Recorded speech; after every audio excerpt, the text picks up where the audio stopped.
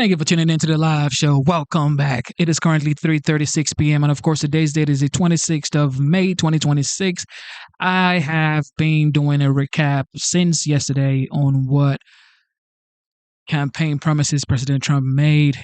And yeah, this is another one. He took questions from the voters while he was campaigning and he made some huge promises. But I want us to do a recap and listen to his promises to the American people and actually find out if he's stayed on course. Has he delivered on his promises or maybe not? Okay, that depends on you guys and what you guys see around you. But this is for everybody, okay? Whether you're liberal or conservative, it doesn't matter. What matters is you listen to these promises, and now we can now say, okay, he did it. 2028. Let's see if JD Vance or Marco Rubio can take over. But if you think he didn't do it, according to the videos that I would be showing, meaning maybe you want to try somebody else, okay? But it depends on you, all right? But listen to this.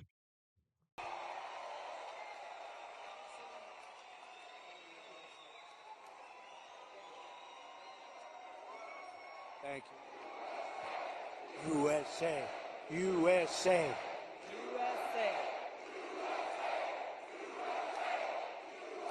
We love our country. We love our country, don't we? It's amazing. And it's a great country, but we have to take it back because our country's not feeling so well nowadays, and we're going to bring it back, and we're going to make it healthy and beautiful and better than ever. And it's really, this is some crowd, and you can duplicate the crowd outside. So if anybody would like to give up your seat, that would be okay. No, no. Let's have a good time. Thank you very much, everybody.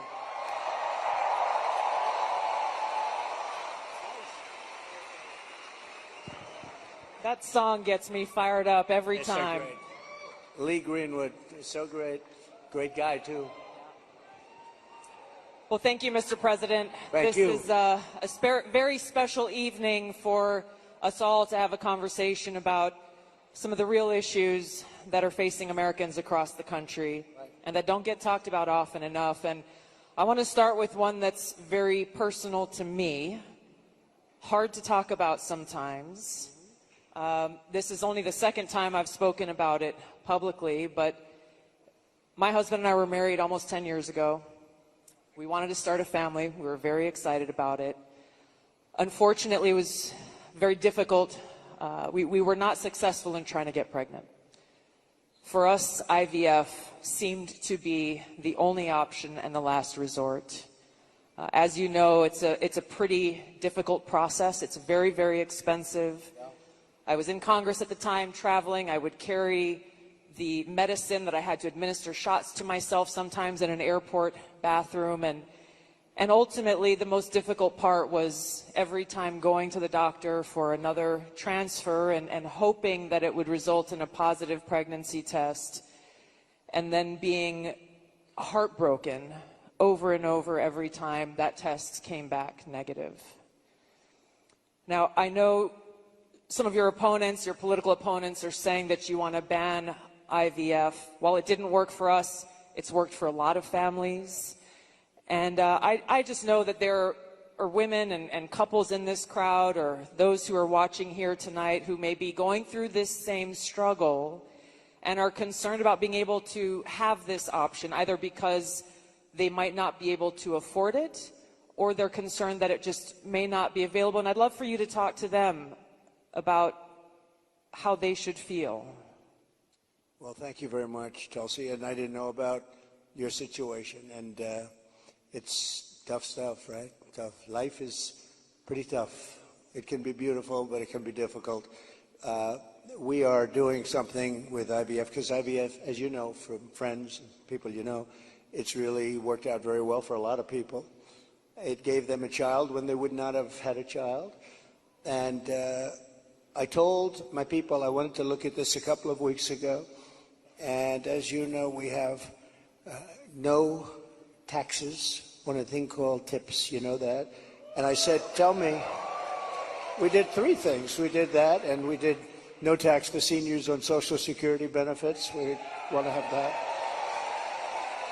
And I've been seeing a lot of IVF, and I kept hearing that I'm against it, and I'm actually very much for it. In fact, in Alabama, where the judge ruled against it, and I countered the judge and came out with a very strong statement for it. And the Alabama... You were very quick in your response to that. I was, but they were too. They were amazing. The legislature approved virtually my statement. I'm in full IVF, and it has really gone. It's terrific. And I said, so with the tips and with the Social Security, the no taxes on Social Security, I said maybe for IVF, and I've been looking at it, and what we're going to do is for people that are using IVF, which is fertilization, the government is going to pay for it, or we're going to get or mandate your insurance company to pay for it, which is going to be great. We're going to do that.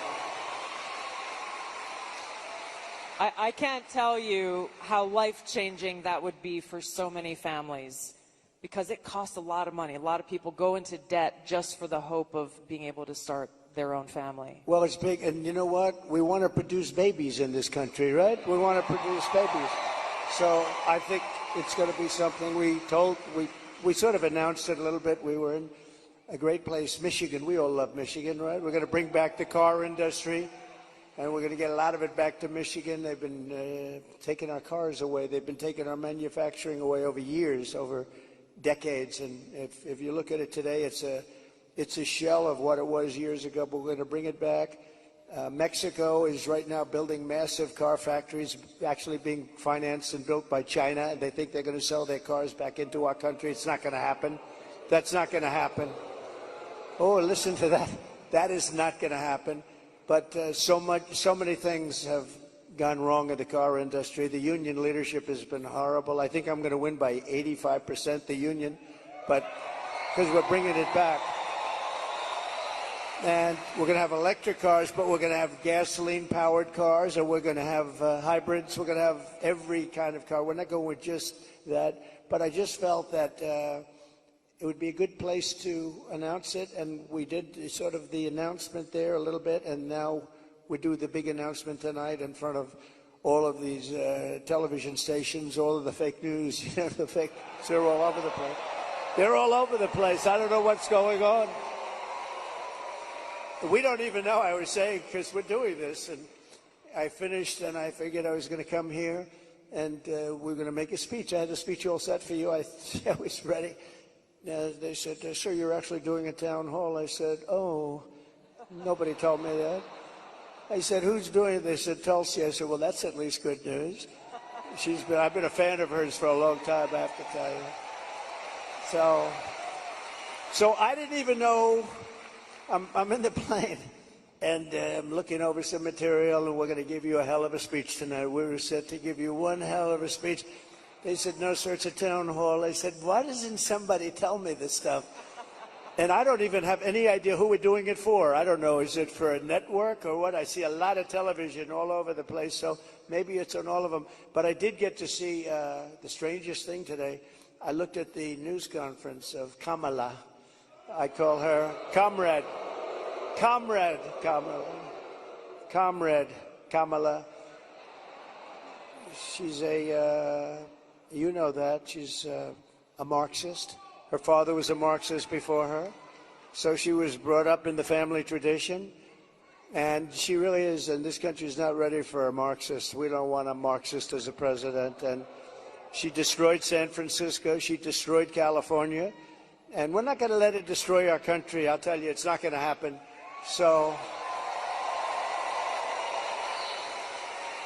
but just to finish, so for some reason she doesn't want to talk to anybody. So she's either not the smartest light in the ceiling. I'm trying to be nice here. I want to be. They say, be nice, sir, be nice. You know, it's hard to be nice when somebody is destroying your country and wants to destroy your country. It's hard to be like nice. But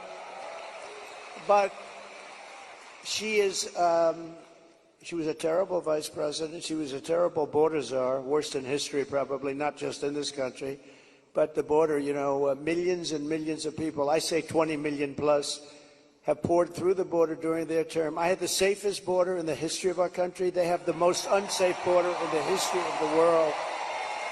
And they're coming through, and many of them are from prisons and jails. There's a slight difference, as you know, prisons and jails.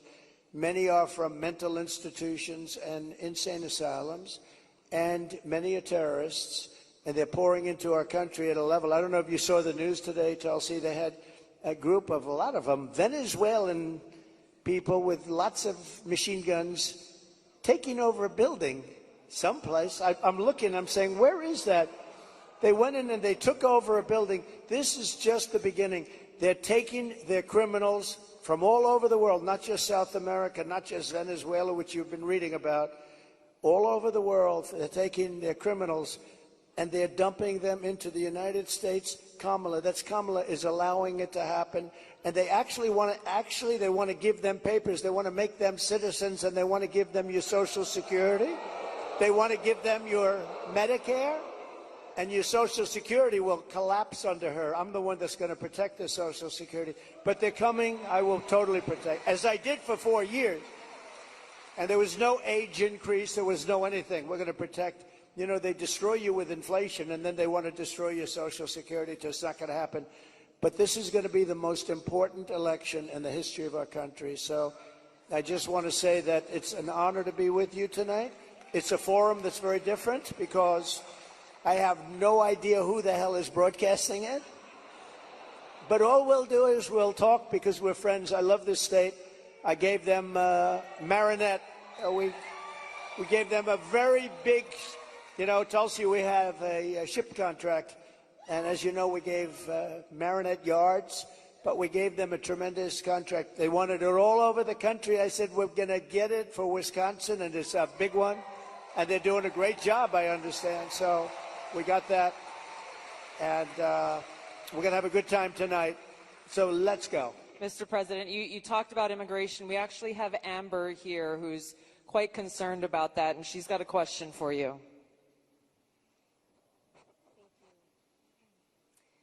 Mr. President, hello. My name is Amber, and I'm from Cameron, Wisconsin. I have 3 beautiful children, and I'm torn on who to support. My youngest daughter is here tonight. My oldest son is 18, and he just started trade school this week. Very proud of him.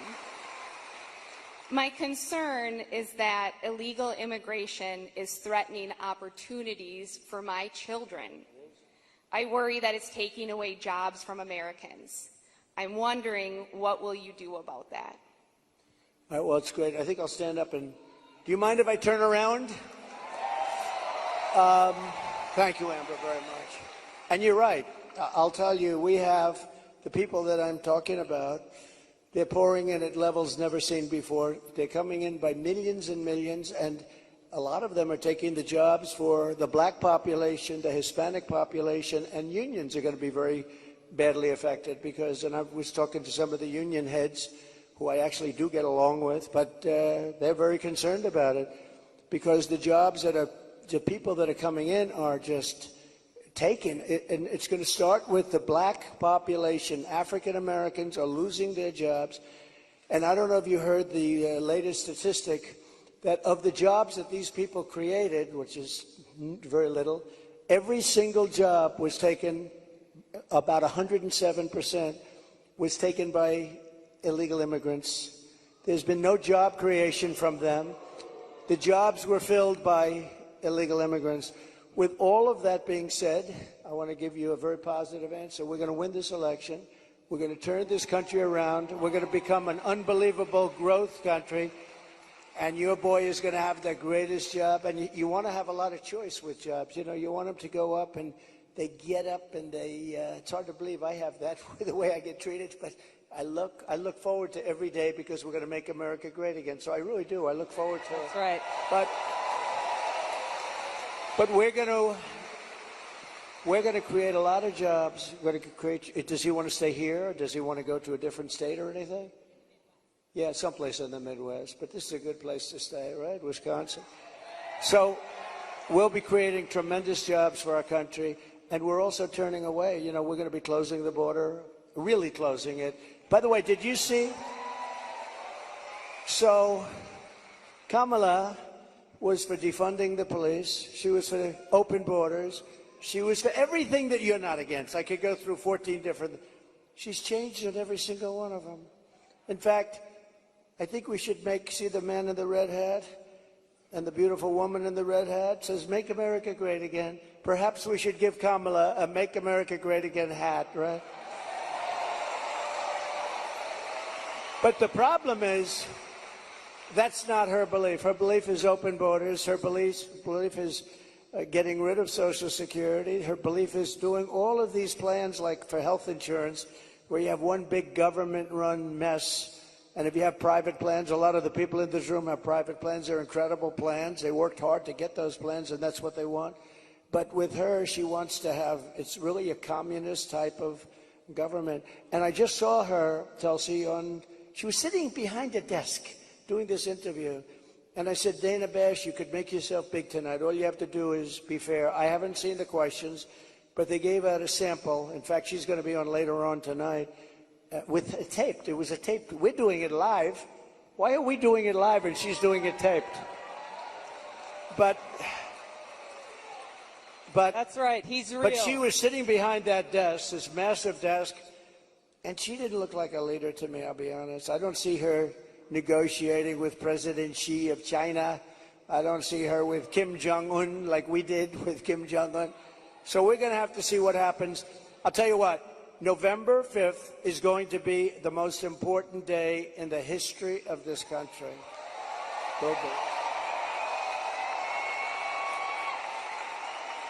Mr. President, there are a lot of people who want to feel hopeful about our future. I want to introduce you to Luke, who is one of those people. Hi. Hello, Mr. President. Good-looking guy. Thank you. My name is Luke Pulaski, and I'm a junior here at the University of Wisconsin-La Crosse. I'll be voting for the first time in November, and I'm researching each candidate, and I have two questions for you. First, as I've been living on my own and buying my own gas and groceries, I have noticed that everything has become more expensive. For me personally, I try to eat healthy and stay lean. A pound of meat has gone from $4 to almost $7. I also would like to buy a home someday, but that seems just impossible now. What's your plan to make life more affordable and bring down inflation for someone like me? Very good. Thank you. Good. It's probably the question I get most. You know, they say you're going to vote with your stomach. I don't know if you've heard it, but it's a little bit true. And groceries, food has gone up at levels that nobody's ever seen before. We've never seen anything like it, 50, 60, 70%. You take a look at bacon and some of these products, and some people don't eat bacon anymore. And we are going to get the energy prices down. When we get energy down, you know, this was caused by their horrible energy wind. They want wind all over the place. But when it doesn't blow, we have a little problem. This was caused by energy. This was really caused by energy and also their unbelievable spending. They're spending us out of wealth, actually. They're taking our wealth away. But it was caused by energy. And what they've done is they started cutting way back. We were in third place. When I left, we were by far in first place, beating Russia, beating Saudi Arabia. And we were going to dominate to a level that we've never seen before. And then we had a bad election. I'll be very nice. I'm supposed to be nice when I talk about the election, because everybody's afraid to talk about, oh, please, sir, don't talk about the election, please. You know, if you can't talk about a bad election, you really don't have a democracy if you think about it, right?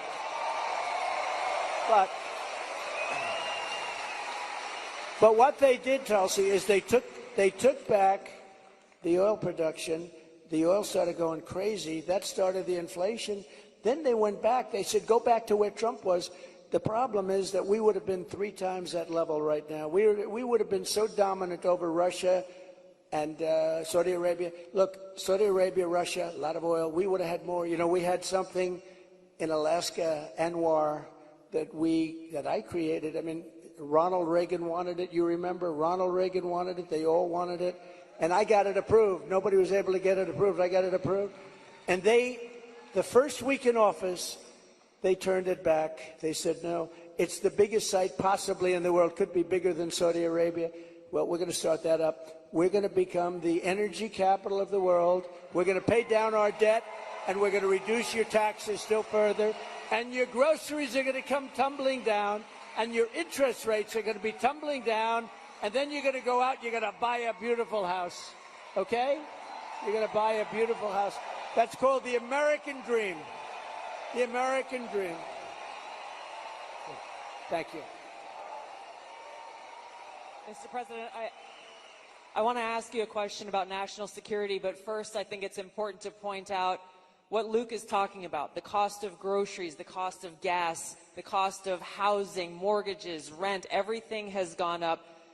Kamala Harris's plan that she has announced is government price controls. And I think it's important to touch on, you just laid out your plan. What's going to happen if Kamala Harris institutes price controls? So that's a communist plan. It's never worked. And it's been tried by others. Believe it or not, Richard Nixon tried it. A lot of people tried it.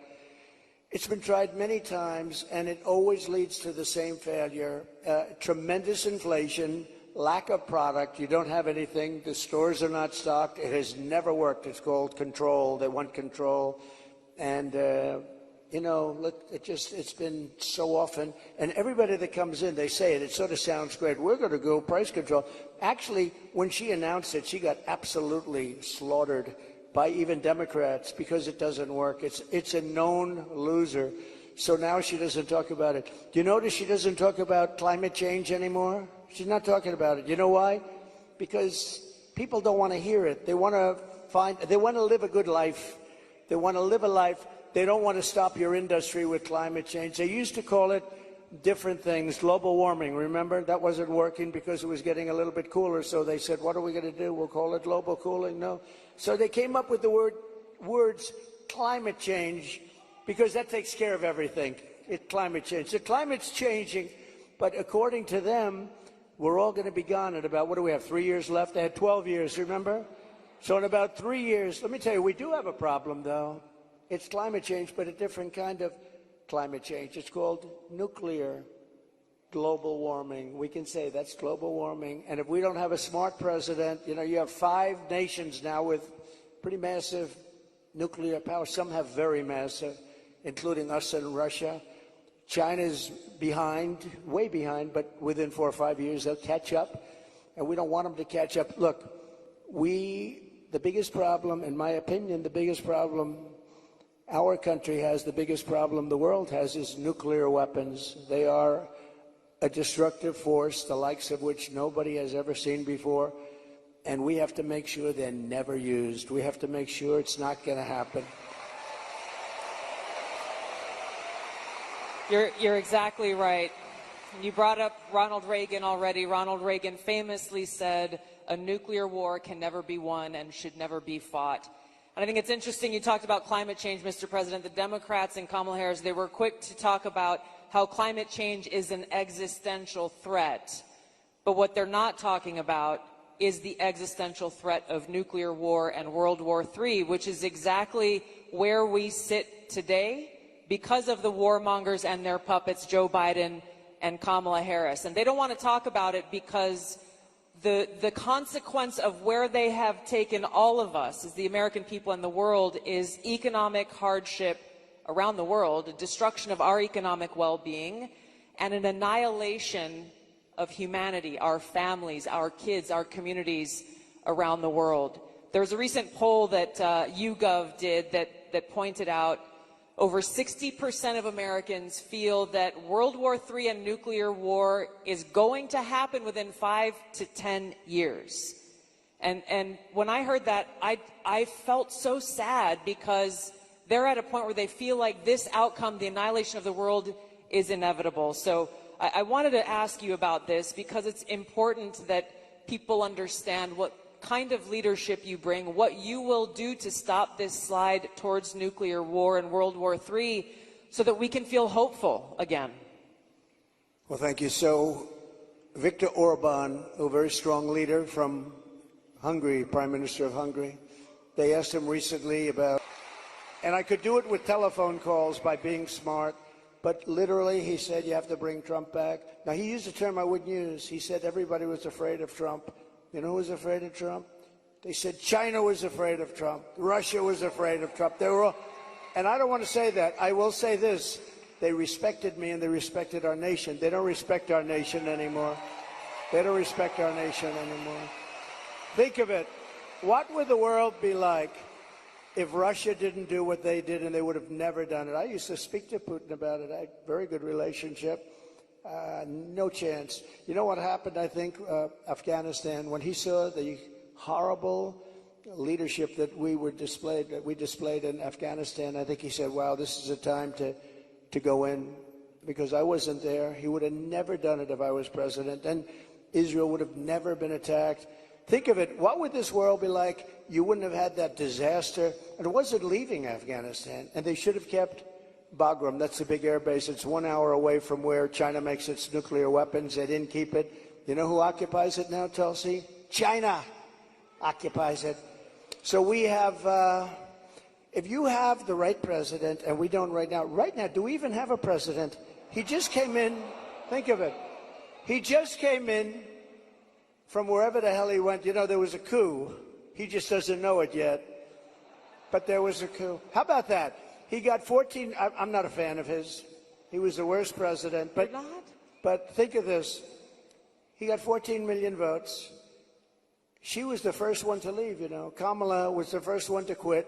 She never made it to the first state in the primaries, which was Iowa. Never even came close. Other people did, but she never even came close. And all of a sudden, she was picked. And she's now running for president. And look, it just started, really. It just really started. The polls have us up here. We're up in states, but it's close. It's close. It's close. And, you know, they cheat like hell, so we don't want to have it too close. But we have to win this. We're not going to have a country. But with him, I was so far up. We had a thing called, how did he do in the debate? Did you think he did well? Not too good? No, they wanted to have a debate. I said, okay, it's a little bit early, isn't it? I was trying to talk them out. I said, well, it's a little early for a debate, right? And they said, well, I think we'd like to do it. And that was not a good debate for them. That was not a good debate. So that was the beginning of the end for him. And they started looking. But they picked a woman that had absolutely no votes. She got no votes. And now she's running. So when you say threat to democracy, they are a threat to democracy. I'm not a threat to democracy.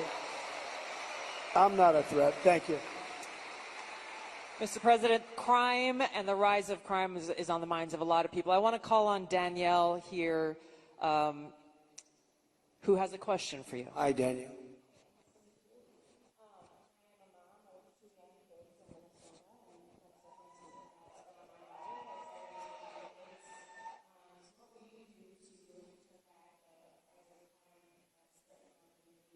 Well, you need, and you get a lot of those questions from Minnesota.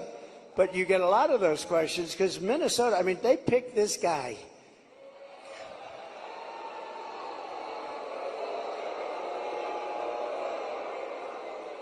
He is weird. Right? He's weird. I'm not weird. He's weird.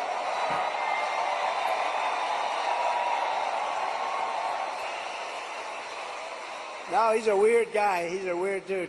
You know, see, they come up with sound bites. They always have sound bites. And one of the things is that J.D. and I are weird. That guy is so straight. J.D. is he's doing a great job, smart, top student, great guy. And he's not weird, and I'm not weird. I mean, we're a lot of things. We're not weird, I will tell you. But that guy is weird, don't you think? You know, he signed for, and this is, who would think that this is even happening in our country with men playing in women's sports and all of this? But he has it at a level that nobody can believe. A bill that every boy's bathroom will have tampons, okay? Hence his name, Tampon Tim. But think of it. Think of it. And you know, on the question of abortion, he is the one, abortion in the 9th month. And if the baby in Minnesota, and I'd love to win Minnesota because those people aren't digging this guy. They're not digging this guy. But think of this. 6 states, Minnesota's one of them. If the baby is born, you're allowed to execute the baby after, think of that, after birth in Minnesota, you're allowed to execute. And you remember the former governor, not the current governor, who's terrific, Len Youngkin. We're going to win maybe Virginia. We could do that. But the former governor, and he said, you sit the mother down and the father down, you sit them down and you talk, and the baby is born and you make a decision what to do. He meant, do you execute the baby after birth? And according to what they have passed and legislation, in Minnesota, they're allowed to execute the baby after birth. And this guy is a participant. And that's why she picked him, because she is, in fact, a Marxist/communist. Remember, I'd say all the time, our country will never be socialist, right? We will not have a socialist. Well, I was right. We skipped socialism. We went to communism. This woman has to be stopped. Mr. President, we have time for one final question. I don't know if we can get a mic to Bernardo. He's got an important question, given very soon we will be honoring the anniversary of September 11th and all of the lives that were lost on that tragic day in that tragic attack where we were attacked by radical Islamist terrorists. And Bernardo wanted to share his thoughts and had a question for you on this. Thank you. Mr. President, my name is Bernardo. I'm a voter here in Wisconsin, live in the wonderful La Crosse County here, and I'm also a father of 8. I have 7 here with me.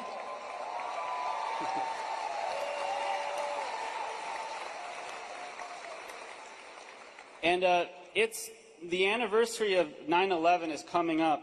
I'm concerned that we're more vulnerable now than ever. And we have a Democrat nominee who doesn't even want to say the words, says we shouldn't say the words, radical Islamic terror. How are we going to protect America from a terrorist attack? First of all, it's a great question. And, you know, we have radical Islamists pouring into our country along with everybody else right now. They're coming in at levels that nobody's ever seen before. We kept them out. We had 1 year where Border Patrol put down, it was, I believe, 2019, where they, and I don't believe this, I don't believe it's right, but I'll take it. They said 0 came in 20, that was my term, 0.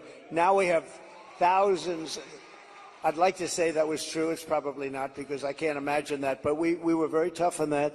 Now they have thousands and thousands coming in, along with the prisoners and along with the crime. And remember, a lot of these countries like Venezuela, their crime is way down because they've moved their criminals into our country. It's not even believable. But your question on Islamists and all of the jihad and all of the things that they talk about, they have to respect your country. They have to respect your leader. You know, I had no radical Islam crime for 4 years, and I didn't want to talk about it. I talked about it after, but I didn't want to talk about it during. I don't want to say like, I had absolutely, and the next day you get hit. But we had none, 4 years of it, because they respected your president, they respected your country, and we have to bring back that level of respect, and we're going to do it, and we're not letting the wrong people into our country. Okay, thank you very much. Great question.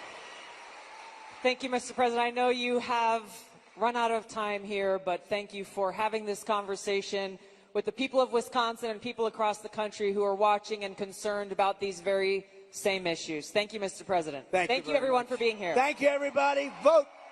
Vote. Thank you, everybody, very much. Not only Michigan, to the world. And you're not going to care so much about making cars if that stuff starts happening. And we have people that are not good at negotiation. The war should have never happened. President Biden, I want to be nice. He was so nice to me yesterday, but, you know, in one way, I sort of wish the call wasn't made, because I do feel he's so nice. I'm so sorry about what happened and all that. But I have to lay it out. We have very important, and the same with Kamala today. She could not have been nicer. But the fact is,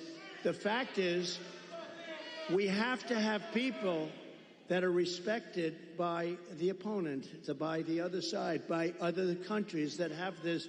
Even Pakistan has nuclear weapons. We have countries, India has a lot of nuclear force.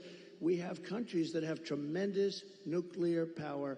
And when I hear these people talking about global warming, that's the global warming you have to worry about. Not that the ocean's going to rise in 400 years, an eighth of an inch, and you'll have more seafront property, right, if that happens. I said, is that good or bad? I said, isn't that a good thing? If I have a little property on the ocean, I have a little bit more property. I have a little bit more ocean. But the fact is that it's a tremendous problem, and we are closer to World War III today than we've ever been. And the difference is, and I say this a lot, this isn't army tanks going back and forth and shooting at each other. This is obliteration. The power of these weapons, and I'm the one that revived it, and I hated to do it, but, you know, we had stuff that was 48 years old. They didn't even know if it worked. We have incredible stuff. So does Russia. China has much less, but they're going to catch up over 4 or 5 years. It's the single biggest threat by far to civilization. And nobody talks about it. They talk about global warming. Used to be, remember? Used to be global warming. You know, they changed the name. You know why? Because the planet's getting cooler now. So now what they call it is climate change, because that covers everything. See, climate change, if it gets hot, cool, you know, these people, I don't know if they're for real, but if they're not, they're covered by the words climate change. If it gets cooler, that's good. If it gets hotter, that's good. Global warming wasn't working so well. And you keep everybody happy. You can solve that problem. But let's talk about the local problem. The local problem is that you have countries stealing your business. Mexico is a very big one. Mexico, this year, we have a deficit with Mexico of $250 billion. Think of this. With Mexico, little Mexico, you think of it as a little innocent place. We're losing our ass to Mexico. China, you don't even have to talk about. We have over $1 trillion this year. I was charging them numbers that were unbelievable, and now he's just totally given up the ghost. And we're going to lose $1 trillion in deficits to China. $1 trillion. That's not sustainable. We're going to turn it all around, and we're going to do it through taxation and tariffs. It will be done in 24 hours, and it'll change the whole planet. Just so you know, Sarah, China became powerful because they charge. They don't call them tariffs. They call it a tax. They don't call it tariffs. The word tariff is a beautiful word to me, but to a lot of people that don't understand, it's not a beautiful word, because you have a lot of people that are paid off by these countries. They're taking care of these countries, and they don't care about destroying the United States. They want millions of dollars in fees and consultation, but we will, literally in a period of 24 hours, we can change the whole trading of the whole world. They've taken advantage of our country for years. I stopped it. I stopped so much of it. And then we had a focus on COVID, which a lot of people said was put in there for a reason. You know, it came out of the Wuhan lab, which I said right from the beginning. All of you know. It didn't come out of a cave. They said a cave. It didn't come from France. They blamed France. They blamed, I call it the China virus because I like to be accurate, you know. They call it the Spanish flu. They call it all different names when something comes from a country, except for China. We have to call it COVID. What the hell does COVID mean? The China virus. And a lot of people think they did that because they were not happy with me as president. I actually had a great relationship with President Xi. And in his own way, he probably liked me the most, but maybe or maybe not. I saw that Putin the other day endorsed Kamala. And you have to understand, these are major chess players.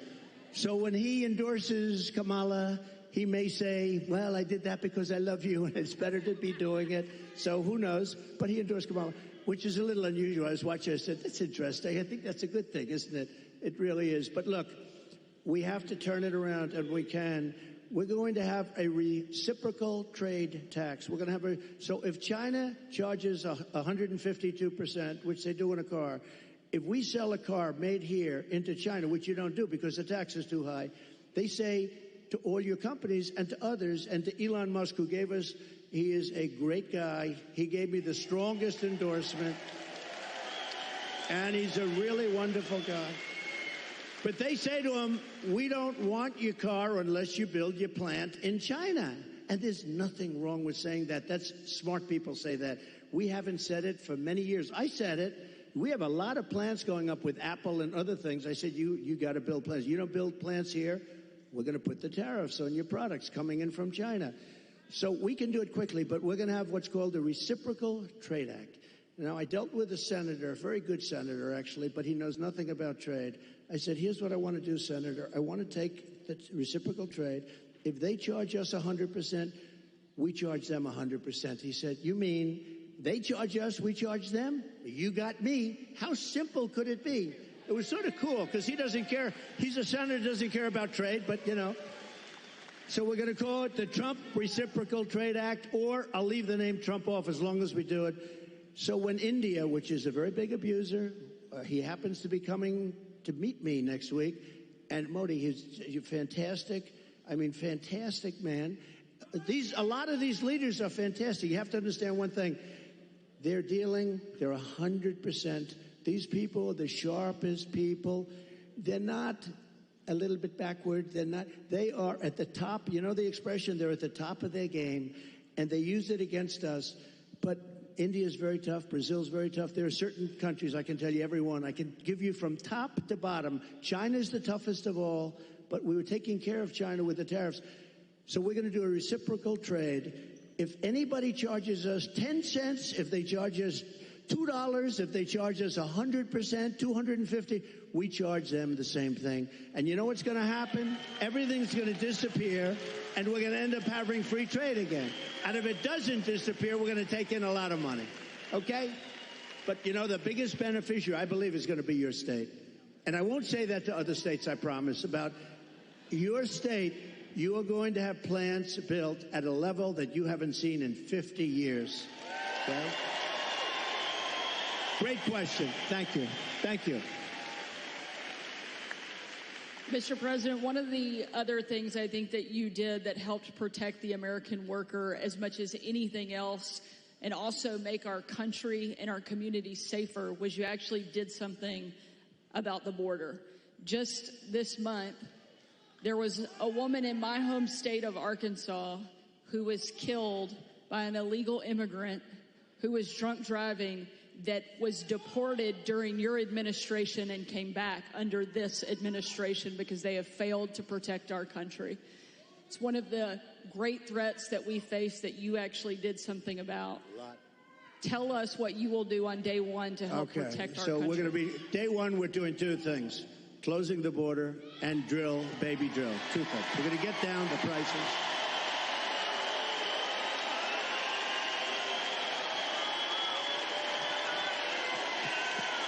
Thank you.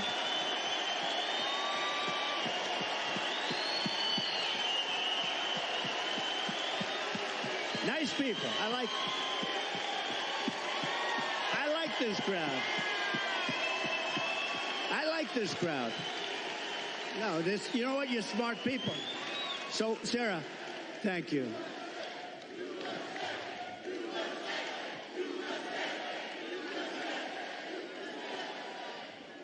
So, over the last couple of years, I've been talking about the border.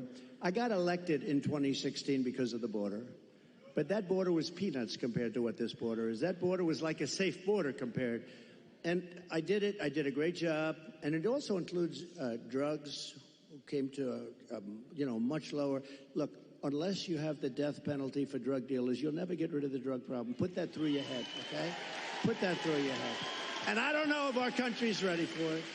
When I was with President Xi, and again, until COVID, I had a great relationship. Once that happened, I really didn't want a relationship because $60 trillion, millions of dead people all over the world.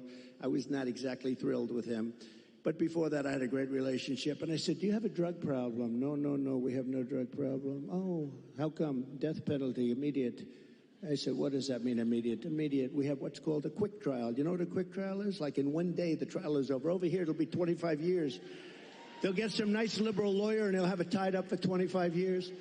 The guy dies of old age. So, but they have a death penalty. In Singapore, they have a death penalty. In a lot of countries, they have a death penalty. You sell drugs because the average drug dealer kills during his or her life 500 people. The average one. The big ones, much more. But when you hear that, when people start to hear that, and I set up blue ribbon committees, I put, nice people, dilettantes from New York and from Los Angeles, people that know nothing about drugs, and they're dealing with very smart people. These dealers are smart as hell, they're tough as hell, and they make a fortune. They make a fortune. And if you don't have the death penalty for drug dealers, you're just wasting your time. Now, we can keep it down, and we can do better than we're doing now, and a lot better than we're doing now, because what's happening now is out of control.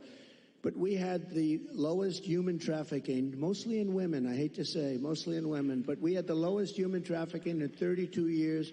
You know my favorite chart, the chart I put down. When I look to the right, that'll be my all-time favorite chart in history. That was basically a chart showing what a good job I did on immigration. But even if it showed I did a bad job on immigration, it will be my all-time favorite chart, because I wouldn't be here right now if I didn't look over. Let me see that chart. That was not good. My all-time favorite chart. Blue, yellow, red. It was beautiful. Oh, there it is. There it is. There, that was good. These guys are very good back. That's a good. The interesting thing, it's always on my left. It's at rallies. It's always on my list. I only do it about 15, maybe 20% of the time, so I don't do it much. And it's always at the end of a speech. But it's always here.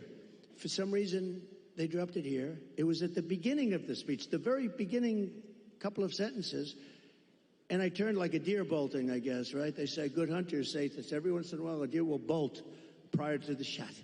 And I don't know, I guess mine was a form of, but I turned around to look at it. It was right here, behind me, actually. And my head was at a perfect angle. It got me. But if you got to be hit, that's the best place. Although it's blood. The doctor, I said, how come so much blood? He said, the ear bleeds more than anything. I said, I'll take it. I'll take it. But it was an amazing thing. And I have to say, because while we're on the subject, because people do like to talk about it. A few days ago, we had an incident. I have to say, Secret Service did a hell of a job. They really did. They caught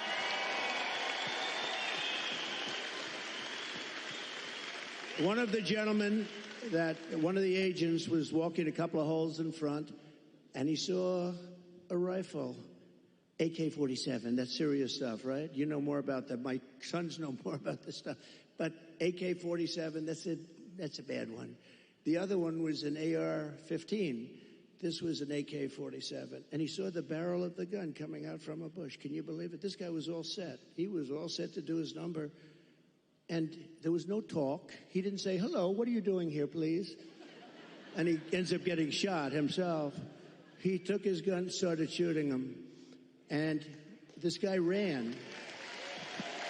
No, great job. I don't know if where is he? Not here, right? These guys do a great job. Now, they do need more people, and they've been complaining about that for a long time, but he did a great job. But you want to know another sort of a miracle?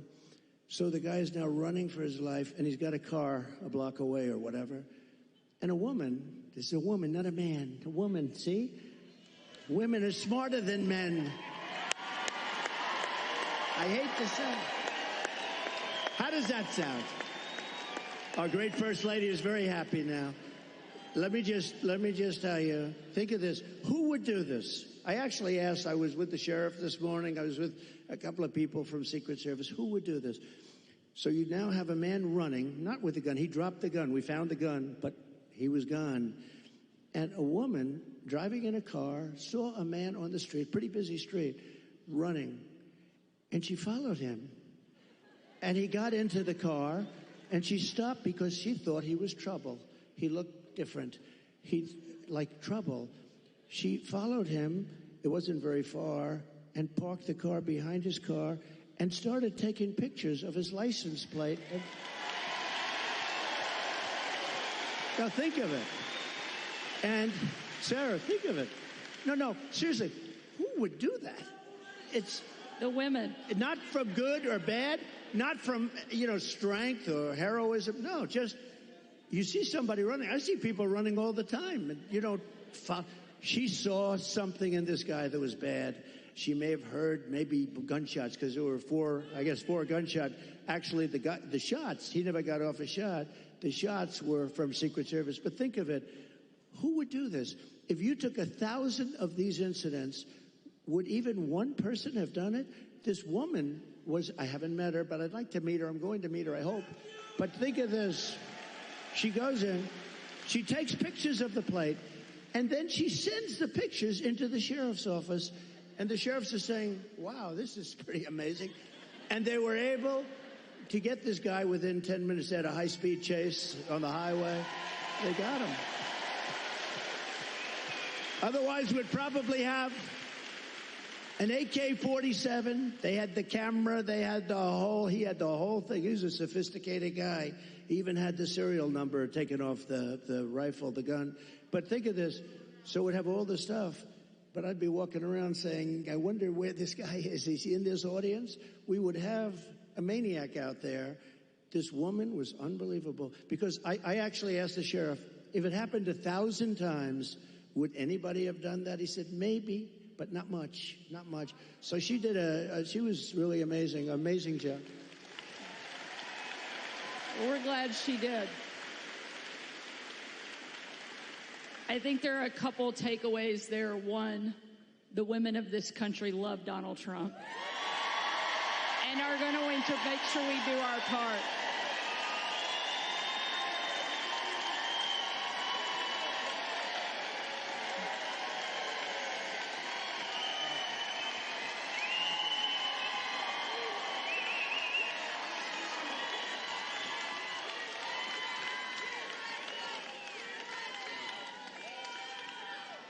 And I think one of the other things that we all know in this room certainly is that God is not finished with you, and he has big plans.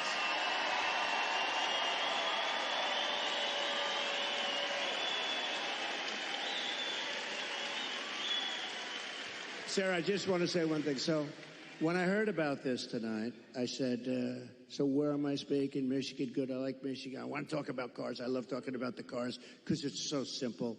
It's so ridiculous that this is happening. You don't want the electric. You do want electric cars, 7%, 8%.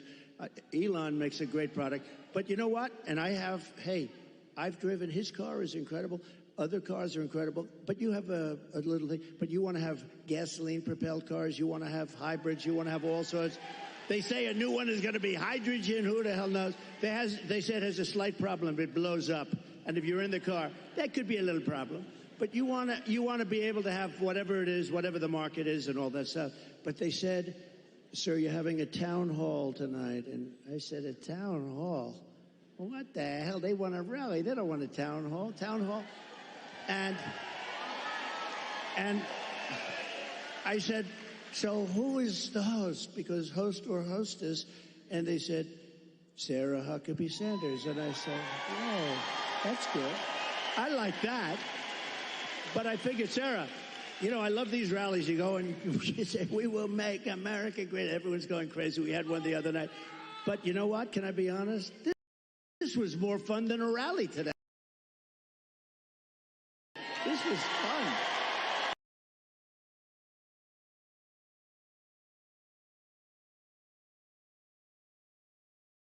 This was good, right? This was very good.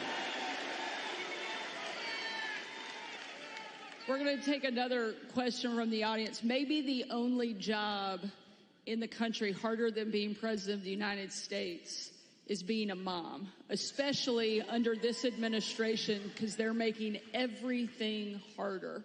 And tonight we have a mom here in the audience, Barbara, that's behind us, that has a question for you. Hi, Barbara. Hello back there.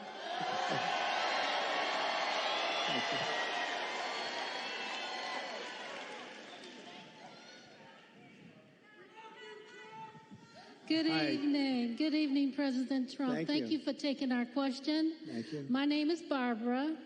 I'm a mom of 3, a grandmother of 7, and 3 great-grands, a registered nurse, retired nurse. So I know the cost that goes into raising children and running a household. Yeah. People just can't survive now. How are you going to bring down the cost of food and groceries? Good. Very good. Thank you. So we have to start always with energy. Always. I don't want to be boring about it, but there's no bigger subject. It covers everything. If you make donuts, if you make cars, whatever you make, energy is a big deal, and we're going to get that. It's my ambition to get your energy bill within 12 months down 50%. If I can do that, we've done a hell of a job. 5-0, not 15, 50. Interest rates are going to follow, and actually they're going to follow for another reason. The economy is now not good, and interest rates, you'll see they'll do the rate cut and all the political stuff tomorrow, I think. And, will he do a half a point? Will he do a quarter of a point? But the reason is because the economy is not good. Otherwise, you wouldn't be able to do it. But we're going to get interest rates down, and we got to work with our farmers. Our farmers are being decimated right now. They're being absolutely decimated. And, one of the reasons is we allow a lot of farm product into our country, and we're going to have to be a little bit like other countries. We're not going to allow so much come. We're going to let our farmers go to work. And I don't know if you remember, I love the farmers because, I had many meetings as president. I have this gorgeous room with this beautiful table that seats about 35 people.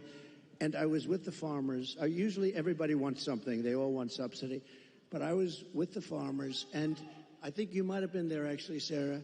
I said, look, fellas, we're going to get you such a beautiful subsidy, meaning I'm going to do things. And one of the people raises in, sir, honestly, we don't want a subsidy. This is the first time this ever happened to me.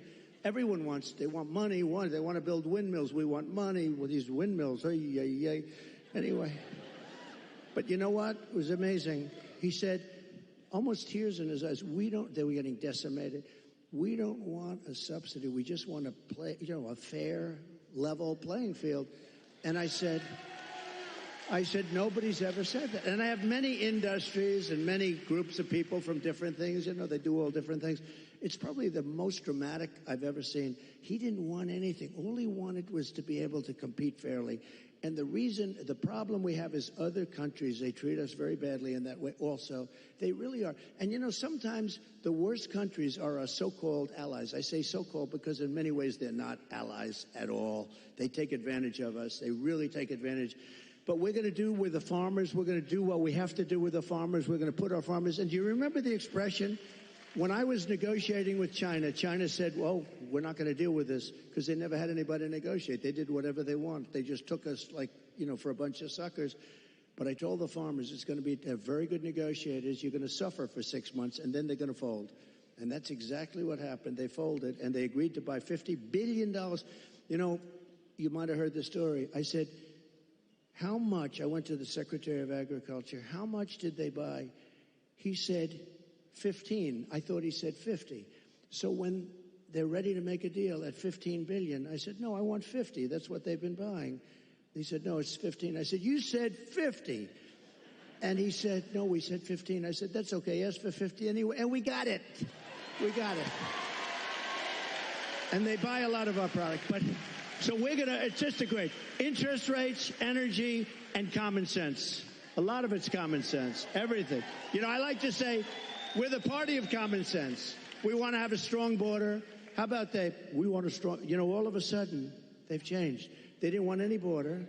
They said walls don't work. 2 things work. What are the 2 things? Wheels and walls.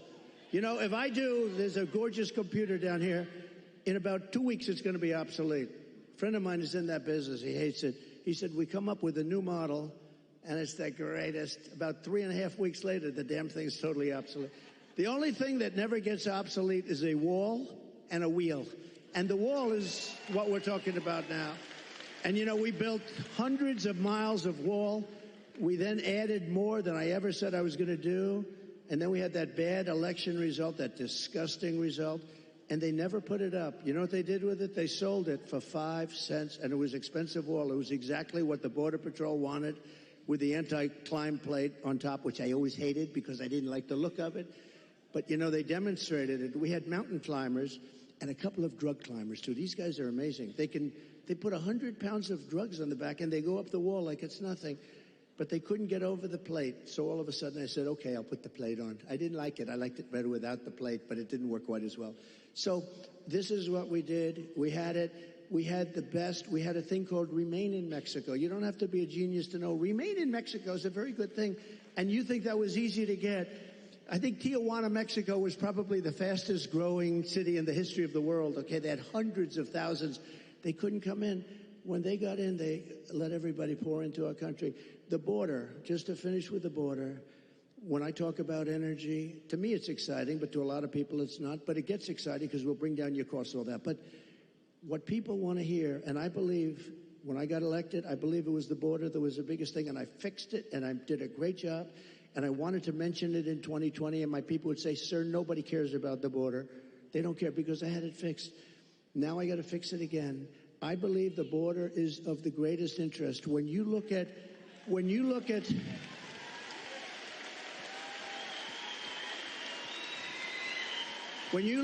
happening in Aurora, okay? Take a look at Aurora. When you look at what's happening in Ohio, the great state of Ohio, I love it. I'm way the hell up. I wish I was up 18 points in your state, but we are up. We are up. I think when people hear what I have to say, I don't know how you can possibly lose it. I'll tell you this, and I'll say this for Michigan. If I don't win, you will have no auto industry within 2 to 3 years. It'll all be gone. And I know you got a little bit of an increase. It doesn't mean that's the small stuff because it's just a temporary thing, because you will not have any manufacturing plants. China's going to take over all of your business because of the electric car. And because they have the material, we don't. What we have is a thing called gasoline. We have gasoline. We have so much gasoline, we don't know what to do. They don't have gasoline. So why are we making a product that they dominate? They're going to dominate. You will not have a car industry left, not even a little bit of a car industry. So, and you're going to have electric cars, but you're going to have 7%, you're going to have 9%, whatever it may be. And maybe someday the technology becomes so good that you can do more. I mean, you know, it's fine. But right now, the battery technology isn't there for long term. I always say, I love the electric car, but they don't go far enough. And they don't do well. You know, in Iowa, it was 20 degrees below zero when we had our great success in Iowa. We had a great, and there were cars all over the place. I said, what's wrong with those cars? They don't work well in cold, and they don't work very well in heat. But Elon's going to figure it out because he's great. He gave me the greatest endorsement. He figures everything out. And right now he's got other things to think. He's got to get a rocket up to get those 2 people out of there. I said, Elon, let's get going. No, they're relying on Elon to get the 2 people. Who would like to be up there right now saying we're coming back home maybe in February? So that was not so good. But Elon will solve the problem. He's great, great guy. And he loves this state, and he loves your whole, everything you're doing here. And he's done a fantastic job. He really has. And if he didn't endorse me, I would not be saying that, okay? I wouldn't be saying that. Thank you. We've got time, I think, for just one more question. When you were president, you built one of the strongest economies our country's ever seen. One of the ways you did that was by passing the largest tax cut in American history. We have a question from Willie who wants to ask you something about taxes and what you're going to do. Good evening, Hi, Willie. future President Trump. I'm a local contractor in this town. He's a cool-looking guy, too. He's better looking than you. I'm a local contractor in this town, and I live here my whole life. And I'm going to tell you, I'm kind of concerned about crucial Kamala's tax increase. Can you outline for the people what you plan on doing about taxes? Great. It's a great question. Look, she's going to double up your taxes. She wants to terminate the Trump tax cut. Just that is going to lift up your taxes by 44%. Just that one move. And remember, I have it so that, like, if you're a farmer or a small businessman, you have no inheritance tax. They're going to give that up. They're going to give everything. You know, a lot of people don't realize a lot of people didn't talk about it, but if you have a small business, if you have a farm someplace, a lot of farmers, they have beautiful land, but they don't have the cash, and they leave it to their children, and they're so proud of their children, and the children end up going bankrupt because they have to borrow money to pay off the estate tax. There is no estate tax, and that's something that nobody even talks about, but that's saved a lot of families from having to sell their farm or losing their farm. But she's got one thing that's incredible, an unrealized capital gain tax. That will drive every business out of the United States. So what that is I don't know how they can possibly administer. The only ones that are going to make money are appraisers and accountants. So they're taking a business, might have not a lot of money, but it might have great land, and they're valuing it. And what was it this year compared to next year? You got to put down a value, and then you got to go out and you have to pay tax, even though you haven't sold anything. It's the craziest thing I've ever heard. And I don't know how any rich person or any person that's in business can even think of supporting her. It's the craziest thing I've ever heard. So, and they're going to raise the capital gains tax, Willie, a lot. Now, as far as regular, people are going to have to pay a lot more tax. Your taxes, she said, 70 to 80%. Some people will pay 70, 80%. You have to understand, a lot of these people are international business people. A lot of these companies are international. They don't care if they're here or someplace else. They go for the best deal. They go for their shareholders. If they raise the taxes like that, they go to other countries. You know who got a lot of our companies? Is Ireland. Years ago, they took our pharmaceutical industry because they gave them a better deal. They will leave our country. They will leave all those jobs that we created. And I want people to pay fair taxes and all of that. But she's going to be raising your taxes to 50, 60, 70%. And it's not sustainable. And even for the companies, if they have to pay too much, they're going to leave the country and you're not going to have any jobs. So we have to be very, very careful about it. We have to be very, very careful. And I have to tell you that this has really been an honor. This will be the most fun of any state because we're going to bring back an industry that you can do it. You know, we're going to bring back an industry. And mark my words, if for some reason some tragedy happens, because it would be a tragedy beyond the auto business for the whole country, I really believe that. If a tragedy happens and we don't win, there will be 0 car jobs, manufacturing jobs. It will all be out of here. And that includes South Carolina. That includes other places that are competitors of yours. You won't be making cars here anymore. You won't be making anything in our country anymore. We're going to bring it all back. But the one, and I say this, and I said it to another state the other night, and I said, this is not a good thing to say to another state, but I said, Michigan's going to be the most fun because you're so set up for greatness. All you need is somebody smart at the top to say, you can't flood our market with cars. You just can't do it. And if I say you have to pay 100%, you know China pays a big, but I didn't do the big number yet. But if I say you have to pay 100 or 200%, it doesn't matter because I'm going to say, second sense, I hope you don't mind this. However, if you build your plant in Detroit, or if you build it in Michigan, or if you build it anywhere in the United States for that matter, it seems to be the right location, but we're going to have more fun. So I'm telling them about Michigan, and I'm saying, you know, the story's getting a little bit long because I'm talking about Michigan. I happen to be in another state, but everybody loved it because they know you. You're recognized for this. We're going to get, now, they go from paying 100% tariff to paying nothing. All they have to do is build their factory and spend their hundreds of millions of dollars in your state. This will be like taking candy from a baby. It'll happen first, and you get the credit. I'm going to give you the credit.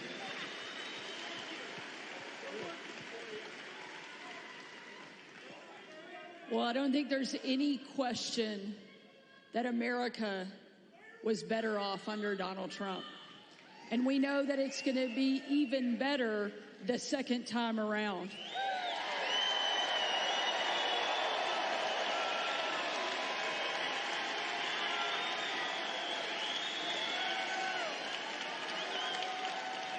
Before tonight, I knew you were going to win the presidency. I had no doubt. Arkansas is going to come in huge. But now I know you're going to win Michigan by epic margin.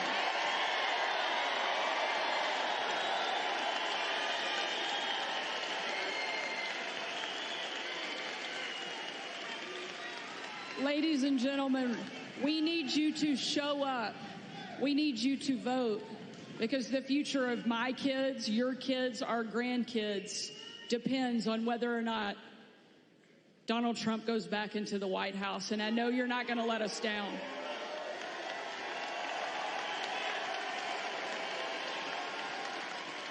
More importantly, I know President Trump is not going to let us down, because he's shown us time and time again that no matter what comes at him, no matter what the left throws at him, he's going to get back up and keep fighting for this country that he loves so much. Thank you, Mr. President. Thank you, sir.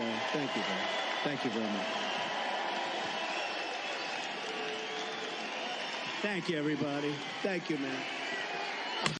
Senior advisors, former New York Congressman Lee Zeldin and former Ambassador Richard Grenell.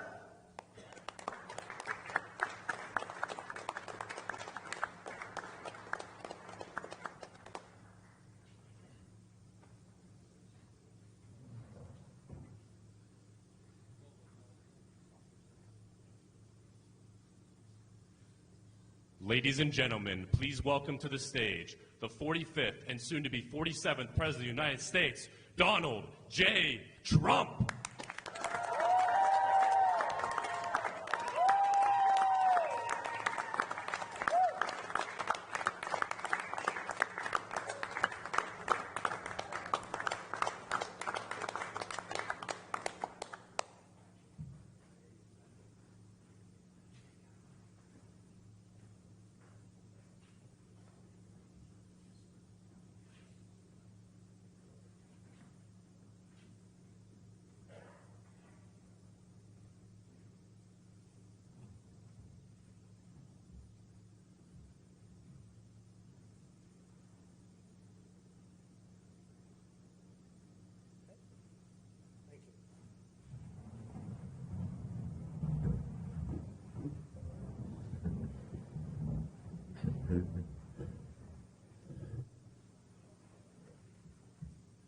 Thank you very much. It's an honor to be with you. And a special group of people, the farmers. Nobody's done for farmers what I've done. Unfortunately, they haven't followed through. We made a deal with China. It was one of my best deals that I made. I made a lot of good deals, but we made the USMCA, Mexico, Canada, which was terrific. But we had a specific deal with China where they were going to buy $50 billion worth of farm product. And it's interesting how we got there, because when the negotiation was going on, and it was a nasty negotiation, and I said to the farmers, just stick with me, because we're going to do it. They're great negotiators. They're not going to go that fast. Just stick with me, because you never had anybody negotiating for the farmers before me as president. And my people, I said, what are the numbers we're talking about? And they said 15 million, 15, not 50. I said, all right. So it's $15 billion worth of product that they were going to buy, because they've been taking advantage of the farmers for years. This was like a penalty to China. And I thought they said 50, not 15. So the negotiations were going along. We were getting close. I said, how are you doing with the 50 billion? No, sir, we're close to 15. I said, what do you mean 15? You said 50. I said, no, I want 50. They said, that's not what we said. We said 15. I said, that's okay. Ask for 50. Tell them we have to have 50 billion, not 15. And I got it. The problem is, big problem, that now they don't enforce it. I enforced it. Every single week I'd go into the office. I'd say, how's China doing? Because you have to live up to that commitment. I'd say, how's China doing buying the product? Good, sir, good. They're doing good. And they were doing good because they knew I was watching. I don't think Biden is exactly watching. Do you? Does anybody think that Biden is, let's check it? I don't think so. And it's a shame. And that number is way lower than it's supposed to be. So the first thing I'd do is I would probably, my first call, I'm going to call up President Xi. I'm going to say, you have to honor the deal you made. We made a deal. You'd buy $50 billion worth of American farm product, and I guarantee you he will buy it 100%. He will buy it. Second thing I'm going to do is I'm going to say you have to give the death penalty to your fentanyl dealers who are sending fentanyl. You know, in China they give the death penalty. They don't have a drug problem because they give the death penalty. But I'm going to say second thing, and this affects you also. It affects everybody. We're losing hundreds of thousands of people a year. Comes through the southern border, now the weakest border in history. It was the best border we ever had when I was there. We built hundreds of miles of wall and everything else, and it was the best border. Now it's the weakest. I had a handshake deal with him. It was going to happen very quickly, and then this side didn't do anything about it. He said, and he suggested to me, anybody sends fentanyl to the United States, it's the death penalty. They get the maximum penalty. They would have done it, and then we had an election that didn't exactly work out too good, and it was a disgrace, frankly. And that deal went, and a lot of other bad things happened, like Russia attacking Ukraine, October 7th, inflation. A lot of bad things happened, the horrible way we got out of Afghanistan. So many things happened that wouldn't have happened, but it did nevertheless. But as to the farmers, we have a deal in place that China is supposed to buy $50 billion worth of our product, and they are not living up to it, and they were living up to it. And every farmer I spoke to a lot of them recently in Iowa, and they're having the same problem. They're not doing well. They're not doing well. They were doing great during the Trump administration. I think you would say that. Were you all? I hope you. This is always dangerous to do, but I hope you'd say you were doing well, because you're not doing now. I'm hearing it from farmers all over the place, and one of the big reasons is they haven't enforced the deal with China. And that deal was really a penalty deal to China, because they took advantage of you for 25 years, and it was like a penalty.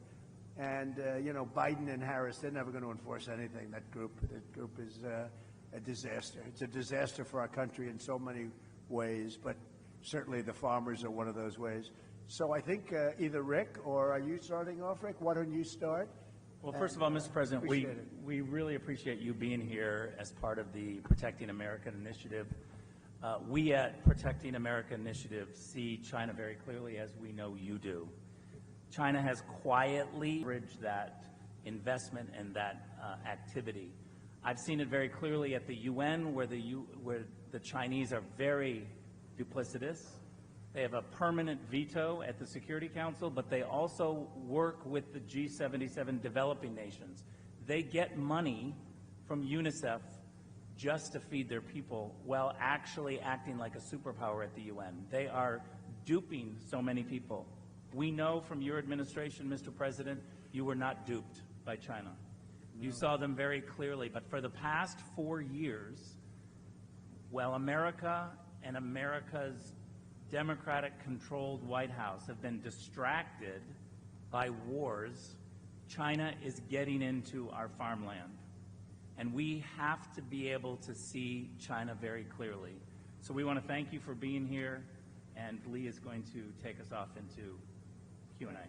Well, thank you, Rick. Like Ambassador Grinnell said, President Trump understood the Chinese Communist Party threat and protected Americans from the CCP's attempts to infiltrate America. It is great to be here with the 45th and our next President of the United States, Donald Trump.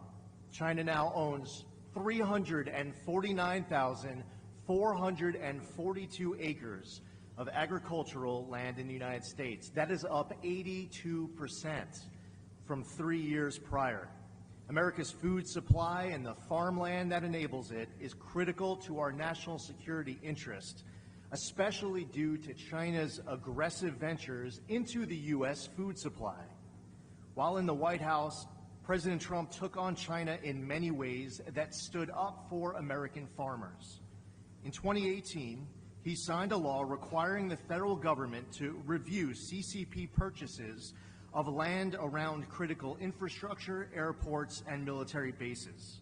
That is why we need President Trump back in the White House to pick up right where he left off and go even further. Another one of President Trump's greatest accomplishments was the groundbreaking United States-Mexico-Canada trade agreement that replaced NAFTA, improved supply chain resiliency, and put America's farmers first. The USMCA provided new market access for U.S. agricultural products, a fair, non-discriminatory pricing plan, and improved grading standards for products. It has been reported that the USMCA trade deal led to $2 billion in annual increases for the U.S. in agricultural exports to Canada and Mexico, with an overall increase of $65 billion in gross domestic product for farmers and ranchers. Contrast that to Kamala Harris's lack of support for U.S. farmers and weak stances on China. At the time, then Senator Harris voted against President Trump's USMCA trade deal, voting against America's farmers. Harris also opposed President Trump's necessary tariffs against China, and most recently cast the tie-breaking vote for the Biden-Harris scheme that has sold our auto industry out to China. That's what brings us here today, to discuss what Pennsylvania farmers need from the leaders to combat the threat that they see every day from China. President Trump is here with us today to listen to those concerns, to offer his remarks on China's influence over our food supply. And President Trump, if it's okay with you, I'd like to introduce some of our panelists who are here. I'd love that, yes. Our first speaker here is Todd Reamer. Todd is a cattle farmer from Westmoreland County. Todd? Hello, I am Todd Raymer. I own with my wife a beef cattle cow-calf operation right here in South Huntington Township. My concern today is with foreign entities buying up American farmland while young Americans can't afford to buy a farm or even get started. My American dream was to buy a farm and raise a family there. And I was fortunate to find a farm and purchase it 30 years ago while working a full-time job in addition to doing the farm. Finally, in 2010, I was able to quit my full-time off-the-farm job and devote all my time to the farm, something that is rarely achievable now. I know there are young farmers out there who food supply in the world for generations to come. And perhaps a solution could be maybe to offer a retiring farmer or a rancher an incentive tax break if he sold his farm to a farmer or rancher, American farmer or rancher. Also, if I may, I understand that China now owns major meat processing plants. They hold the contracts on production barns, and they even own feed milling plants all in the United States. I believe that it is Americans should control their own destiny when it comes to food production and the future of it. It's a life of hard work and heartbreak, but I know there's some young farmers out there that can carry the load if we can give them the opportunity. I had an uncle who was a lifelong dairy farmer, and when I was a kid back in the 70s, he had a bumper sticker on his GMC Jimmy that read, "No farmers, no future." That was 40 plus years ago. Since then, technology and crop yields have changed for the better, but the message on that bumper sticker has not changed at all. No future, or no farmers, no future. Thank you. Thank you very much. It's very good. Thank you. Thank you, Todd. Matt Carr is here. He's a third-generation farmer of dairy, corn, soybeans, and alfalfa from Westmoreland County. Please welcome Matt Carr. Thank you, Mr. President, for this opportunity to be here. Like I said, like I was introduced, I am a third-generation farmer. I would consider myself the young farmer that Todd is talking about. And I am a small dairy farmer from Westmoreland County. We currently milk 250 head of Holstein cows twice a day. It is more than a job. It is a lifestyle, as you know. But I would like to talk now about what agriculture means to this country. Currently is 30% of the jobs and $7.43 trillion in economic impact to this country. Like you had said, you are pushing through to China for dairy products to be sold there. That is a huge market, and I would see that is a large area that we could expand into and continue to push to try to achieve those goals that you talked about. With that, in 1992, there was 130,000 dairy farms in the United States. That number is now down to 26,000.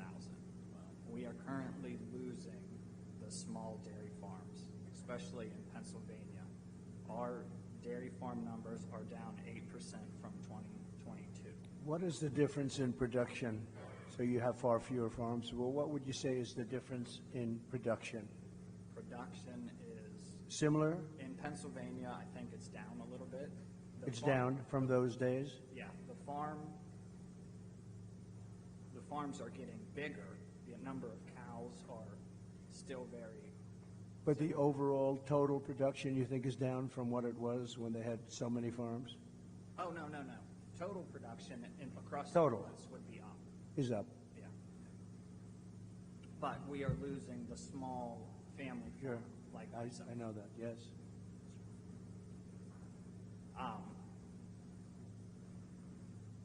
Dairy margin is the margin that we have in order to make a living and profit is extremely tight. Our input costs are up. So is there a way for America to, we talked about manufacturing, can we manufacture our own and not rely so much on foreign inputs for that in order to address what we need in order to survive into the future? Thank you, Matt. Great job. Appreciate it. Thank you. Nick Stafiri is a hay, beef, and pork farmer from Fayette County. At this time, I'd like to introduce Nick Stafiri. Hello. Thank you, Mr. President, for having me, and thanks for the opportunity to be here today. My name is Nick Stafiri, as they said. I'm from Lower Tyrone Township, Fayette County. My family owns a small 120-acre farm where we specialize in freezer beef and hay. My story's a little bit different than everybody around the table. I didn't grow up with a farm. I married the farmer's daughter, so I kind of got that on the backside. Very smart. My mother-in-law was a full-time farmer in our operation. My father-in-law, myself, my brother-in-law, my sister-in-law, my wife, everybody else had a job off the farm. From 1954 to 2015, we milked 50 cows a day, twice a day, no hired help. It was all on them. My mother-in-law decided to stop milking in 2015 and transition to freezer beef and hay. I'm going to be a little bit different on my story here because my wife and I are both energy workers. So with the energy transition in Pennsylvania, our focus and our ability to have take our financial resources and put those back into the farm has been tremendous. Without that energy job, we wouldn't have been able to better our farm and better our situation. Without my industry and my work family, the opportunities afforded to me, especially like this today, wouldn't be possible. And as you sit here today, you're sitting on atop of the Marcellus and the Utica shales. Right. The most prolific shale plays in the world are underneath your feet. My family depends on my salary and my wife's salary, and those salaries are dependent on pro-American, pro-energy policy. With this pro-energy policy would allow operators to develop abundant clean natural gas from below our feet. Appalachia produces roughly 30 billion cubic feet of gas per day. We could double the amount if we were just given the opportunity. Common sense policies that allow for infrastructure to be built here. Pipelines. We need more pipelines. Doubling our output would be the equivalent of putting 10 million barrels of energy on the market for the world stage. Yeah. Providing opportunities for families to remain farming, because guess what? We pay those royalties. We pay billions of royalties a year to landowners, just like everybody that's around here at this table. Right. And, you know, due to the ups and downs, I want to tell you a little bit of a personal story of mine. Due to the ups and downs of the commodity-based business, 4 years ago, I was faced with an ultimatum. And that ultimatum was, do I chase my corporate job or do I stay here and work on the family farm? My wife and I, we made the decision not to move to Texas. We made the decision that it was family first, that it was legacy over money. So our conscious decision to raise our two beautiful daughters as fourth generation on our farm is the best decision we made in our relatively young lives. There has been no greater honor than to represent my family, my industry, and the pivotal role we play together. The intersection between agriculture and industry, it's a tight-knit one. We need the farmers just like they want us to provide the energy. And responsible natural gas development should not be a partisan issue. It's a common sense issue. So I want to thank you again for allowing me to speak with you today. It's been an honor, and I really appreciate it. So thank you very much, Nick, and it's great. So without your job, which is a good job, an energy job, but if you don't put Trump in, you're not going to have any energy jobs in here. They're not going to let you frack. They're not going to let you frack. You know that. She's never said frack in her life until just a short while ago when she realized her poll numbers were dying in Pennsylvania. They're not going to let you or anybody else frack. And so I just want you to be aware of that when you go and cast your vote. I'm not too worried about the people around this table, I must be honest. But you never know. But everybody's aware of it. And I think Pennsylvania's aware of it based on polling that we're getting. You can't let them do it because I didn't realize you were so dependent. Even a farmer would have to be dependent on the energy. But you take that energy out, you take that income out, it's a whole different story for Pennsylvania. Completely. And we're not going to let that happen. We got to win the election. Thank you very much. Great job. Thank you. Our next speaker is Mana Papafavare, the CEO of General Carbide. Thank you so much. So again, my name is Mana Papafavare. I'm the president and CEO of General Carbide Corporation. We are a 56-year-old manufacturer of carbide and steel tooling components and assemblies for lots of industries that include oil and gas, ammunition tooling, and agriculture, to just name a few. We're a fully integrated supplier, so we start with our ungraded powders all the way to making our finished tools, which we've transformed over a period of years. Great. This company was started by my father, Primo J. Papafava, when I was just 5 years old. He was the son of Italian immigrant parents. He enlisted in the Air Force to be a navigator, graduated from Carnegie Tech, now Carnegie Mellon University, with a degree in chemical engineering, and then went to work for a variety of businesses, ending up in a carbide company. He worked his way up, and eventually he started his own business. When he started the business, I was just 5 years old. So I'm very proud of our history. My mother and father taught us a lot, and I lost my father now 22 years ago, and my mother is now 5 years gone. But they taught me about hard work, integrity, and responsibility, as well as respect, charity, and compassion. I'm not as hardworking as any one of these farmers here, I can tell you that, but I do work hard. When my father passed away back in 2002, I was left with the responsibility of carrying on our business and taking care of 250 people that work for us in Westmoreland County. But by the time that COVID arrived, we had grown to 350 people with 3 different businesses in 4 states, Pennsylvania, Massachusetts, Michigan, and Hawaii. And even though we were deemed an essential business or a sustainable business by 3 of the states, still General Carbide lost 60% of its business in a very short period of time. Unlike a lot of other companies that kind of rolled into the corner and waited it out, that is simply not our style. In fact, one of our core values is growth. And so we went to our sales team, we told them to look for opportunities, even in light of a very difficult time that we were having. And so one of our market segment managers, his name is Eric Butts, he is also a farmer. So he owns his own farm and he is working for us as a sales manager. He started to look for components in the farming industry made out of carbide, and he found that it was quite a large industry. But the overwhelming amount of these tools are sourced and here by China. But he thought maybe we would have an opportunity by employing kind of American ingenuity and doing some things on our own. So we started to move into the industry. We've been working hard for 4 years on our different agricultural parts with some success, but not as much as we would have hoped due to the cost structure and this competitive landscape with China.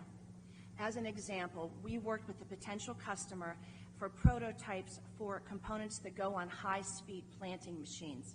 We made the prototypes, we put them into the field and tested them, and they tested perfectly. But then the customer came back to us and said that even though our cost structure was in line with the domestic producer, we couldn't come close to the prices that they were getting from China, and so they would continue to purchase offshore. That's why you need tariffs. This is a loss of $500,000 for just that one part, and there are so many different kinds of parts that we have out there. We're currently working on components for several aspects of agricultural the market, including ground prep, seeding, and harvesting. And we've had some success. We're using better grades of carbide. That also costs more. We have instituted robotics and other innovative processes. We have 24/7 customer service and communication with our customers. And we're now a one-stop shop. But we still cannot compete against Chinese government-subsidized businesses. Additionally, the purchasing agents are not incentivized to buy on a value proposition. They're incentivized to buy the cheapest parts out there, and those parts are coming from China. So I believe we really need to do three things. One, I think we need to incentivize our machine manufacturers and our farmers to purchase American machines with American-made components. Secondly, I think we need a stronger stance on China. You said it, that it should cost more to purchase components from China, not just more to purchase the materials, which is what we're up against now. And thirdly, we need to do a better job incentivizing those in purchasing to think about the value proposition, longer running machines in the field. That's really what we need to think about. So to end, I believe in the strength of this nation, Mr. President, but I also believe that you and only you are going to be able to bring back our independence Amen. and prosperity. And the last thing that I want to say is... I agree. That's why you need tariffs. This is a perfect example. They undercut you, drive you out of business, and then they're going to put the price at double and triple. It's no different. It's been that way for hundreds of years. That's what they did with oil. Rockefeller would open up a station on every corner, and you'd have a gas station. Then he'd open up 3, and it'd cut the price so low, and everybody thought, oh, wow, what a great bargain. He'd put the one guy out of business, and then he'd raise the prices to triple, quadruple what it was.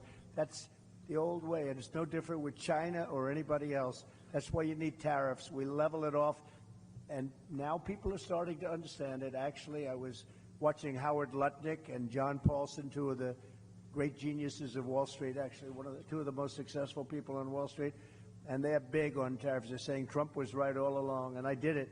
But that's exactly why they put you right out of business, and then they'll sell the same product, but they'll be double the price of what you are and make a fortune. That's what they want to do, among other things. Can you tell the story of your daughter? Yes, I'm sorry. The last thing I wanted to say is my hardest job is not running 3 businesses. It's actually being a mom to a daughter that is here with me today, Caroline Ray. She's 16 years old. I'm right there. Would you just raise your hand, honey, so that Mr. President can see? She's right there. She is not in school today, and she asked that she could be here and she could see you. I'm doing everything that I can to try to give her the truth every day. And I just wanted to say, and I told you that 8 years ago when you were running, and she was just 8 years old then, every night she would go to bed and I would kneel on the floor next to her bed and we would pray every single night for you. And every night she would speak out to God and she would say, "Dear God, please let Mr. Trump win, please." And the night of the election, of course, she had to go to bed early because she was in school. But at 2 o'clock in the morning, when we finally knew that you had won, I went into her bedroom. I scooped her up out of her sound sleep, and I was literally tears pouring down. And I said, "Baby, Mr. Trump won, baby. He won, he won." And she said, "Thank you, God. Thank you, God." And so she is here with us today. And I just wanted to let you know that we are still praying for you. Thank you very much. Well, it's almost more important today. When you add the border where we have millions of people coming in and from prisons and from mental institutions and terrorists and traffickers, human traffickers, drug traffickers, I believe it's more important today. We had a bad border then, and I fixed it, totally fixed it. In fact, it wasn't even a subject at the next election, but we totally fixed it. And but that border was nothing compared to what's happened now. This border is so bad and so dangerous for our country. I think it's more important today. I think it's going to be the most important election in the history of our country. Thank you very much, and thank you, beautiful daughter. Thank you very much. It's a very nice story. Thank you.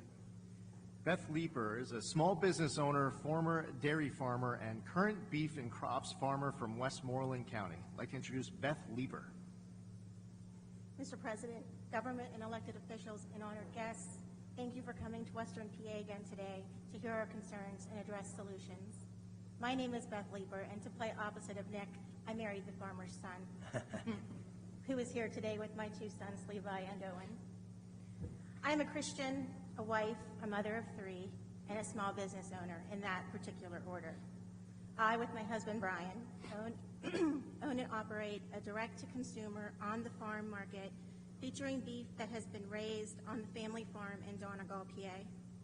We procure lamb, chicken, and pork from other small farms in Pennsylvania like ours, and all the animals are harvested through local processors to our specifications.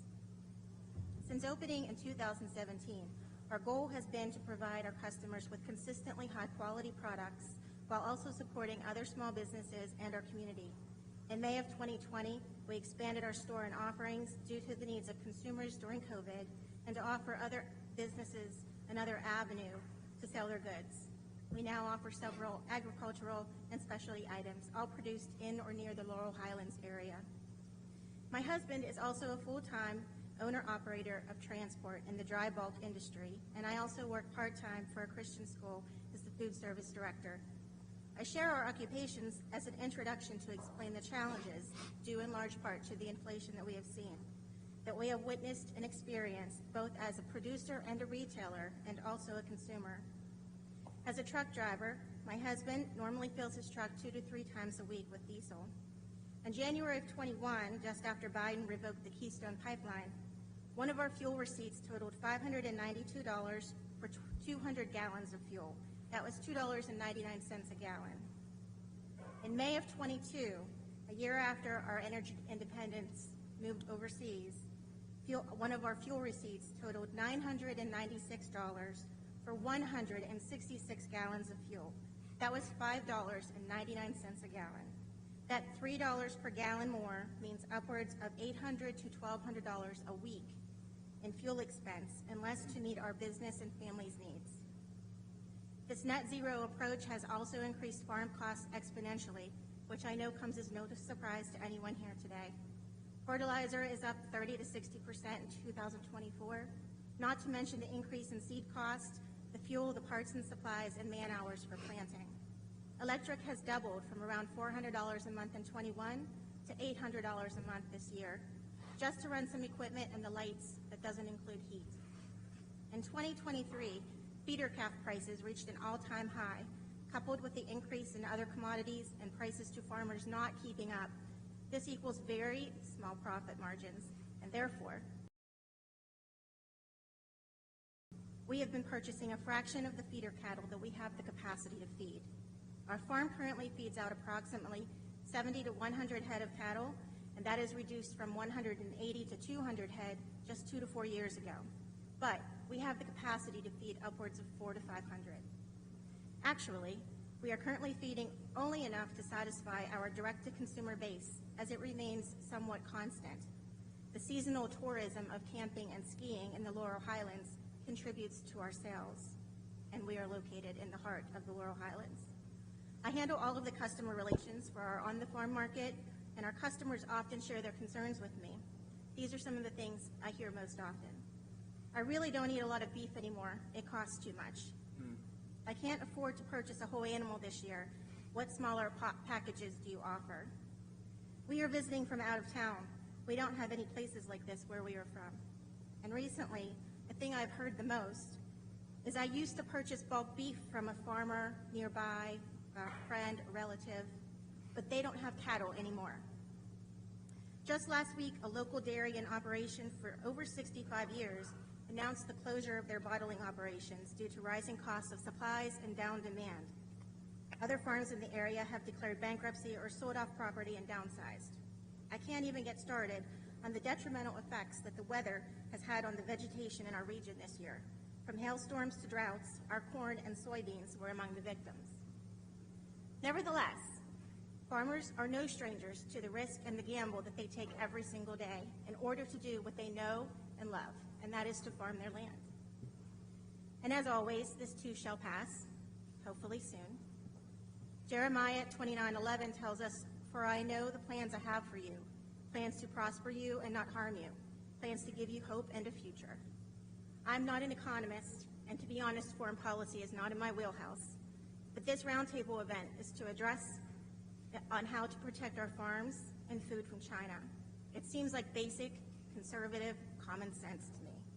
Do what it takes to keep our farms producing, our markets selling, and our customers buying. Thank you for your time. Thank you. Thank you. Thank you, Beth. Dave McCormick, known national security expert, a fellow former veteran of the 82nd Airborne Division, and hopefully our next senator here from Pennsylvania, Dave McCormick. Thank you. Thanks, Lee. And Mr. President, thank you for being here. And, you know, a lot of bad things have happened over the last 3.5 years, but there's two particularly relevant to this audience. One is, as Lee said, China now has the upper hand. China is our adversary, smells weakness in all of its relationships with the United States because of the weak policies of Harris, Biden, and Bob Casey, who's been a 98% vote. Right. The second bad thing that's happening is our family farms, as you're hearing, our farms across Pennsylvania are struggling. Agriculture is the biggest industry in Pennsylvania. We have 52,000 farms. And under the Biden-Harris-Casey administration, it's been a disaster. Everywhere I go, I hear the skyrocketing prices, the price of inflation. I hear the burden of regulation. I hear the implications of the war on fossil fuels and what it's done to our farmers. And so when you're back in the White House and we have a majority in the Senate to support your agenda, and I've heard you talk about this, I think the people in this room can have a lot of confidence in fair reciprocal trade. Under your leadership, we had that. We've lost that. We'll get that again. Under your leadership, we can make sure we reduce our dependence on China for semiconductors, for pharmaceuticals. We got to have food security, and the people in this room are the providers of food security, not just for Pennsylvania, but for America. You know, we got to stop this buying of farmland. It's going up dramatically. It hasn't hit Pennsylvania much yet, but nationally it's growing dramatically. It'll come to Pennsylvania too. I know you're going to stop that. And then finally, I'm so glad you said it, energy. I mean, the reason many of these family farms are still operating is because of the energy revolution, the royalties that come from the wells on their properties, the incomes coming from energy workers. So this is a very simple choice for the people in this room and the farmers across Pennsylvania. It's a choice between strength and weakness. It's a choice between common sense policies that get our economy back on track, create a balance in our relationship with China, get the upper hand again, and unlock our energy versus a radical liberal agenda under Harris and Casey, which will take our country further in the wrong direction. I think I can say with a lot of confidence, Mr. President, the Pennsylvania farmers, the agriculture community here has your back. Thank you. I think they do. Thank you. And you're right, David. Bob Casey, and I've been there for a long time, actually, 4 years, but a long time. He has done nothing for the farmer. He has not been there. He's 100% with the Biden vote, I guess just about 100% of the time. Bob Casey is not the right one. This gentleman right here, he's tough, he's smart, and he loves the farmer, and we're going to turn it around. But Bob Casey cannot help us. He has never done it. Not good for the farmer. So I think you probably learned that the hard way. Thank you very much, Dad. Thank you, sir. Darrell Becker is the Fayette County Farm Bureau president. This time I'd like to introduce Darrell Becker. Thank you. As Mr. Zeldin said, my name is Darrell Becker. I'm a 30-year Fayette County farmer who operates a beef, sheep, and hog farm with my wife, 2 adult children, and my son-in-law. And we have an intergenerational family. I have 3 of my grandkids live with me. It's wonderful. I also serve as president of the Fayette County Farm Bureau for the last 6 years, and I'm also the chairman of the Land Preservation Board for the last 6 years. And I was going to talk about land preservation, but I got beat up by my local members who tell me that I need to talk about soybeans. So I will tell you that we all know that China has no desire to buy products from us. We know that from what happened in your last administration, where they didn't even want to deal with fair trade. They're working on being less dependent on U.S. goods, and likewise, we need to be less dependent on them. This is incredible.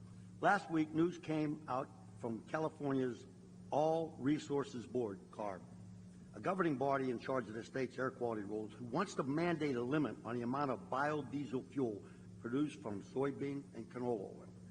Under the proposal, beginning in 2028, they would only be eligible for low carbon fuel standards who use canola and things, only be able to get 20% of the credits of their annual production. Those replacing American grain production used for oil would be assigned a higher carbon intensity score, thus reducing the interest in U.S. bean products. Meanwhile, the USDA has just reported that renewable diesel fuel imports surged 30% higher last year in the first 5 months of this year so that they could take advantage of these federal and state tax credits. In addition, imports of used cooking oil from China are flowing into the U.S. like never before to capture these biofuel tax credits. Farm Bureau and other biofuel advocates are pressing regulators to close the loophole so that only domestic producers are eligible for these tax credits. Because of this change, estimates project that American farmers in California alone would lose 200,000 acres of production. This is diametrically opposed to what American agriculture is all about. We know China's not our friend. Figures, that's why I got to read. I can't remember all these things. 2024 corn receipts are down 20%. Soybean receipts are down 14%. Wheat receipts are down 12%. Government payments to make up the shortfall are not due until October 2025. Expenses for 2025 may expect to decline 1%, but last year in 2009, China bought 49% of our exported soybeans. Now it's 31%. 70% of our bean crop goes to animal feed. Bean exports in 2023 were $34.4 billion. In 2024, they're estimated to be $27 billion. China owns 384,000 acres of our farmland. That's up 30% in the last 5 years. And guess what? The American government can't buy farmland in China. They don't allow us. That's right. Can you imagine that? At present, the U.S. has a huge supply of soybeans sitting at a multi-year low price, sometimes being sold below production cost. Farmers are using reserve funds to buy and produce soybeans now. There's no cash flow available to them due to the low price. You know this is unsustainable. So soybean farmers definitely need our help. Sustainable aviation fuel also uses soy, canola, and other seed crops from American farmer, and this is also under attack. We are putting ourselves at extreme risk in supply chain, knowing that a huge amount of the herbicide 2,4-D and many repair parts for agricultural use are imported from China. How much risk can we absorb and rely on a country that is trying to replace us? We need to build domestic demand. Our government needs to invest in American agriculture. American farmers want a free market that can sustain the industry. They don't want handouts and they don't want loans. They want to be able to produce their farms. They're all hard. This is the backbone of America. The current administration has shown that they are not friendly to American agriculture. Every producer that I spoke to for this presentation resonated the same message. We cannot survive another 4 years. Mr. President, my 3 grandkids who live with me, if you could see Henry, who's 3, and Holland, who's 2, get into the UTV and drive down to what they call the big barn when we feed our steers, or they go pick chicken eggs, or they help us move cattle. The spark in their eye, the smile on their face, that's the future of America, and I want to make sure it stays here, and I know you do too. So I guess they all said that we wouldn't survive 4 years. I'm sure that when you get elected, that my line would be, help us make American agriculture great again. Well, Thank you, Mr. President. We'll take care of it. We'll take care of it. It's not very difficult to do. We're just being ripped off by other countries, and not only China, by the way, but we're being ripped off at levels that nobody's ever seen before.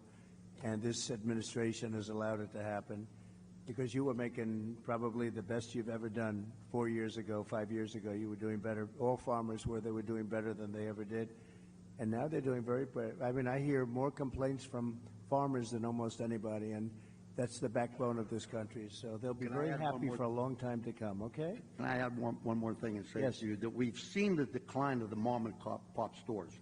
And what you're hearing is that we're seeing the decline of the American family farm. That's America.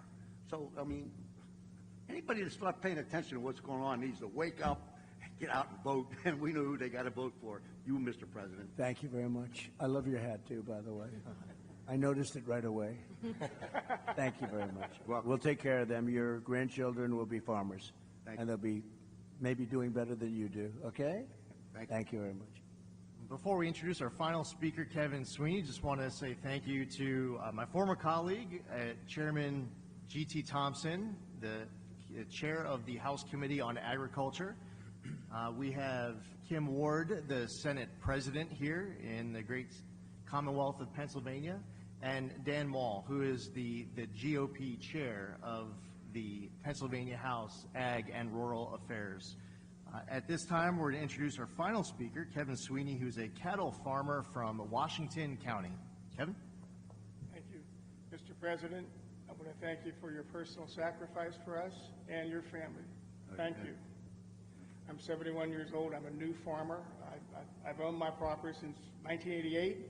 I'm a retired physical therapist, and I have 4 kids and 4 grandkids, and my goal is to develop this farm and make it a legacy farm like some of the people around the table are now talking.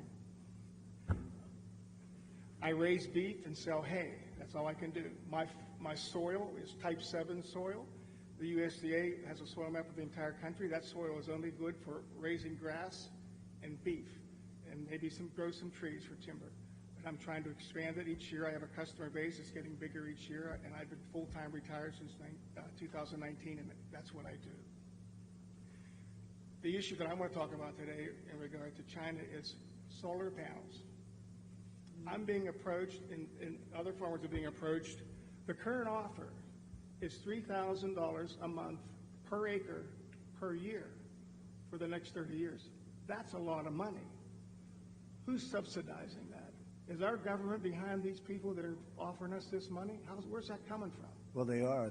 I mean, that's a lot of money. That's right. They are, and they're allowing China to come in and just dominate the industry. That's right.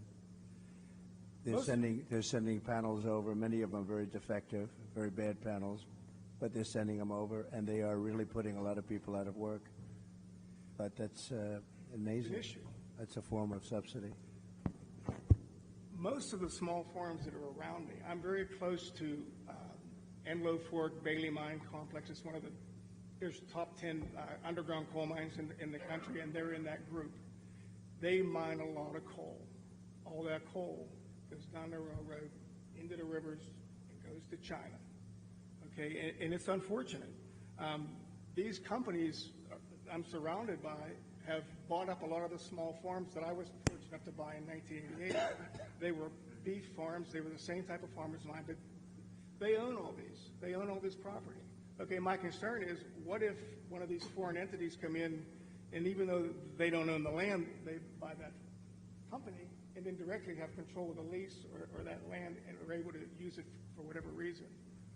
My other concern is the federal government.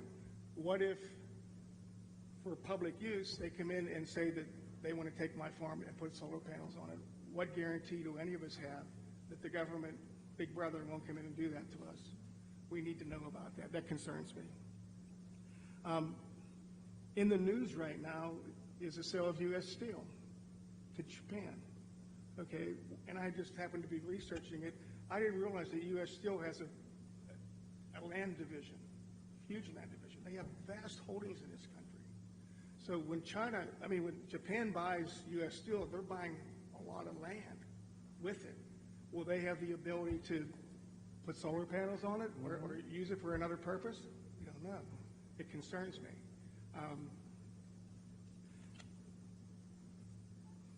U.S. Steel also owns a lot of coal mines and iron ore mines, which I didn't realize. They have all these iron ore mines out west, and a foreign entity is now going to own all those.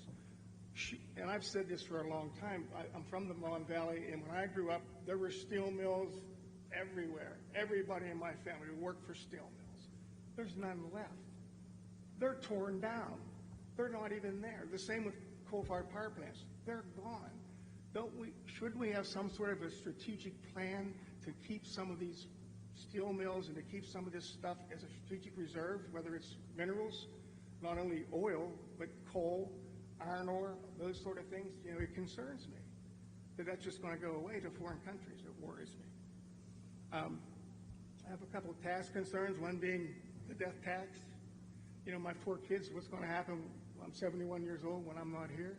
They're going to pay big money, or they're going to have to sell out, or they're going to have to go get solar panels to keep the property. So, you know, if you can do something about the death tax, appreciate it. By the way, the death tax, as you know, in the Trump bill, you don't have to pay a death tax or a inheritance tax. And under them, they want that terminated. They want you to pay. And what happens, especially with farmers, you're sort of land rich but cash poor. A lot of farmers are land rich and you love it, but you don't always have cash. And you leave it to your loved ones. You leave it to your children, which you want to do. That's what the ultimate is. If you love your children. In some cases, you don't love your children. You don't have to leave them anything, right? But generally, you love your children. And you leave. You have no problem with your children. But, you know, you leave it to your children, and what was happening is people were going out borrowing a lot of money in order to pay the tax, borrowing from the banks on their farm, big liens on the farm, very smart banks that know how to do it, and the children would go bust, or they'd spend everything they could to pay the tax, and they'd live a very tough life and usually lose the land. I got rid of that. You have no tax to pay on these small farms and businesses. And it's a great thing. Nobody talks about it much. The fake news doesn't ever talk about it, but it's a tremendous factor. And I mean, it was one of the things that I was happiest about, because literally farmers are going out of business.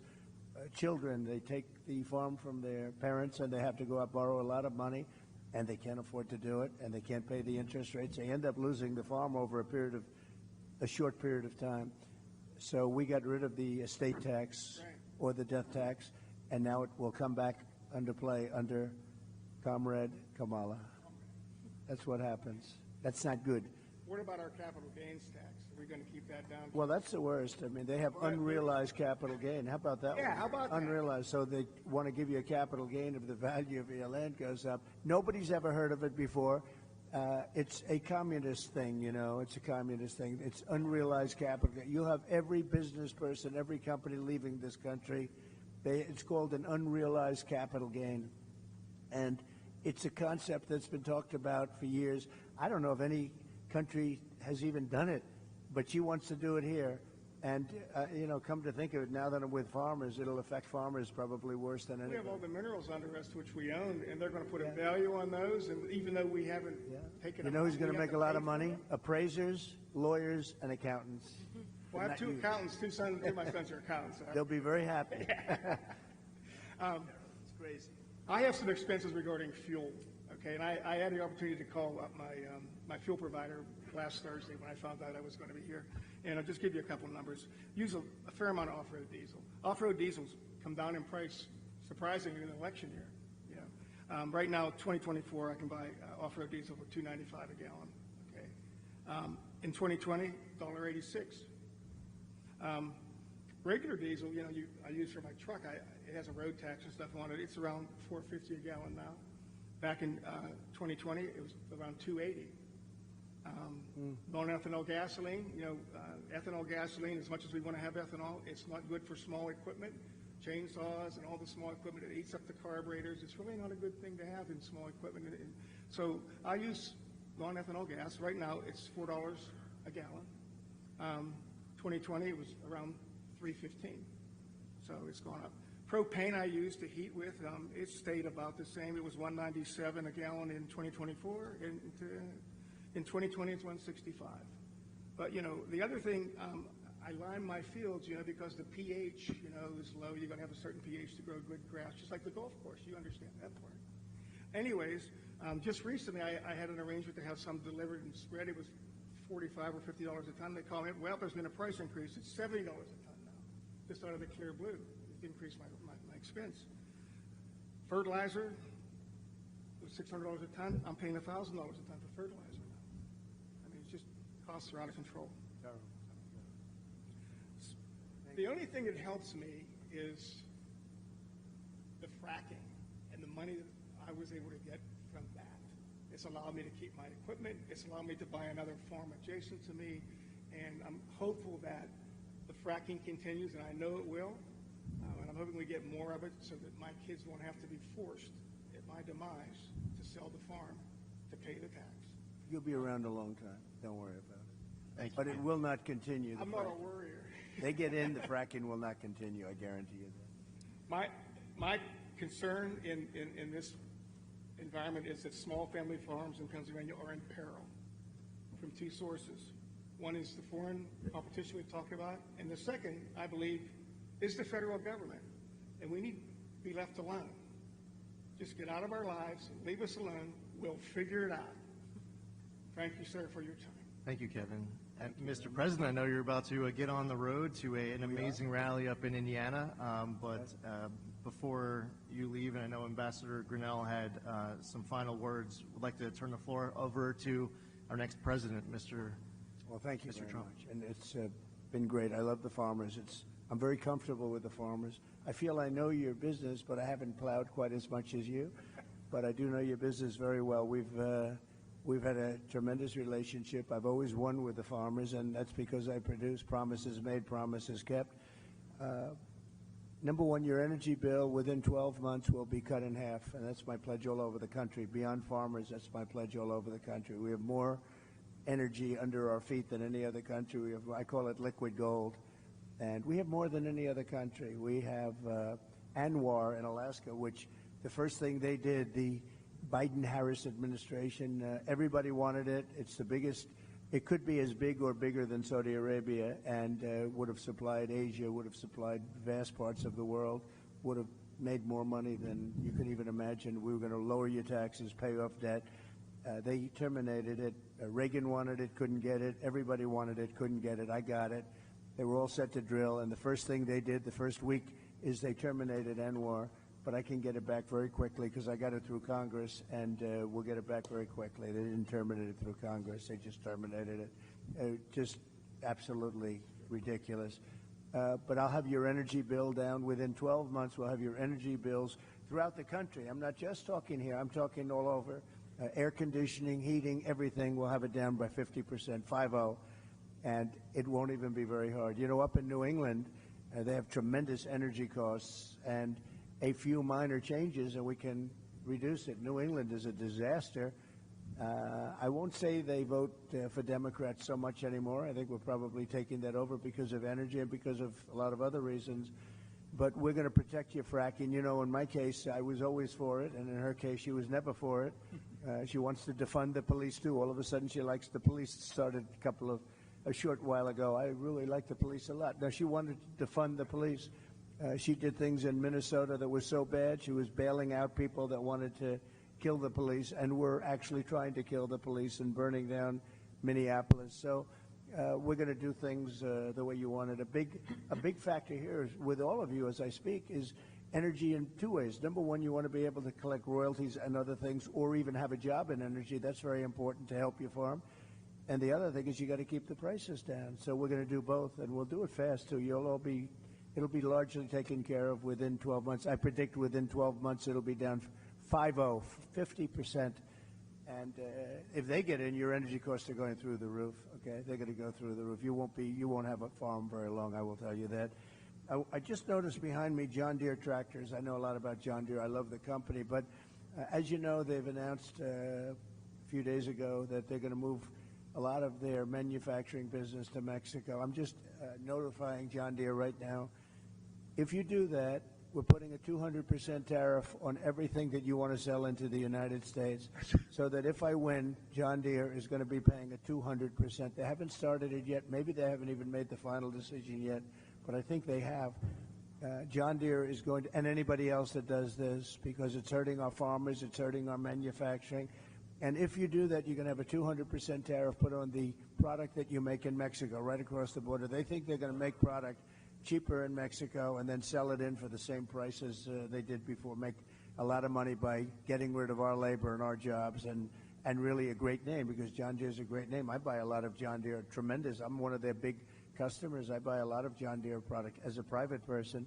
But if they're going to do that, we're going to put a 200% tariff on everything that they want to send back into the United States, which means one of two things. Our country is going to make a lot of money, or they're not going to build, they're not going to open, and or they're going to sell it to another country. They're entitled to do that. If they want to build in the country, in the United States, there's no tariff. You can go ahead and you can build in any one of the 50 states. You can go ahead.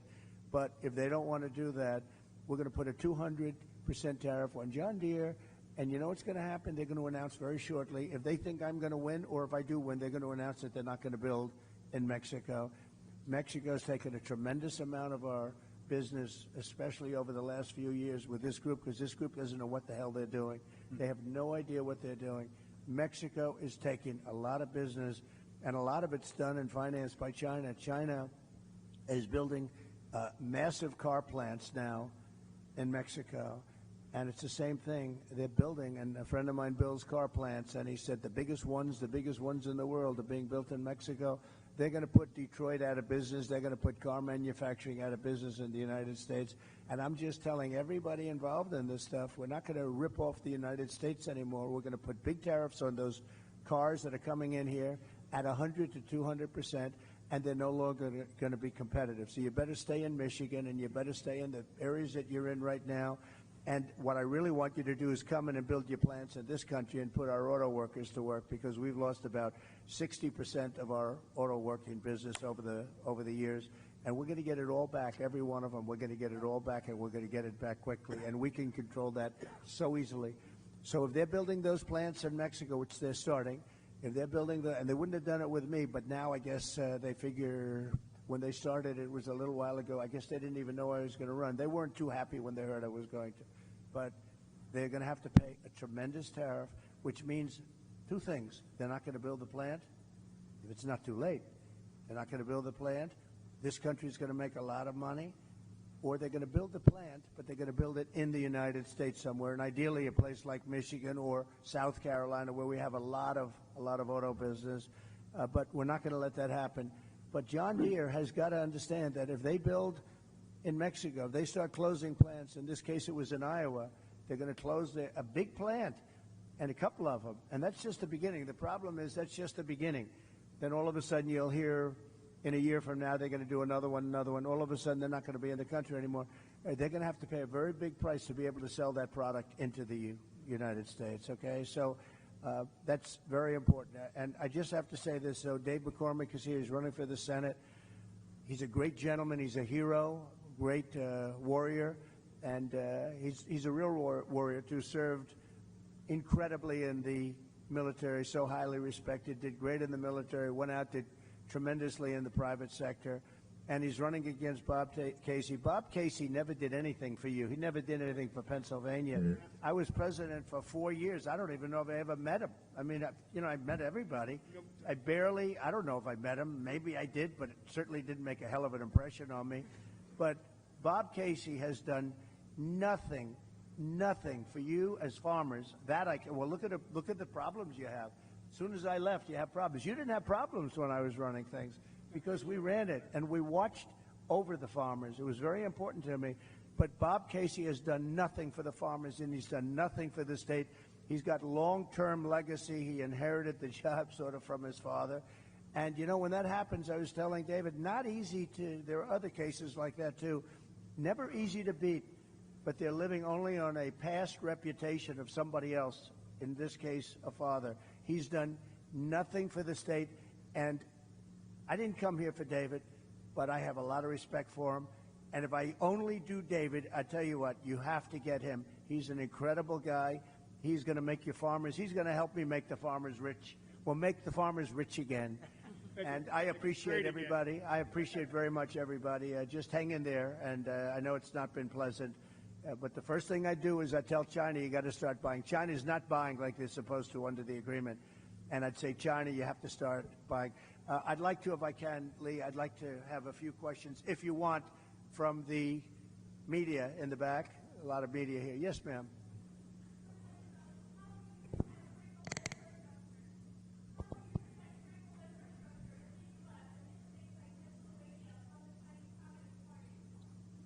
Well, we're going to protect it by saying you can't come. You can't do it. We don't want you buying our land. We don't want you taking the land and basically taking it off the market. We don't want you doing it. And they're buying at levels that nobody's ever seen before. We don't want you buying. It's very easy to do. That's a very easy thing to do. But it's causing a lot of disruption, and that's what they want to do. So we can do that very easily. Question? Yeah, please. Yes, yes, sir.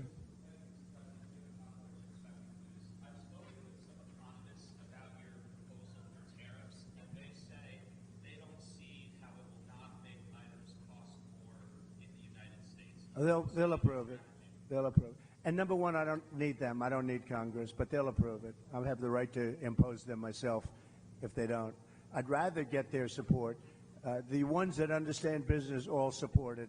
I think David would be a very big supporter of the tariffs because you understand what's happening, right? David's a great business person, led a great company. No, the ones that understand business, they understand. You know, I'll give you an example.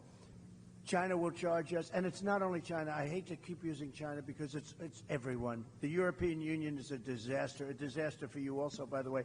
They don't want your farm product. They don't want our cars. They don't want anything, and yet they sell tremendous amounts of Mercedes-Benzes, and they sell cars to us, but they don't want our cars. They don't want our farm product at all. They don't want it, but they sell farm product to us.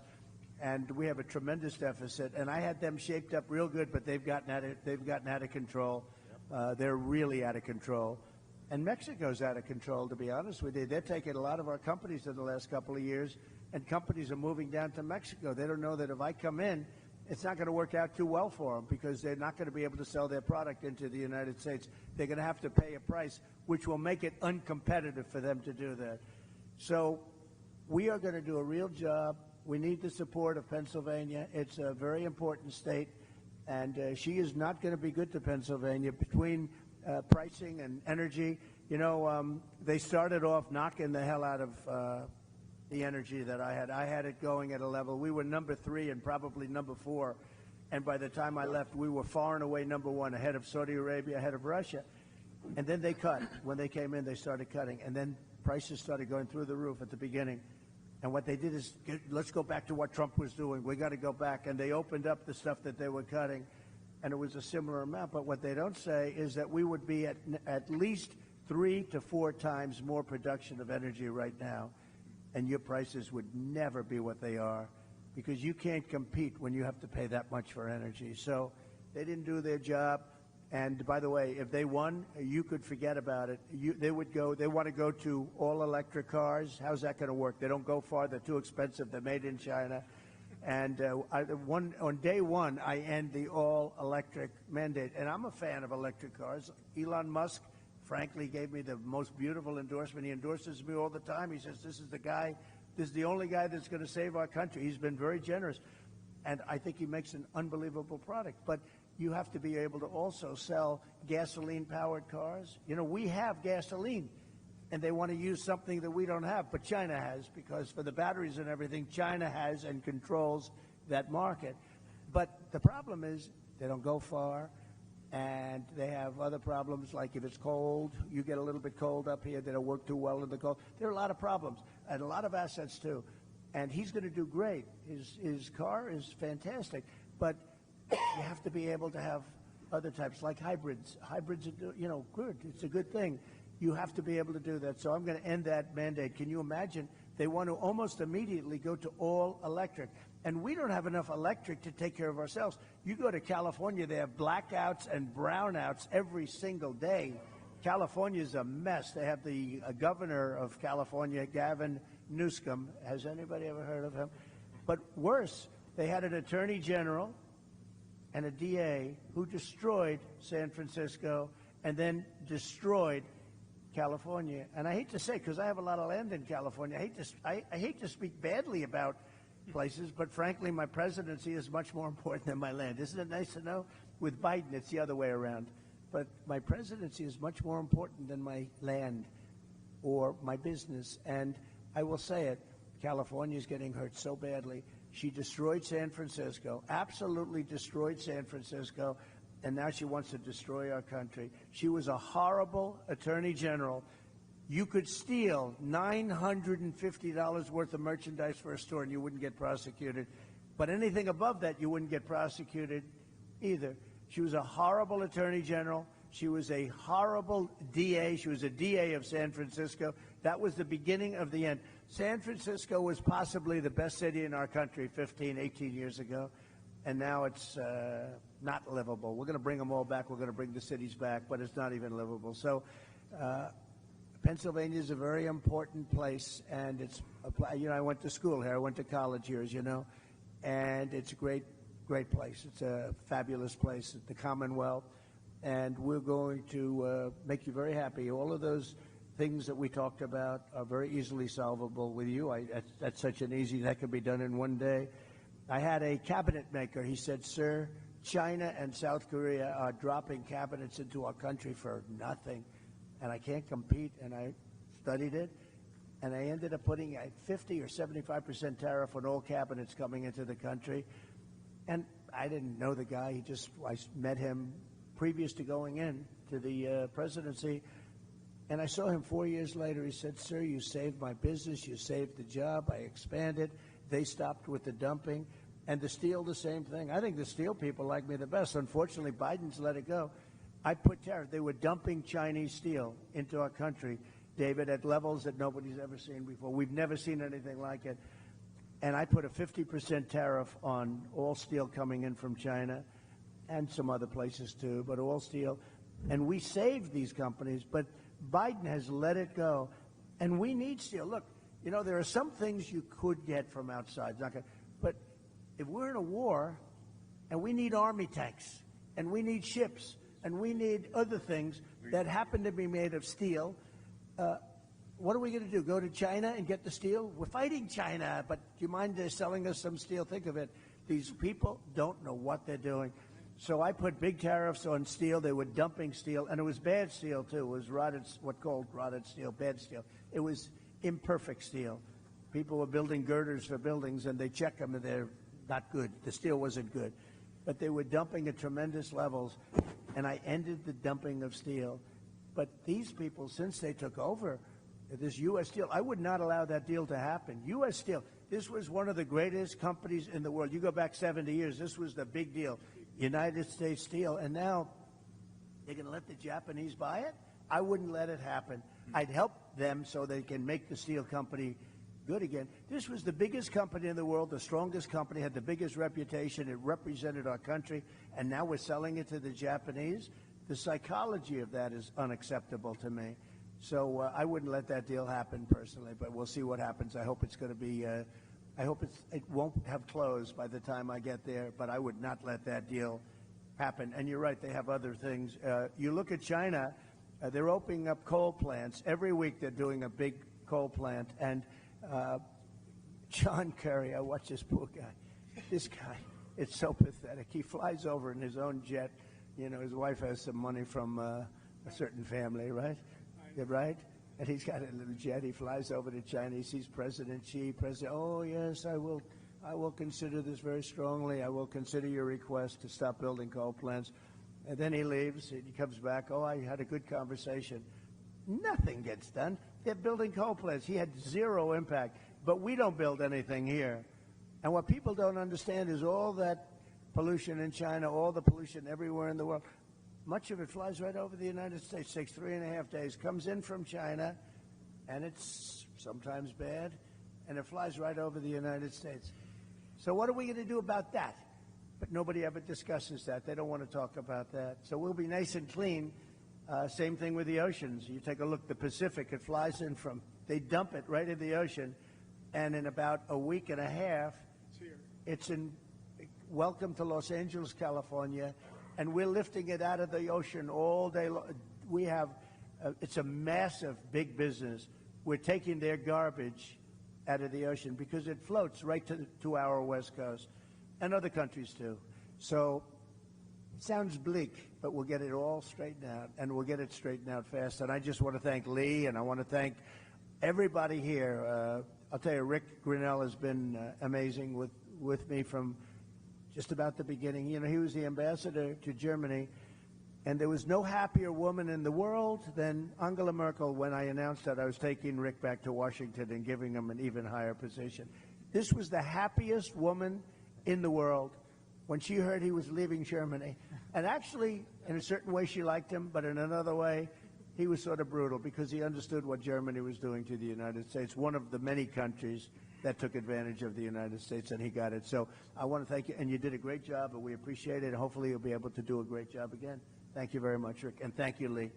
Thank you, Mr. President, on behalf of Protecting American Initiative, thank you for being here, but thank you most importantly for seeing the threats to America, both militarily and economic. And we appreciate that. Thank you very much, everybody. Thank you very much. And Mr. Congressman, thank you very much. Great job you're doing. A warrior. Thank you very much. Thank you, everybody, very much.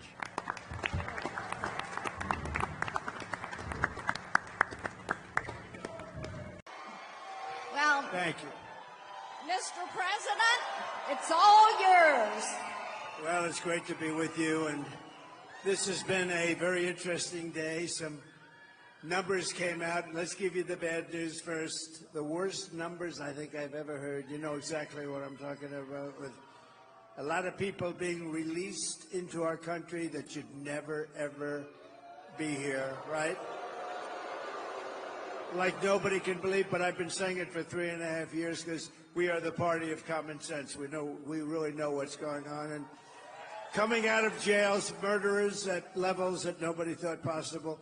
And it was all done by Comrade Kamala Harris. Our great border czar, who's incompetent, who's totally incompetent, and 245,000 criminals, but much more than 13,000 convicted murderers who were in jail. They were all released into our country, and we can't put up with this. This is gross incompetence, and let's get back to the show, okay? Get back to the show, right? Absolutely. And Mr. President, I've got to tell you, they have been having a great Good. time. While they've been waiting for you, they've been singing, they've been talking, and I know we've got some questions tonight. And Nico, you're first up. Let's have at it. Come on. Good evening, Mr. President. Hello, Nico.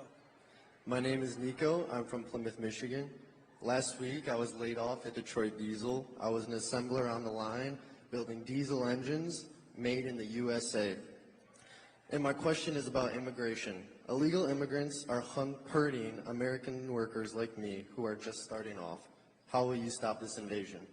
Well, very easy. We're going to close the wall. We're going to close the border. You know, I built hundreds of miles.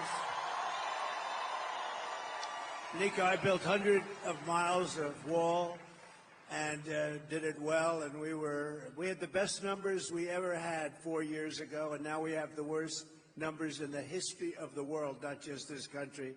At least 21 million people came in during their term, and as we just said, a lot of them are real bad people, real rough people. But they're also taking a lot of jobs from Americans, probably happened with you. And as the small number of jobs they created were all taken by illegal immigrants in the last short period of time, and we're going to make that change. You look like it'd be great. I'd like to have you make the motor, the engine, the motor of my car any day of the week. I'll bet you did a great job. I'll bet he did a great job. But we're going to bring the automobile business back to this area where it started, and we're going to bring it back at levels that have never been seen before. We're going to be lowering taxes. We're going to be doing a lot of things, but we're lowering taxes. We're going to use tariffs very, very wisely. You know, our country in the 1890s was probably, Marcia, probably the wealthiest it ever was because it was a system of tariffs. And we had a president, you know, McKinley, right? You remember Mount McKinley, and then they changed the name. But one of those things, he was really a very good businessman, and he took in billions of dollars at the time, which today it's always trillions, but then it was billions and probably hundreds of millions. But we were a very wealthy country, and we're going to be doing that now. We're going to do it where we keep, you know, there are enemies and our friends, too. They've taken advantage of us for years on trade, and year by year, all the time, we're losing our companies that make our cars, make the autos. A lot of them are going to Mexico now, and it's Mexico through China because China owns the factories. They're building big factories. They wouldn't have done it with me. They're building big factories, the biggest in Mexico. and they think they're going to make the cars and sell them in and close up Detroit, close up everything in this area, close up South Carolina, and it's not going to happen because we're going to put very heavy tariffs on those cars coming across the border, and we're not going to let that happen. We're not going to let it happen. So what we're saying is, Nico, we're going to have these companies that want to build in Mexico, they want to build in China, if they want to do business in the United States, they have to make their product, whether it's a car or anything else. We want them to make their product, have their plant in the United States. This way we employ our people, like Nico, we're going to employ you, I guarantee, and we're going to do it very fast, and then we have to keep out the competition, and we're going to make fair trade by charging them tariffs. If they want to come in and steal our wealth and steal our jobs and steal our companies, then they have to pay a price for that. And we've done it. And, you know, I charged, as Marcia can tell you, China paid hundreds of billions of dollars during my term, and I had no inflation. We had the greatest economy in the history of our country. And we were just getting started, actually, but we had the greatest economy, the greatest employment for everybody, men, women, African American, Hispanic American, Asian American, everybody. Young people with a diploma, without a diploma, people that went to the best schools in the world, got PhDs. Every single class, without exception, was the best they've ever been. And we're going to get that back and then some. So we're going to bring a lot of companies in, and we're going to have a lot of jobs, and you're going to have a lot of jobs to choose from, okay? Thank you. That's great. Everybody appreciates that and appreciate when you talk about immigration, you talk about building the wall and making certain that we secure this country. Okay, Misty. And by the way, we built more wall than I said I was going to build, and then we had 200 miles of wall ready to go. It was all fabricated, all made to the highest specifications of Border Patrol and ICE, and it was all set. And then we got more votes than any sitting president has ever gotten by far. And they say we lost the election. So let's leave it at this. You know what? We have one coming up in 39 days, so that'll be a wonderful replacement. Wonderful replacement. Absolutely. All right. Misty. Good evening, President Trump. I wasn't sure. She reminded me when I was in the debate with crooked Hillary Clinton. She got up and she started walking around, and I said, "What's going on up here?" Go ahead. I didn't know you were going for such a beautiful young lady. Go ahead, please. Oh, thank you. Good evening, President Trump. Good evening. My name's Misty. I proudly build the Ford Broncos and Rangers. Yeah! I've been with Ford for 25 years. If I'm going to be honest with you, I'm sorry. I was not for you in the beginning. But my son told me I sounded ignorant and I needed to educate myself on you. That's it. True. That's what we're like. Where is he? Where is he? Is he here? No, he Well, you say, "I love your son." I think it's great. He said just get his autograph. Anyway, Yeah, so I took the challenge on, and I'm proud to say that I'm voting for you again. Yeah. Thank you very much. No, thank you. Thank you. My question for you is, I'm a single mom of 5, and becoming difficult to afford, the basics. So can you please tell me what you're going to do to lower the prices for us? Yeah, so what we have to do, because the prices are so high, thank you, darling, very much. It's a great question. People are hurt by the cost of groceries, the cost of everything. There's nothing less expensive. If you go back 4 or 5 years, everything was just a fraction of what it is now.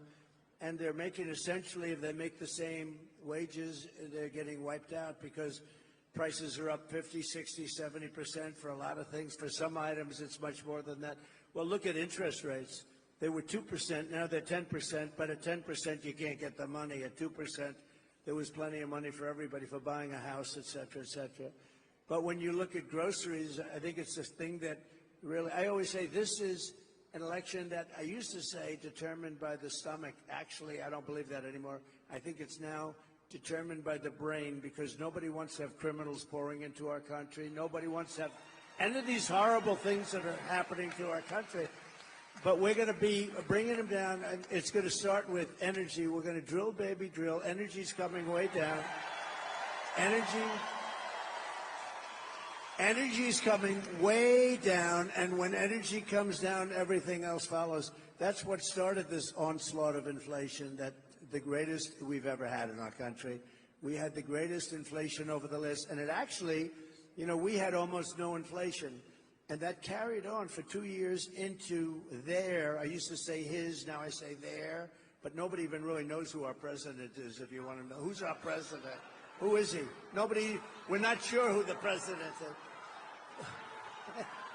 Yeah. It sounds good. Thank you, thank you, thank you. But the inflation, it carried on for almost 2 years into that. We had a solid no inflation. It was solid, and then it exploded, because what they did was the energy, and also what they did, just almost as importantly, was they spent like nobody's ever spent. They went crazy. And the Green New Scam, and they were spending on things that didn't help the country. And it also drove, so between the energy and the spending, the inflation went up, and food prices came with it, and rent came with it, everything came with it. And we had, I think, the worst inflation we've ever had, and we're going to bring it down. So we're going to bring it down with energy and interest rates. The interest rates are going to come down, but first we're going to get, and here's a statement that I make to you tonight. We are going to have energy. We have more liquid gold, I call it. You've heard that said, liquid gold. That's oil and gas. We have more oil and gas, liquid gold, than any country in the world, including Saudi Arabia and Russia. And we're going to bring it down. We're going to bring your energy bills down, and also business, where they can employ people. But we're going to bring the energy down by 50% in the first 50% in the first 12 months. And when we do that, everything else is going to follow. Everything follows the energy.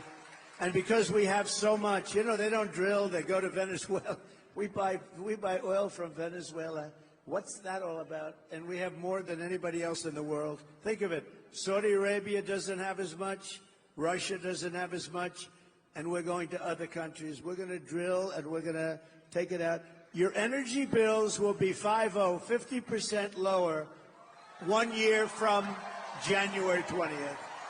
1 year from January 20th, okay? And that's going to have a huge impact, okay? Thank you. Say hello to your son. Thank you. Very good. Good job. Thank you. Well, I think that everybody is ready to get those prices at the pump down. And one thing I found out is 84% of all the cars that these good people made, and 84% of the cars sold in 2023 were gas-powered cars. And we need to get that price down. Yeah, so it's a good point. Look, they have an electric mandate. Every car is going to be electric, they say. I will terminate that now. And you have to understand, Elon endorsed me with the strongest endorsement, and we love him, and he's great. And by the way, the Tesla is amazing, but not everybody should have an electric car. It might be 7 or 8% of the market, and then you also want hybrids, and you want to have pure gasoline-driven powered cars. We're going to have everything. The new one is hydrogen. There's one problem. Do you know what the problem is? They blow up. You'll be to the other side of the arena, and you won't feel too good. So until they fix that problem, I'm going to pass personally. If you'd like one, you can buy one, but I'm going to pass. But you've got to have alternatives and choices. That's what the country's all about. And we're not going to have, I will end the electric mandate on day one of the administration. Okay?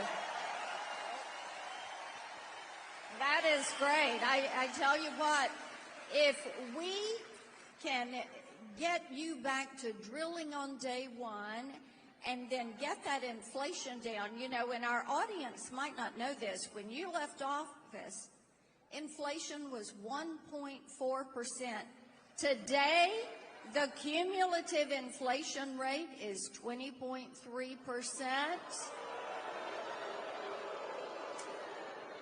And as Mike Rogers, who's running for Senate here, you're going to have a great senator. Where is he? He's here someplace. Somewhere. Where is Mike? There he is. Yes. Hi, Mike. There he is. All right. Wow. There is Mike.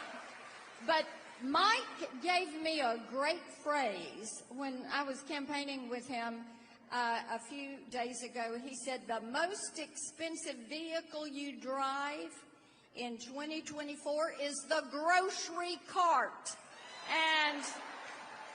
And Donald Trump is going to get those grocery prices down. All right. We're going to get them down. It's a big deal. The groceries, more than anything else, I talk about what's at the checkout counter, the groceries, and we're going to get it all down. It's going to be done. Not just stopping and holding inflation. That's the easy part. We have this big damage done to our country. We have to get the prices down. Where bacon is up. Oh, bacon. We don't order bacon anymore. It's too expensive, right? But it's all up too much, so we're going to get it down. But it's going to start with energy, and it's going to start also with interest rates. Because once that happens, interest rates are going to come down too. You know, we had, as Marcia said, we had 1.4%. You know, you don't want inflation at zero because that's not actually good. And the worst thing you would have is deflation. Deflation's probably, in a certain way, as bad or worse than inflation. The ideal number is between 1% every year. If you could do this for the next 100 years, between 1% and 2%, and we were at 1.4% average. It was amazing, right? It was great. So we're gonna take care of inflation and quickly, and we're gonna get those prices coming down very, very substantially and very quickly. Thank you. And make America affordable again. And make America great again.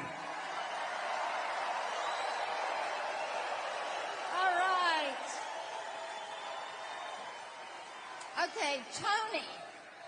Where is Tony? He's over here with a question. Right here. And they're bringing you a microphone.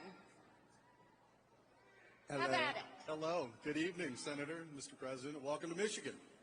As you heard, my name is Tony. Mr. Trump, we met last year at a great round at Bedminster with the Heritage Foundation. Good. Great event. It was an honor. Our company's based here in the U.S. We melt steel, and we make automotive parts out of ductile iron for brake components, axle components, and those are made for the big three here. Sadly, though, we're losing jobs to China, India, Mexico, and it's become more difficult to compete. Manufacturers like us, we are some of the largest users of energy, and under Harris and Biden, the energy costs have tripled. So my question is, what will you do to get energy back down so us U.S. manufacturers can compete and bring it back to the jobs here? Yeah, so it's a great question. A lot of people have the same question because it's affecting their companies. I just left one. A man from the Netherlands, we made a speech, a wonderful guy, and he said the problem was he opened up because of me. He opened in 2017, and he had 3 great years, and now with them, he's not doing well. What we're doing, we do, and how we do it. But China's coming in, and you said Mexico. Mexico's a big threat now. Mexico's taking a lot of your business, and we're not going to let that happen. We need a smart series of tariffs and taxes, Marcia, and it's very simple business. You know, China won't take cars from outside of China. They only take them if you build in China. You have to build your factory. So if I'm making a car and I think I'm going to sell it into China, they have a massive over 100% tariff. So what you do is you say, to not pay that tariff, I'm going to have to build my factory in China. and they encourage it, they help it. We're going to be doing the same thing, but we're going to do it even better. We're going to bring cars back. We're going to bring, like you say, what are you, auto parts and things like that, right? We're going to bring that all back to this country. It's all coming back. If they had to pay tariffs on what they're doing and what they're selling into our country, they wouldn't be putting your business out of business if that's where you're going.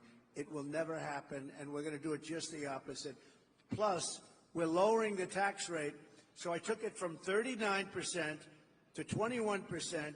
These are for companies, and that's why we had the great numbers for jobs. But now what I'm doing is I'm going, and nobody thought that was possible, and I got it approved by Congress, believe it or not. Now we're going to 21, from 21 to 15%, but you have to make your product in the USA. So if you want to take advantage of the low tax rate, you have to make your product. So we'll be down to 15%. That gives us one of the lowest tax rates in the whole world, so it's more than competitive. Companies will come here. But in addition to that, we're going to keep this really terrible competition. I don't mind the word competition, but it's predatory, and we're going to keep this competition out so that you're able to grow your business and grow it well, and you'll make the product and you'll sell it inside our country. And I know exactly what your situation is, and it's so easy to solve. We're going to need the help of the Senate. We're going to need the help of the House. And if they won't do it, I have the authorization and the power to do it myself, and we'll have to do it. Okay? And that's why we need Mike Rogers Senator Mike Rogers. And we've got Lisa McClain, Congresswoman McClain. Right. Yes. A warrior. Yes, she is a warrior. And the amazing, incredible Congressman John James. Hey, John. Good. And they will help us get this done. I appreciate that you talked about tariffs, and I think it's so important that you continue to call out China, and we support you on that, because we don't want China building those plants in Mexico and then running those cars across the border. Without any tax whatsoever, and putting everybody here in not only danger, it's over. Your union head, I don't know who he is, Sean Fain or something, whoever this guy is, he sold you out because he let Biden, who doesn't know what he's doing, I mean, you probably noticed, he let this guy come up with an all-electric mandate. Those cars are all going to be built in China. We want cars built in the USA. It's very simple. And they're going to come in at levels. We'll be having auto manufacturing at levels that we haven't seen in 50 years. We're going to have a lot of companies coming in. And we're going to make it competitive so they can come in and they can thrive. Not like this gentleman where they come in and they dump product. And you know what they do? They dump the product cheaply, and then everyone goes out of business. Then they take over the businesses, and they sell it for 2 and 3 times what it was selling for before. The whole thing, it's really not too you know, Rockefeller in the old days, he used to open a gas station. He used to underprice it by 50 or 100. He'd give the gas away. He'd drive the people out of business around him. Then he'd buy up the gas stations or close them, and he'd make a fortune. That's exactly what they do on an even bigger scale. We're not going to let it happen. It's going to be over. We're going to have a smart system of tariffs. And by the way, if they don't want to play that game, then we're going to get a lot of money from tariffs. So Marcia can tell you, I charged hundreds of billions of dollars to China in tariffs and taxes. No other president has ever charged China 10 cents. And we take in hundreds of billions of dollars, so much so that Biden can't get rid of it. He's still got it on, you know, he wants to, but it's so much money. And frankly, it's a lot of money. But also, if you did get rid of it, they'd come in and they'd put all your businesses out of business. So the Senate and the House have to get really smart on this, because purposely over a period of years, they've given it a bad name. Actually, I consider it one of the most beautiful things I've ever seen. The word tariff, I love it. I think it's beautiful. Almost as beautiful as that chart that I looked to the right. Almost as beautiful. Where is that chart? Where's that chart? Do they have it? I love that chart. Oh, I love that chart. Whoa.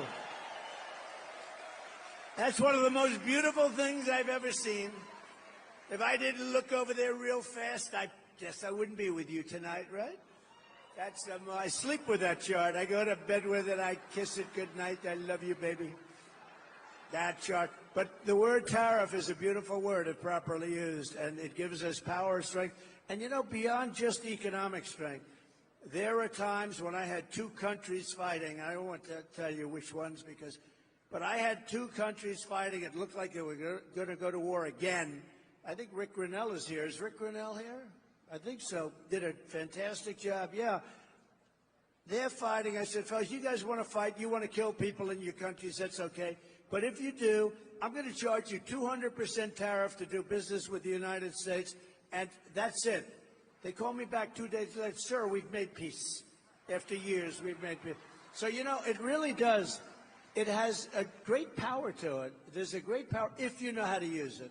Well, it does indeed. And another thing with great power was the 2017 Trump tax cuts. And we need Republicans in the Senate and the House to make the Trump tax cuts permanent. Right.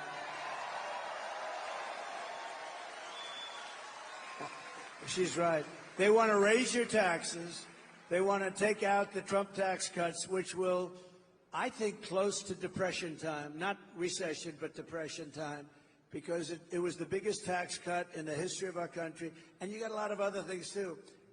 Estate tax, death tax. If you love your children and you want to leave your business to them or whatever, does anybody not love their children? Because if you don't love your children, then it doesn't help you too much.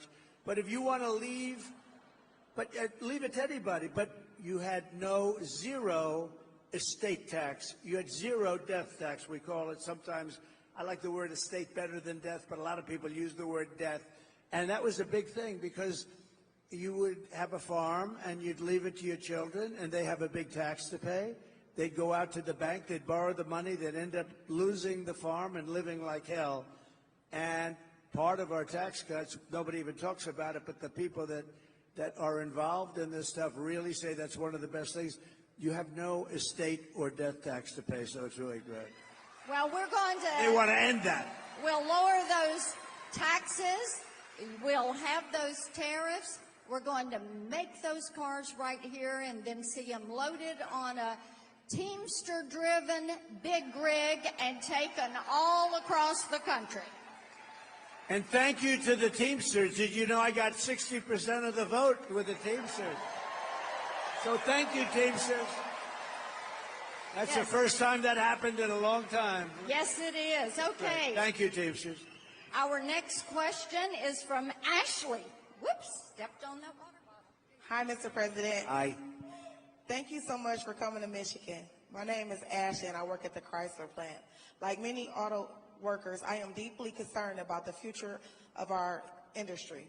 With many jobs being outsourced as we speak, what actions will you take to ensure that our jobs stay in America so we can continue to build the best cars in the world here in Michigan? So pretty much as we've been saying, and what I want to do is I want to be able to, look, your business, years ago in this area, I was honored as the Man of the Year. It was maybe 20 years ago. Oh, and the fake news heard about it. They said, it never happened, it never happened. And I didn't know who it was. It was a group that honored me as Man of the Year. The fakers back there, see the fake news? But they said, oh, and they looked, and it, they said it never happened, but I said, I swear to you, it happened. It did happen. I was Man of the Year. And I came and I made a speech, and I said, why do you allow them to take your car business away? Why do you allow it to happen? They're taking your business away. And I didn't know too much about it. All I know is they were taking your car industry away from you. They said it never happened. And lo and behold, Somebody said, I remember the event, and then we found out and we had everything. We got the awards, we had everything. It did happen, but I gave a speech which at the time was pretty controversial. We can't let them take your car business away. It's such an important business. And you know, it's an important business even in times of war where they switch over. And it was really something. And I looked at that speech from, I don't know, it's like 19, 20 years ago. And I could repeat it now without changing a word. You cannot let foreign countries, and a lot of the times our worst foes are our so-called friends, okay? You know, our friends, the European Union takes tremendous advantage of us. As an example, they give us cars by the millions. We don't have too many Chevrolets in the middle of European cities, okay? European Union is brutal. They don't take our farm products for the most part. They don't take a lot. But unlike Kamala, who always complains and doesn't do anything, I keep saying, why don't you do? I saw Marcia the other day. Why didn't she do it 4 years ago almost?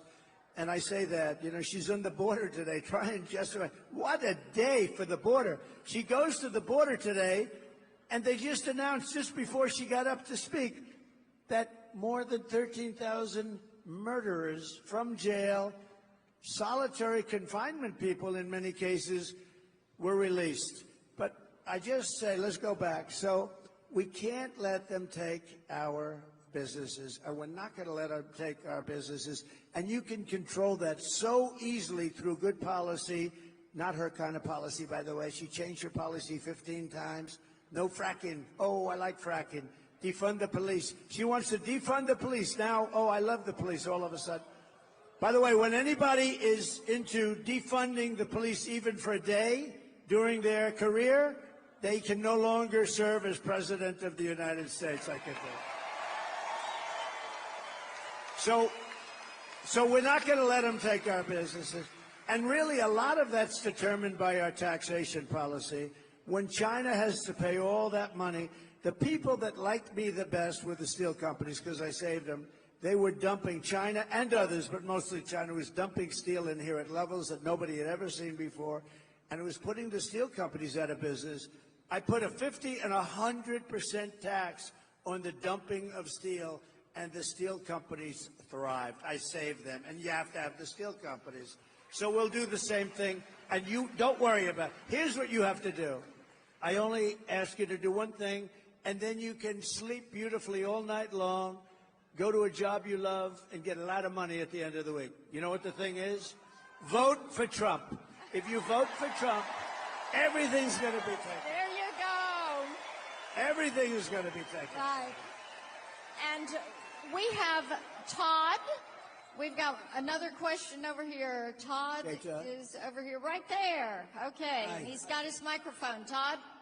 Welcome, President Trump.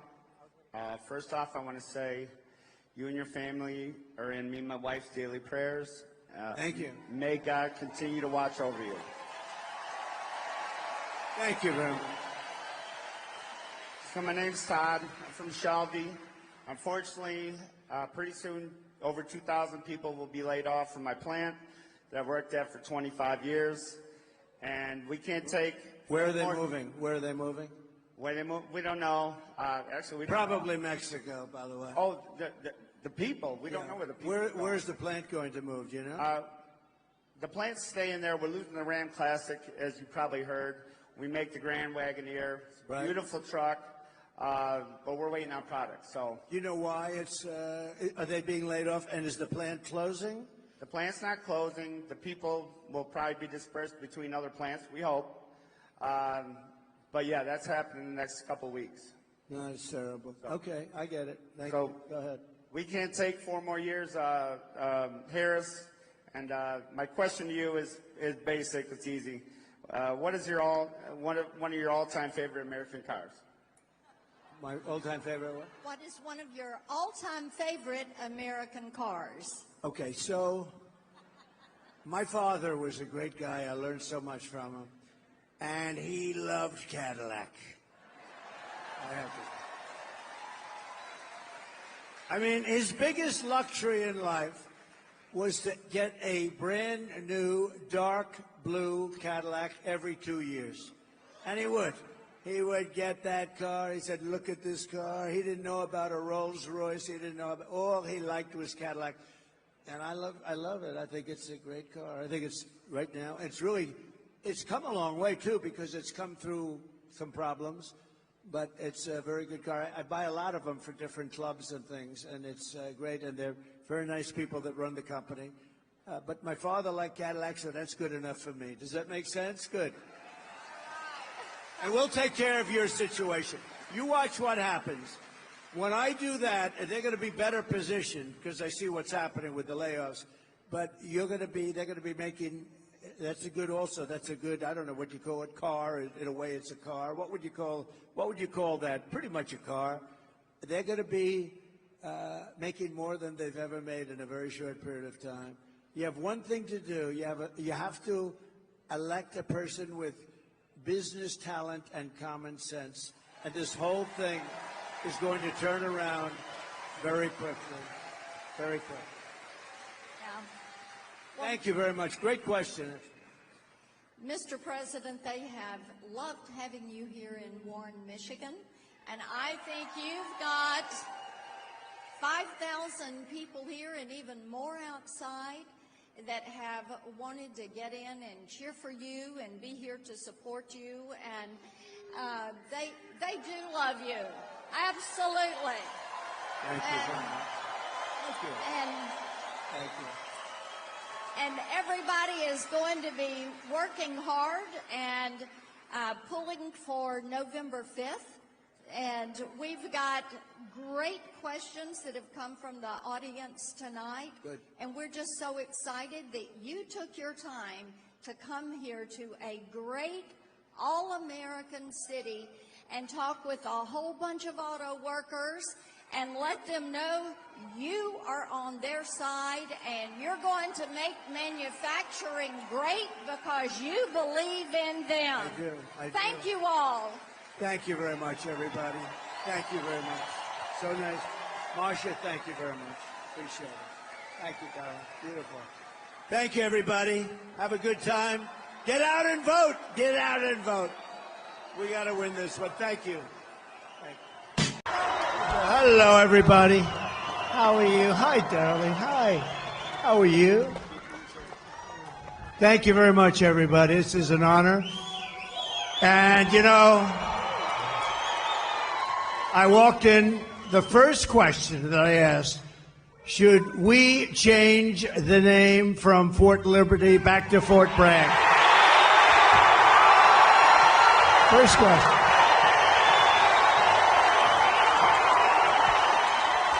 Right? So here's what we do. We get elected. I'm doing it. I'm doing it. And we're leading in all the polls. We should get elected, but remember this, they cheat like hell. We got too big to rig. We need too big to rig. So I just appreciate being here. You know, we did win 2 world wars from Fort Bragg. Right? So this is no time, look at that big guy. This is no time to be changing names, but we're going to do that. We're going to do everything we can. We're going to get it back. We're going to bring our country back. We're going to bring our country back. Thank you, everybody. Let's have a little fun. Right? Okay. Good.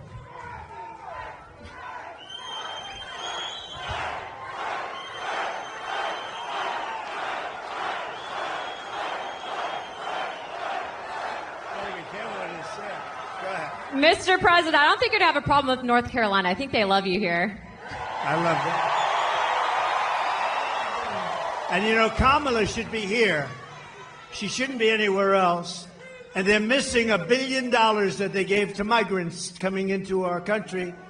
Some of them are murderers. Some of them are drug dealers. Some of them, many of them, 13,099 murderers came into our country during their 3.5. And we're missing $1 billion they gave them to the migrants that came in. And now we don't have the money. We'll do it. But they don't have the money to take care of. That's why they're giving you lousy treatment in North Carolina in particular. And we don't like that, so we're going to let it be known and they have to get a lot better because people are not happy. Well, you're absolutely right, Mr. President. And before we start with that town hall, I actually wanted to mention that one of your friends here is Silk. Silk, are you here? Where are you at?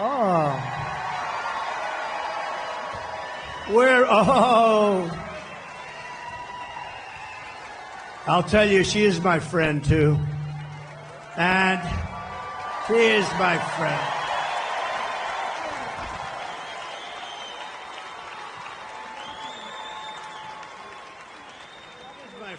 Oh, wow. Hey, North Carolina. Real quick now. I want y'all to listen up. I'm a little ticked off. I just want you to know I'm a little ticked off, and I'm going to tell you why. $750. Oh, my. Where American tax dollars is being used to fund illegal aliens into our country.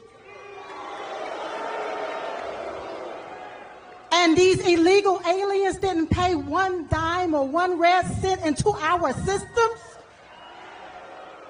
And all Kamala Harris and Tampon Timmy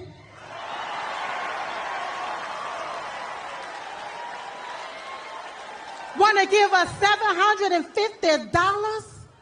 Listen, you all, we only have one choice. One choice, and that's President Donald J. Trump.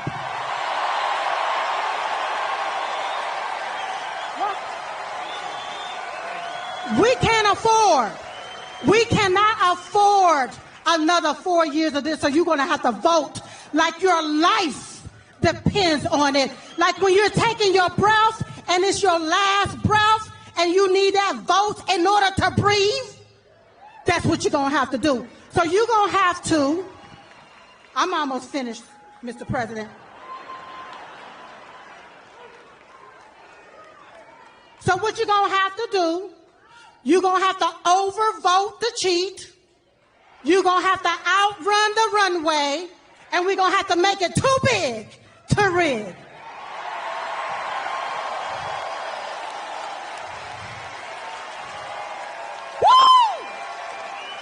Now I can feel Diamond rising up in me. Because you have to vote right so you won't get left again. Vote red. R-E-D. Remove every Democrat.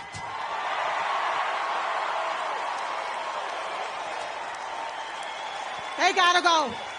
They gotta go. Now, while the media continue to play the race card, we gonna continue to play the Trump card so we can win, win, and win. Thank you, everybody. Thank you. So, you know, it was 9 years ago, and my beautiful wife, our First Lady, we love our First Lady. Did you see her interview on Sean Hannity and with Ainsley in the morning? She did great. But 9 years ago, she came to me. She said, you know, there are two women, and they are really incredible. I said, who the hell are they? They said, you got to see this. You're not going to believe it. They had a thing, and we fell in love like almost immediately. Yes. And her sister was just unbelievable, too. Yes. And she passed away like a couple of years ago now. It's a long time ago, it seems. It goes fast, right? But what a great combination. We love you both. They were loyal to me from day one. When they heard stuff, they said, that's a lot of crap. Day one. They were with me from day one. Day one. And that Trump sign gets bigger and bigger. I said, that's so nice, I want to buy one for myself. But don't you worry, Mr. President, I'm going to give you one. I don't worry. That's But right, you know baby. what? Yes. You know what? We appreciate your loyalty, your friendship. And I saw Silk backstage. I said, I'm bringing you upstage. I'm going to bring you upstage. And we miss your great sister. Yes. And we love you. And thank you very much. You so thank much you. more.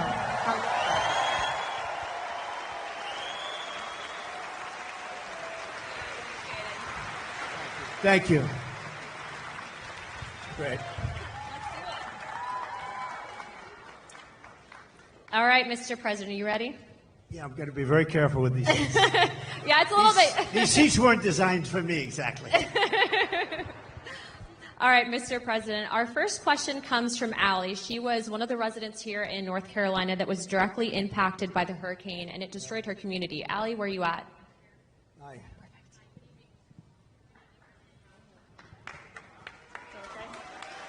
Good evening, President Trump. My name is Allie, and I'm from the foothills of North Carolina. Our entire community has been decimated.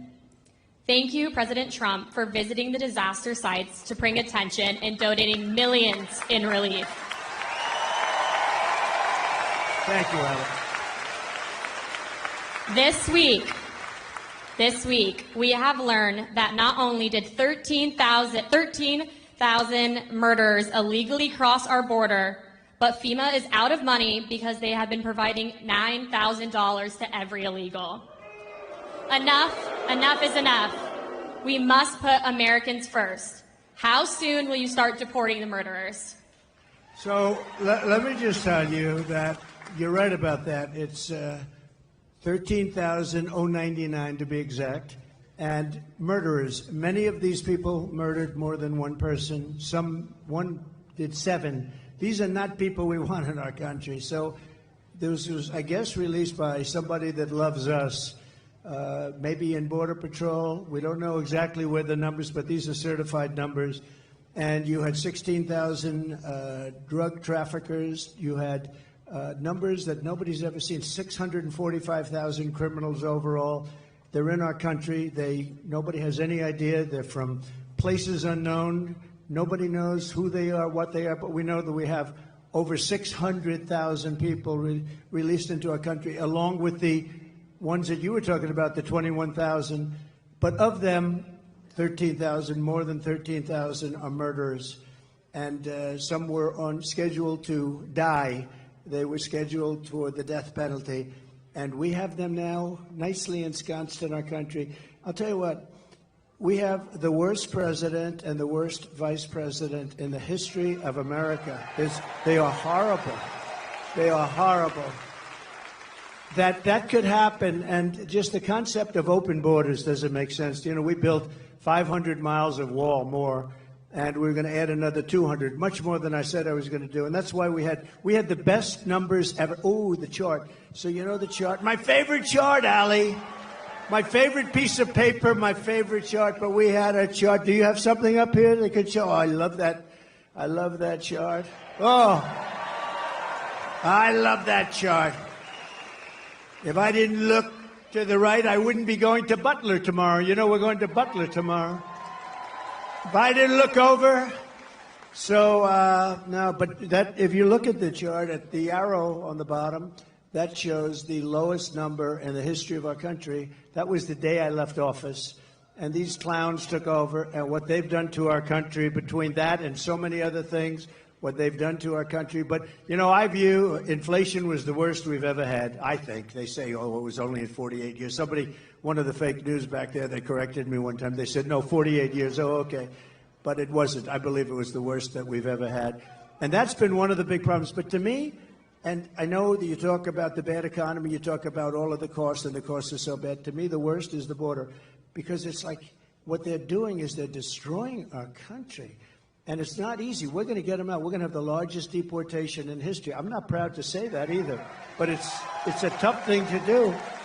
And we're going to get, Anna, we're going to get the criminals out. We're going to start with the worst of them, and we're going to get them out. And you know who's going to help us? Local law enforcement. Local law enforcement. They're going to be great. They know their names. They know their serial numbers. We're going to get them out. And, you know, very simply, we have a little thing called MAGA. Everybody here knows MAGA. It's called Make America Great Again. That's what we're going to do. We're going to make America great again. Thank you, darling. Really good question. Thank you. You know, Mr. President, to your credit, too, I think that's largely why you've actually outpaced every other candidate for president with the support from the Hispanic American community, because it's not just erasing. We all want border security. So thank you, Mr. President. It's an incredible community that I don't know, it's just a very energetic. You know that, right? It's energetic. And they're very entrepreneurial, and they love our country. And we've gotten record numbers with the Hispanic community. And I don't know, it just works. It just works. So I appreciate it very much. Thank you, darling, very much. Thank you, guys. All right, Mr. President, our next question is from John. He was a Green Beret captain who was actually kicked out of the military. I think he's going to share his story with you. 1 second. Hi. Good-looking guy. Thank you. Good evening, Mr. President. I'm John Frankman. I was a Special Forces Green Beret who was forced out of the military because of the COVID-19 vaccine good mandate. stuff, right? That's good. That's good. So the Biden-Harris DoD COVID-19 vaccine mandate was very damaging to the military. It forced thousands of service members out, and thousands do not want to join now. The Biden-Harris DoD has the lowest recruiting in modern history, and now they're pushing more woke training. So how do you plan to repair the military from the damage that was done and hold military leaders accountable? So I want to have them come back into the military with pay, and they've been talking about that, but it never happened. They never did what they said they were going to do. There should have never been a mandate. That should have never happened. You should have been given choice, as we say. We want choice in education, and we want a choice there too. And that should have never happened. And we've lost some of our best people in the military too. Did you leave? Did you leave? Did you ever take the vaccine or anything? I never did, sir. So you want a choice, yeah. And do you want it? Would you go back in if they were able to? As long as there's accountability, potentially. Yeah, no, there would be accountability. Is right. We'll fire their asses, but they won't. We don't want to lose this guy. We want to get. He's central casting. We want to get him back in.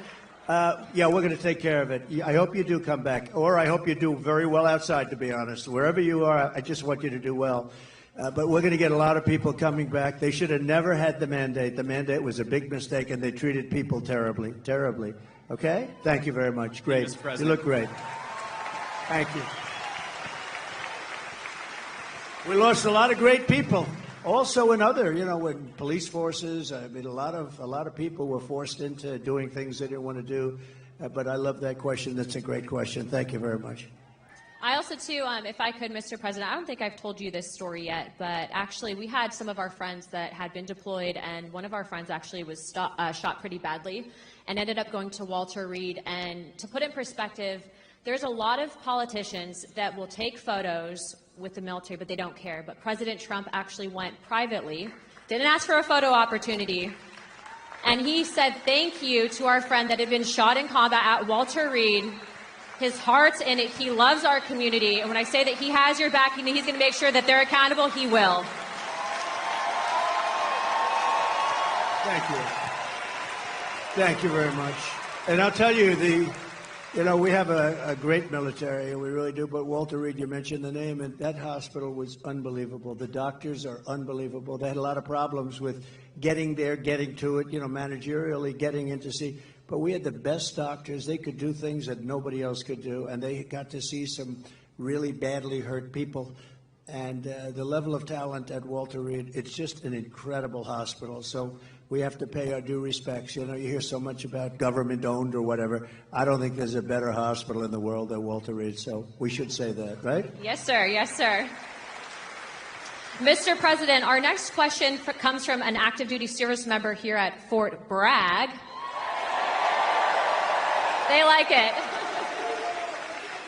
Austin, where are you at? Oh, front row. That was good. Good evening, Donald Trump. Thank you. President Trump. I've never done this before.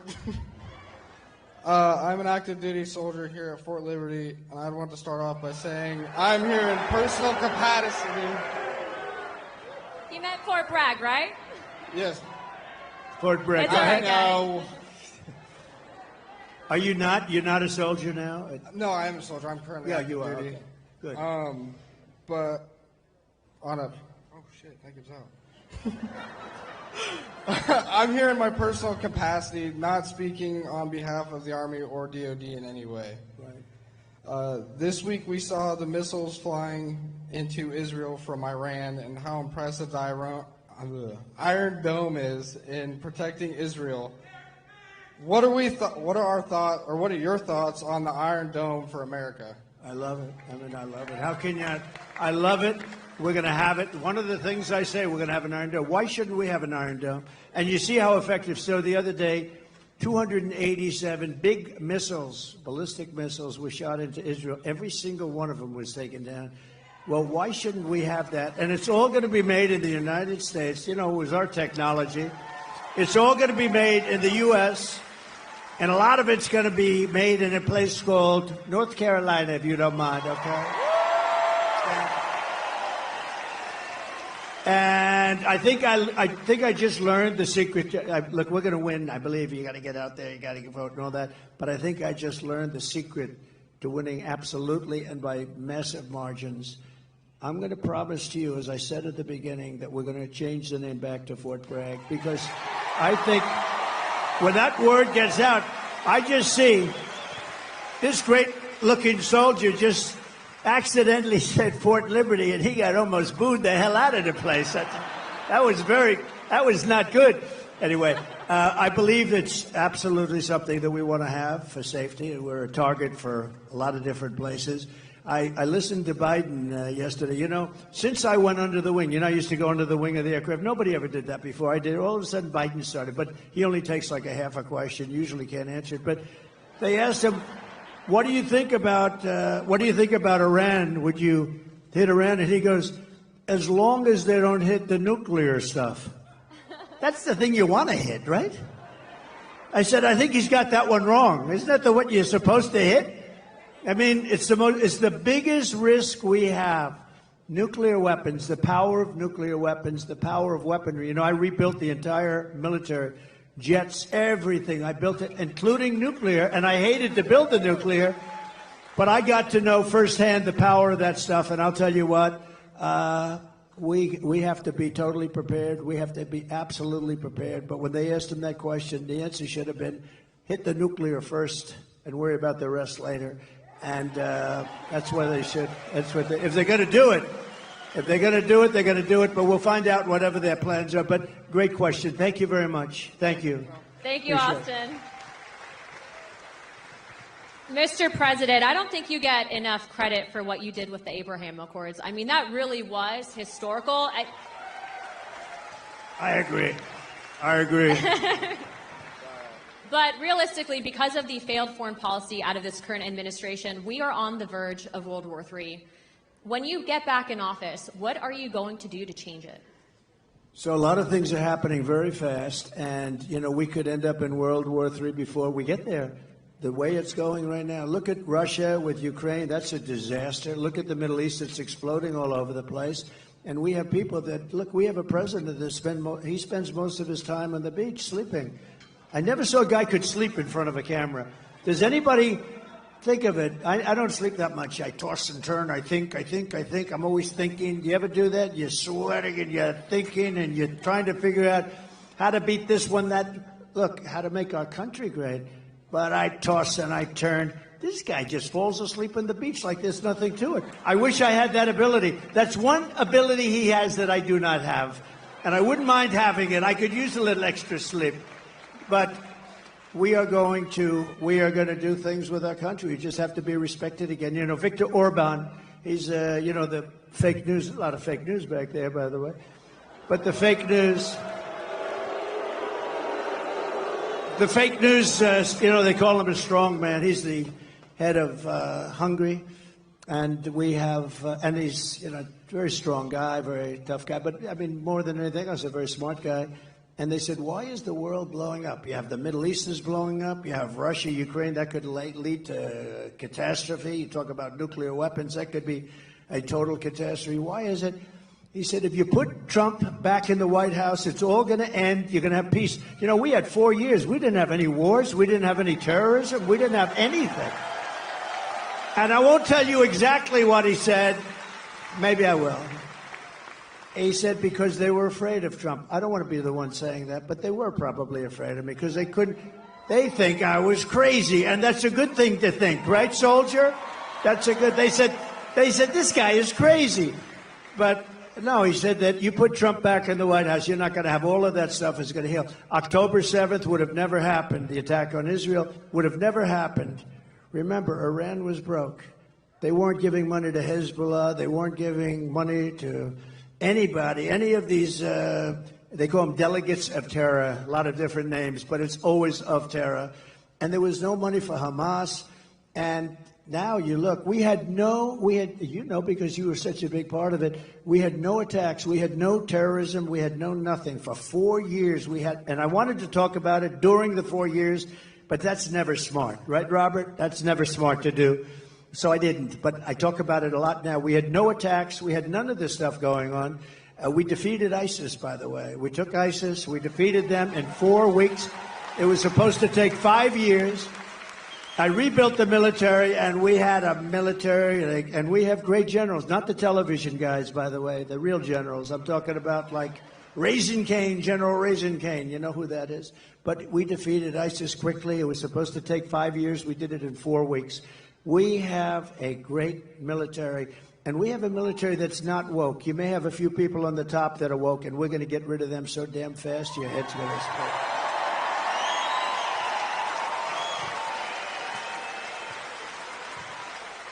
Yeah, he's not kidding. I mean, we've traveled around the world just on CODELs, and every single world leader that we met with said that they needed you back because you'd be tough on China. They know that other people won't be tough on China, but you'll be tough on China. Well, even China likes us back. You know, China wants to see a little stability, too. But I charged China hundreds of billions of dollars in taxes and tariffs, and they paid it.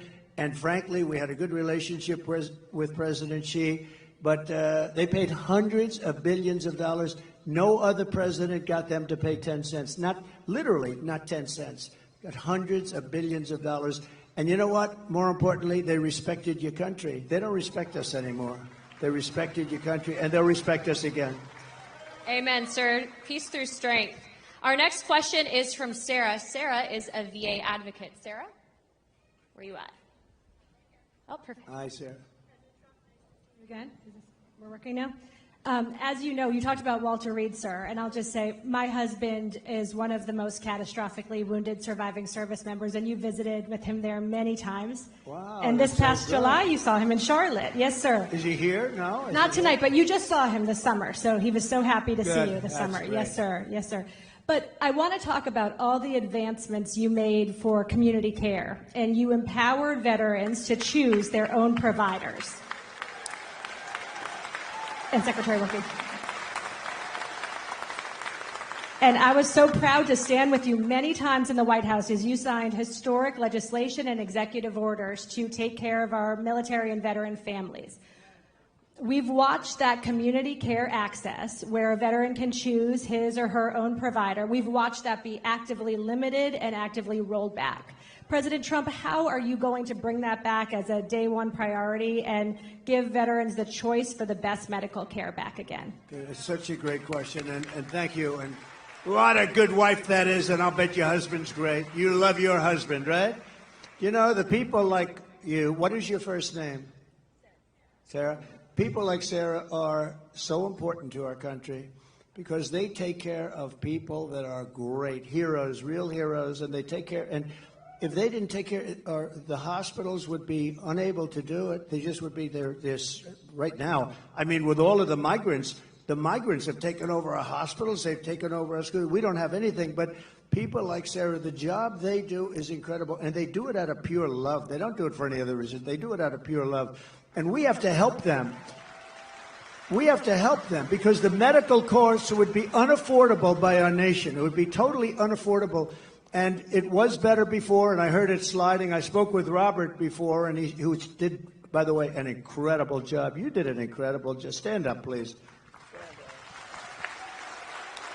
And Sarah, thank you, Robert. You know, we had a 92% approval rating at the VA, 92%. Now it's down into the 40s. We had a thing called choice, where if you had to wait too long for a doctor, you know the story. If you had to wait too long, guys were waiting 4, 5, 6 months. They go in with a minor problem. They end up being terminally ill because they didn't take care of it. It could have been taken care of with a shot, with a pill, with a minor operation. They end up dying. And we changed it, and we had choice. We also had accountability, remember? Accountability. So on choice, they tried to get it for 52 years, accountability for 58 years. Accountability, you couldn't fire anybody in the VA. And I said, that's no good, because you had sadists in the VA, you had bad people in the, we had some bad people. And we fired about 9,000 people, and we replaced them with 9,000 good, loving people that love our heroes, right? That love our patriotic heroes. And that was a big thing. And I just said to Robert, how's it going nowadays? How is it going? And he said, they're getting rid of choice rapidly. Choice is when you can't see a doctor rapidly. You go outside, you find the doctor, you get yourself fixed up, and Sarah, we pay the bill. And it was a great thing. And he said it's rapidly not being used, not being allowed to be used. And, you know, I think it actually didn't cost. I think it was probably, in the end, we probably saved on it. But money isn't the big thing here. I think we saved money on it because people would get very, very sick. These are people that would wait 4, 5, 6 months to see a doctor. If you had to wait more than one day, you go out, you see a doctor. We had bills negotiated, fees negotiated. You know, we can't be totally crazy with this because the doctors are pretty good business people, I will tell you, right? But we had a lot of fees negotiated. But you go out, see a doctor, get yourself fixed up, and you have no problems. It was one of the best things we ever did. And now this group of lunatics that don't give a damn about the military, they're making you go through that waiting of 4, 5, 6 months again. And our people can't. We have great doctors, but they can't handle the loads. And we're going to go back. We get back in. We're going back to that, right? We're going back to it immediately. You're going to be in great shape, Sarah. You and your husband are going to be in great shape. And thank you very much. Incredible. Thank you, Sarah. Mr. President, we actually have someone that, and before we ask his question, I wanted to read this to the crowd. He had actually written a letter to you after you'd been shot in Pennsylvania. Dear President Trump, watching you during the Butler rally and you getting back up, both my wife and I gave a sigh of relief as well as a few tears.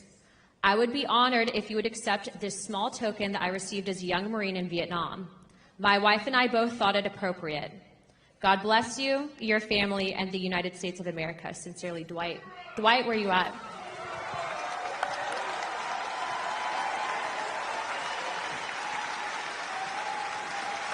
Thank you.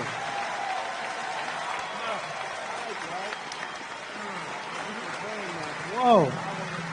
Looks like a check. It's a check. It's cash. For those of you who may not know, Dwight had given President Trump his Purple Heart. That's right. That's right. I couldn't think anybody more deserving of a Purple Heart. Thank you very much. You took it, you laid down there, you got back up, and the first words out of your mouth was fight, fight, fight. You didn't even have anything to shoot back at. You got guts. He doesn't do this, but he's better than anybody as far as I'm. No, I'm hardly better than you on this thing. You're great at this. And I wanted to thank you. I know that most of you all watched the president on that day and were very fearful that something terrible happened when he went down on the ground. But it was such a relief. Our hearts were so filled with joy because we saw what happened. And it was a minor wound, but it was close to being a terrible. You know, We were really. I said, how does it, why was there so much blood to the doctor? There's bleeding like crazy. This is a little fact. Some of you might have heard this, but you get hit in the ear, and it bleeds more than any other part of the body. So I didn't mind being hit that way. I don't want to be hit that way. This way. This way. If I didn't make the turn, I would have been hit the other way. That's no good. That would not have been too good. But it is true, and I got very lucky, and maybe it wasn't so much luck. Maybe there's something else, right? Maybe there's something else up there, but that's great. Thank you. You also took the time out to write me a beautiful letter and gave me a challenge coin. I never expected that from the President of the United States. Well, Thank you this very much. was a great honor, and I remember it very well when you gave it. Yes, I will. Really nice. Thank you. I served as a Marine in Vietnam, proudly served as a Marine in Vietnam. And thank you very much. There were quite a few that did. And when I came back from the service and stuff like that, we didn't get quite the greatest greeting, but a lot of the veterans nowadays are homeless. There's 7% were homeless before Biden and Harris took over. Now there's 14%. I would like to know what you're going to do to prevent this from getting any larger, and also kicking these illegal aliens out of the freaking hotels and providing them money before we do it to our homeless vets. So interesting. So one of the things that most angers me about this is the 21 million people plus. You know, they say it's 10, it's 12, whether it is or not, it's much more than that. It's 21 million, and it's probably with the gotaways and everything a lot more than that. But one of the things that most angers me is that you have veterans on the streets in front of a hotel, and you have illegal immigrants. Some of them are serious killers and drug dealers and all the people that we talked about before, and terrorists. And those people are being walked into a hotel, and they're staying in a hotel, and they walk by veterans who are sleeping on the street. And it could be cold, it could be hot, and it bothers me. If we stop, if we close our walls, we're going to be able to handle it. They are spending so much money on taking care of the illegal migrants, now we call them. We used to call them illegal aliens. I call them whatever the hell I want to call them. So do you. But they're not supposed to be here. And we're going to close the wall. First day, we're going to do a couple of things. First day, we're going to drill, baby, drill, and we're going to close the wall. We're going to close it up. And we're going to have to take people out. We cannot have killers. Do we agree? Does anybody want to leave the murderers, the drug dealers in our country? Do you know one of the little facts that's very sad but makes sense, that all these things I predicted 3-4 years ago, I was saying this is going to happen, now it's happening. The migrant crime, it's a massive crime. But all of this that's happened, everybody, it's common sense that it was going to happen. And we're going to have to get them out because we have no choice. It's not sustainable by any country. We have done things that are so stupid. Like, as an example, I consider it to be less important, but it's very important still because it's a way of life. Men playing in women's sports, okay? Who wants that? And who wants open borders? Because open borders is so, you say, how does a thing like that happen? All of these policies we're going to be changing. And we have now somebody running as a radical left person. You know, more left by far than Pocahontas. More, you know who that is? More left by far than crazy Bernie Sanders. She's more left, and we can't have it. So we're going to take care of your people and your friends. You got a lot of friends out there that don't have a place. And we're going to do it, and we're going to do it faster. We're going to put money to it. First of all, we're standing on the greatest power. It's called liquid gold. We have more than any other country. We don't use it. We get oil and gas now from Venezuela. Do you believe it? We're going to take our own, and we're going to make a lot of money. So we're going to make a lot of money. We're going to take care of our veterans properly. We're not going to have that happen anymore, okay? Thank you, Dwight. Thank you. Beautiful guy. Beautiful guy. I think I'm going to stand. This chair is the most uncomfortable chair I've had. First of all, it spins. And the one thing I don't want is to fall on my ass, because that will be the only story. They'll say, sir, you did great. Too bad you fell. That would be the only story. So I'm not sitting in that sucker. I think it's a booby trap. That was put there by Kamala.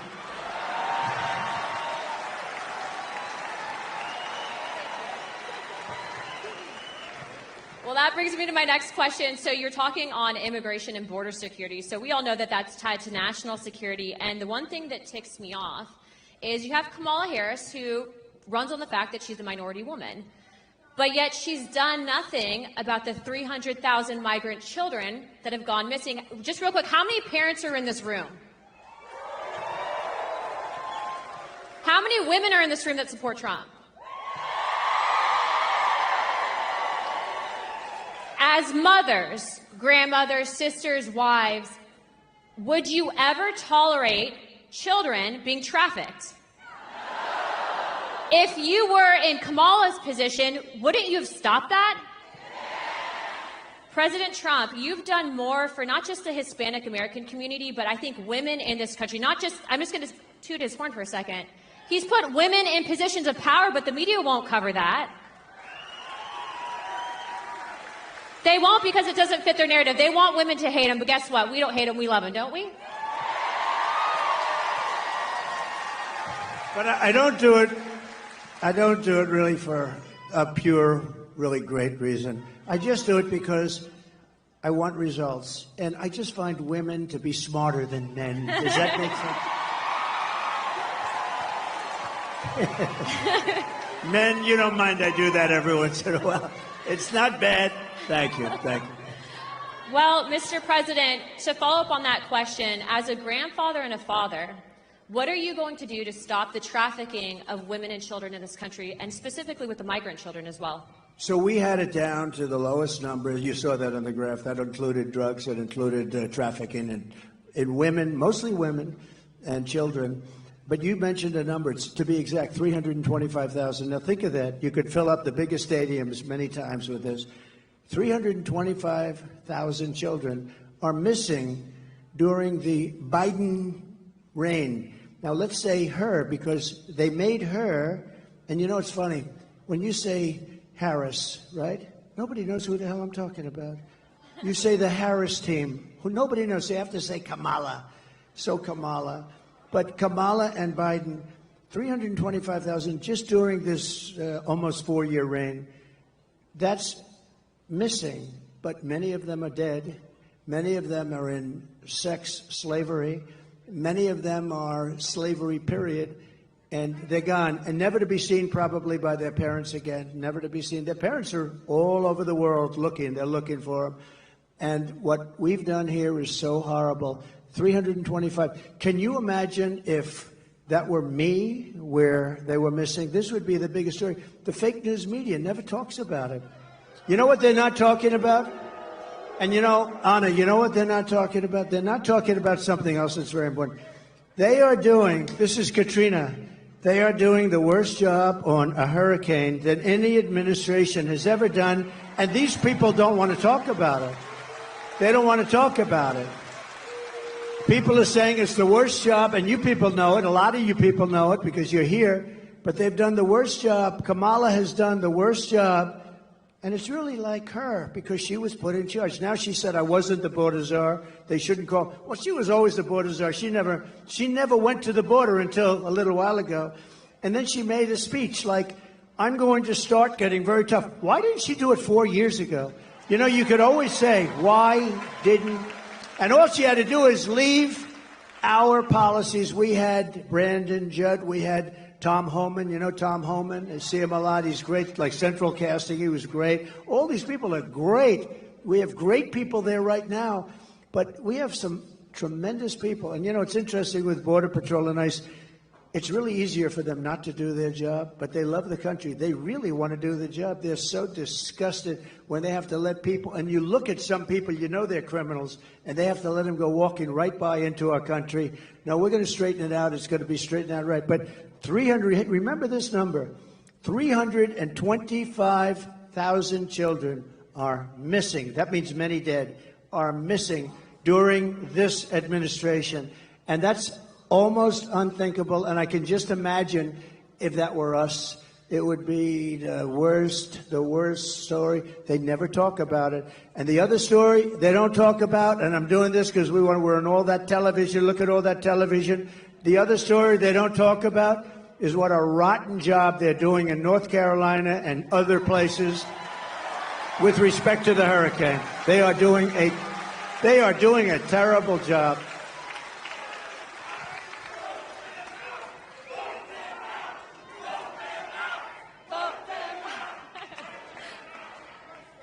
Mr. President, to follow up on that, because the media is here, I do believe that they've intentionally, and this is my opinion, not helped out those residents because it's red communities that are impacted. Let's call a spade a spade. Do your job and do better. Anna, one thing. So Elon Musk, we all love Elon, you know, Elon. We have to take care of our brilliant people. We don't have too many of them, right? There aren't too many brilliant people. But I got a call, an emergency call 2 days ago to speak to Elon, and he endorsed me very strongly. He endorses me almost every day. He wants us to win so badly. But Elon is a brilliant guy between the Tesla and this, that, the rockets. But he also does something called, You know the link, Starlinks. So here's Starlinks.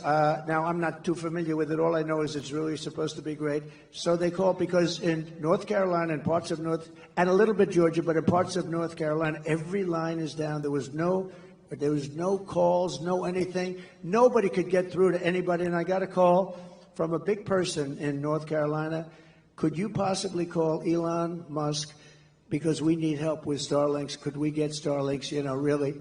And I did, and he was great. And, he did something he had it ordered. I got a call during my phone call. They called me up, the people from North Carolina, and they said, thank you very much for helping us with Mr. Musk. I was talking to him. He wasn't off the phone. I said, do you have some kind of a thing that we're talking and you're ordering people?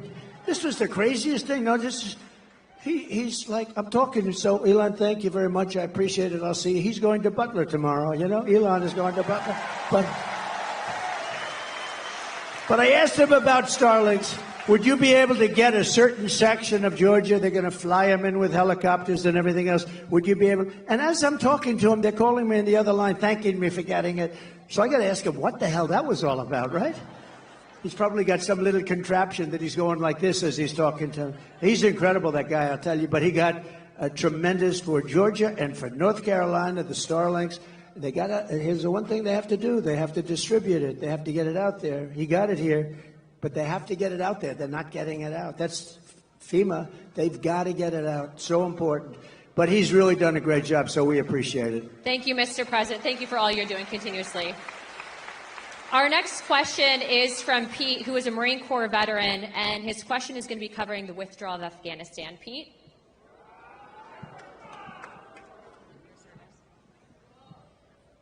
Mr. President, I am Pete from North Carolina, and also a Latino for Trump.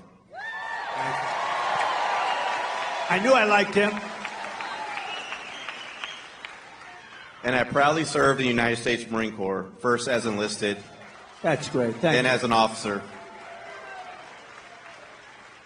Despite what the Vice President says, we sadly lost 13 under her watch.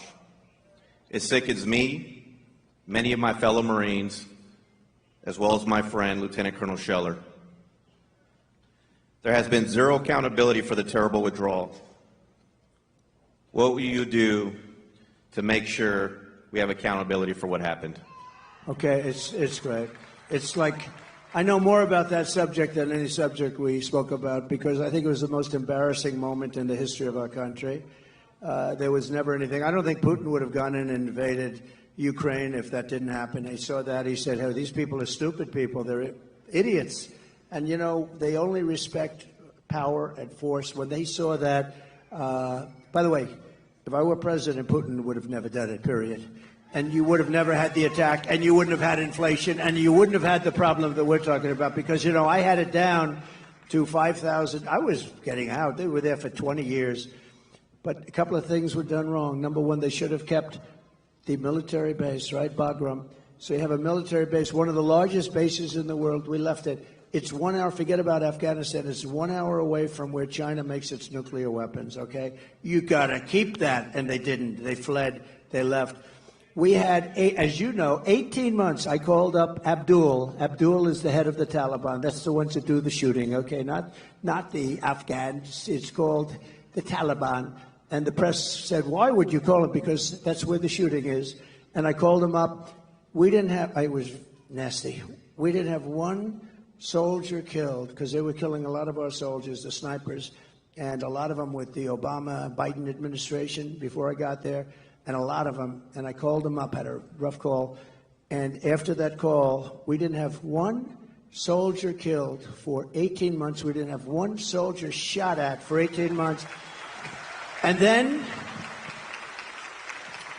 we had a terrible election. We're not going to let that happen again. We can't ever let that happen again. We're not going to have what a shame that was. But we had an election, and these guys took over, and it all started up again. And what they did with that withdrawal was so bad. Number one, we lost 13 great soldiers. And as you know, I know the parents of a lot of them. But we lost the soldiers. We left $85 billion worth of equipment behind. We left Americans behind. Everything was wrong, and we embarrassed our country. I really mean, I think it was the most embarrassing. The one thing you do is you take the soldiers out last. Okay, they took the soldiers out first. A 5-year-old child would tell you that. The other thing you do is you fire every general that was involved in that case because those guys were incompetent. And you haven't heard the last of that, I promise you. You have not heard the last of it. What a terrible thing that was. Worst, one of the most embarrassing, me as a person that loves our country, that was the most embarrassing moment in the history of our country, in my opinion. Thank you. We're gonna take care of that. I gotta get back in.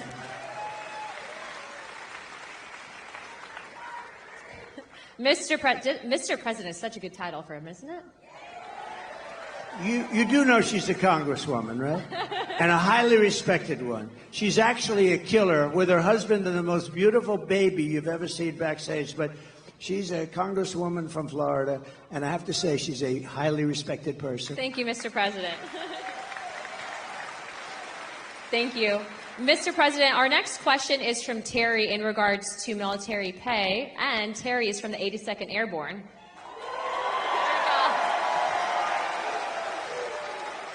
Mr. President, thank you for being here. My name is Terry. I have had the honor of serving with the mighty 82nd Airborne. I'm also a proud member of the Lumbee tribe. The largest tribe in North Carolina.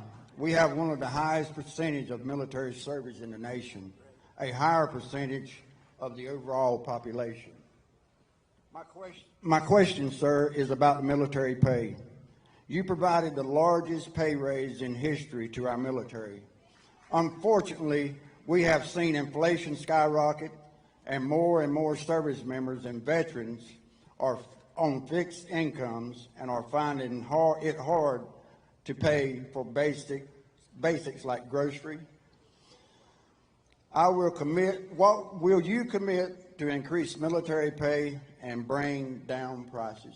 Yeah, very good, Terry. I appreciate it, too. And it's very unfair. So I gave the largest pay raise in the history of the military, and I thought that was wonderful. But then when these clowns came in, these incompetent fools came in, they allowed inflation, and because of the energy policies, I think, mostly, but also because of their spending, but they allowed massive inflation. So your pay stayed here, and you were happy, and then all of a sudden the cost of bacon doubled, and the cost of everything else doubled and tripled and quadrupled. Interest rates went to 10%, so you could no longer, we were at 2%, and they went to 10%, so you could no longer buy a house. So many things happened. The answer is yes. I'm going to take care of you. I'm going to take care of our law enforcement. And you know who else I'm going to take care of? Our teachers. Our teachers are very underpaid. We're going to take care of our teachers. Okay? We're going to take care of, and I did it.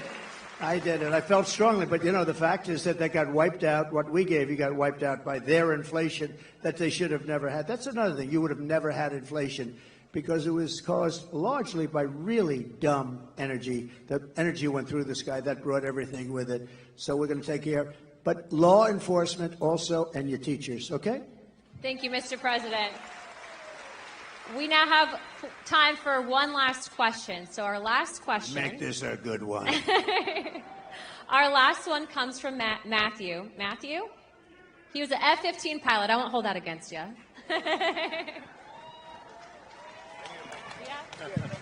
Here, I got it. Mr. President, first off, I want to speak on behalf of everyone here and say thank you for taking time tonight to speak with our troops. Thank you. Thank you very much. We got a lot of good-looking men in this audience, don't we, huh? And a lot of good-looking women also, by the way. Thank you very much. Okay, go ahead. I'm going to revisit something you've talked about already. My name is Matt Lohmeyer. I was an Air Force F-15 pilot, and I was a commander in your newly created U.S. Space Force. I am also the first veteran of the Space Force because under the Biden-Harris regime, I was fired from my command and lost my pension for criticizing DEI trainings that were rampant in the military. Those trainings are still dividing our troops, and thank you for saying you would fire those few woke generals who are a big problem. They're gone. I'm going to suggest that it might, in fact, require ongoing oversight and a persistent, consistent, watchful eye within the Pentagon to ensure this monster never returns to the Defense Department. Will you consider establishing a special task force, office, or position to ensure that these monsters never return to the Defense Department? You know what I'll do? And I'm pretty good at this stuff. Sometimes you get it wrong. I'm going to put you on that task force. I think it's good. Not going to do better than him. I'll put you on. Make sure you give the name. Thank you. Beautiful. Right? I have your approval. Yes, sir. I have your approval. We're not going to get better than him. You're right about it. You're right. 100%. Thank you. I'm cut. Mr. President, that wraps it up for the evening. Do you have any closing statements to everyone? Well, I just want to say that it was very important that I got to North Carolina. Laura, my daughter-in-law, gave me the most beautiful grandchildren. But Laura's here. I don't know if she's right here or where is Laura. Would you come out here? She is absolutely the... Come on up here. Come on.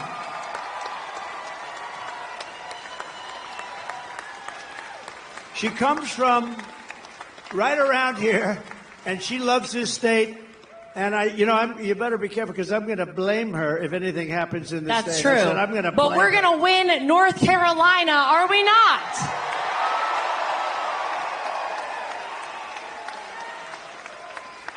I am from right down the street a little ways in Wilmington, North Carolina, where I was born and raised. And I know I don't even have to ask this audience this question, but are we ready to send Donald J. Trump back to 1600 Pennsylvania Avenue? All right. Here's what I need from everybody. You might know that I am right now the co-chair of the RNC, thanks to my father-in-law calling me one evening. But here's how we are going to make it too big to rig. Here's how we're going to swamp the vote. Is everyone in here registered to vote? If you are not, go right now to swampthevoteusa.com and get registered. Go vote early and take every person you know to go vote early. We will win this big league, as Donald Trump says, on November 5th. All right, ladies and gentlemen. Thank you, guys. I love you, North Carolina. Thank you. I have to thank you because you gave me really a great daughter-in-law. She's really special. And she's, along with Michael, who's here, Michael Whatley, they're essentially the co-chairman of the Republican Party. This is a very upwardly mobile person. She's doing good. But you know the truth? She's so good. I'm very conscious of, nepotism. But when I did with her, I recommended her. All I did was recommend, and everybody couldn't believe she was even doing it. She is really a person that's incredible. She's respected by everybody. They love her. She comes from here, and there is no place she likes better than North Carolina. So get out there and vote in honor of this wonderful person. Where's Michael? Will you get up here, Michael, please? Don't worry about the time. The networks will stay with us, right? Michael, would you say a few words? So Michael Whatley, I guess I like North Carolina because he was the head of the Republican Party. We won the state twice. And last time when all of a sudden around 3:02 in the morning, we started to fall off on a lot of things, it was ridiculous. But with this state, there was no fall off. He had 602 lawyers working for him. And I said, who the hell is the guy that did such a good job in North Carolina? Because we were leading in Pennsylvania. We were leading all the way along. And these people will do it. They have no shame. And he did the job. And I said, I want to get him. And he's chairman of essentially the Republican Party. And I just want to say you're doing a great job. But I don't want to say it too early. Let's wait till November 6th. I want to wait till the morning after, right? Then I feel confident that we'll say it. But so Michael is from North Carolina. He was the head of your party, and he did a great job, and he went to the top. And please say a few words, Michael. So to win North Carolina, we are going to get out the vote. We are going to protect the ballot. We are going to expand our majority in the House. We are going to flip the Senate, and we are going to send Donald J. Trump back to the White House as the 47th President of the United States. Thank you, Michael. Thank you, sir. Thank you, everybody.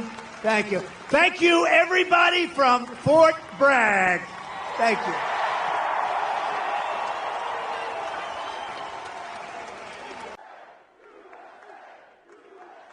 Thank you, bro. This is a nice crowd. Yes, they love you. You know why? It's because they recognize, sir, that you're the one who fights for them. You're the one who protects them.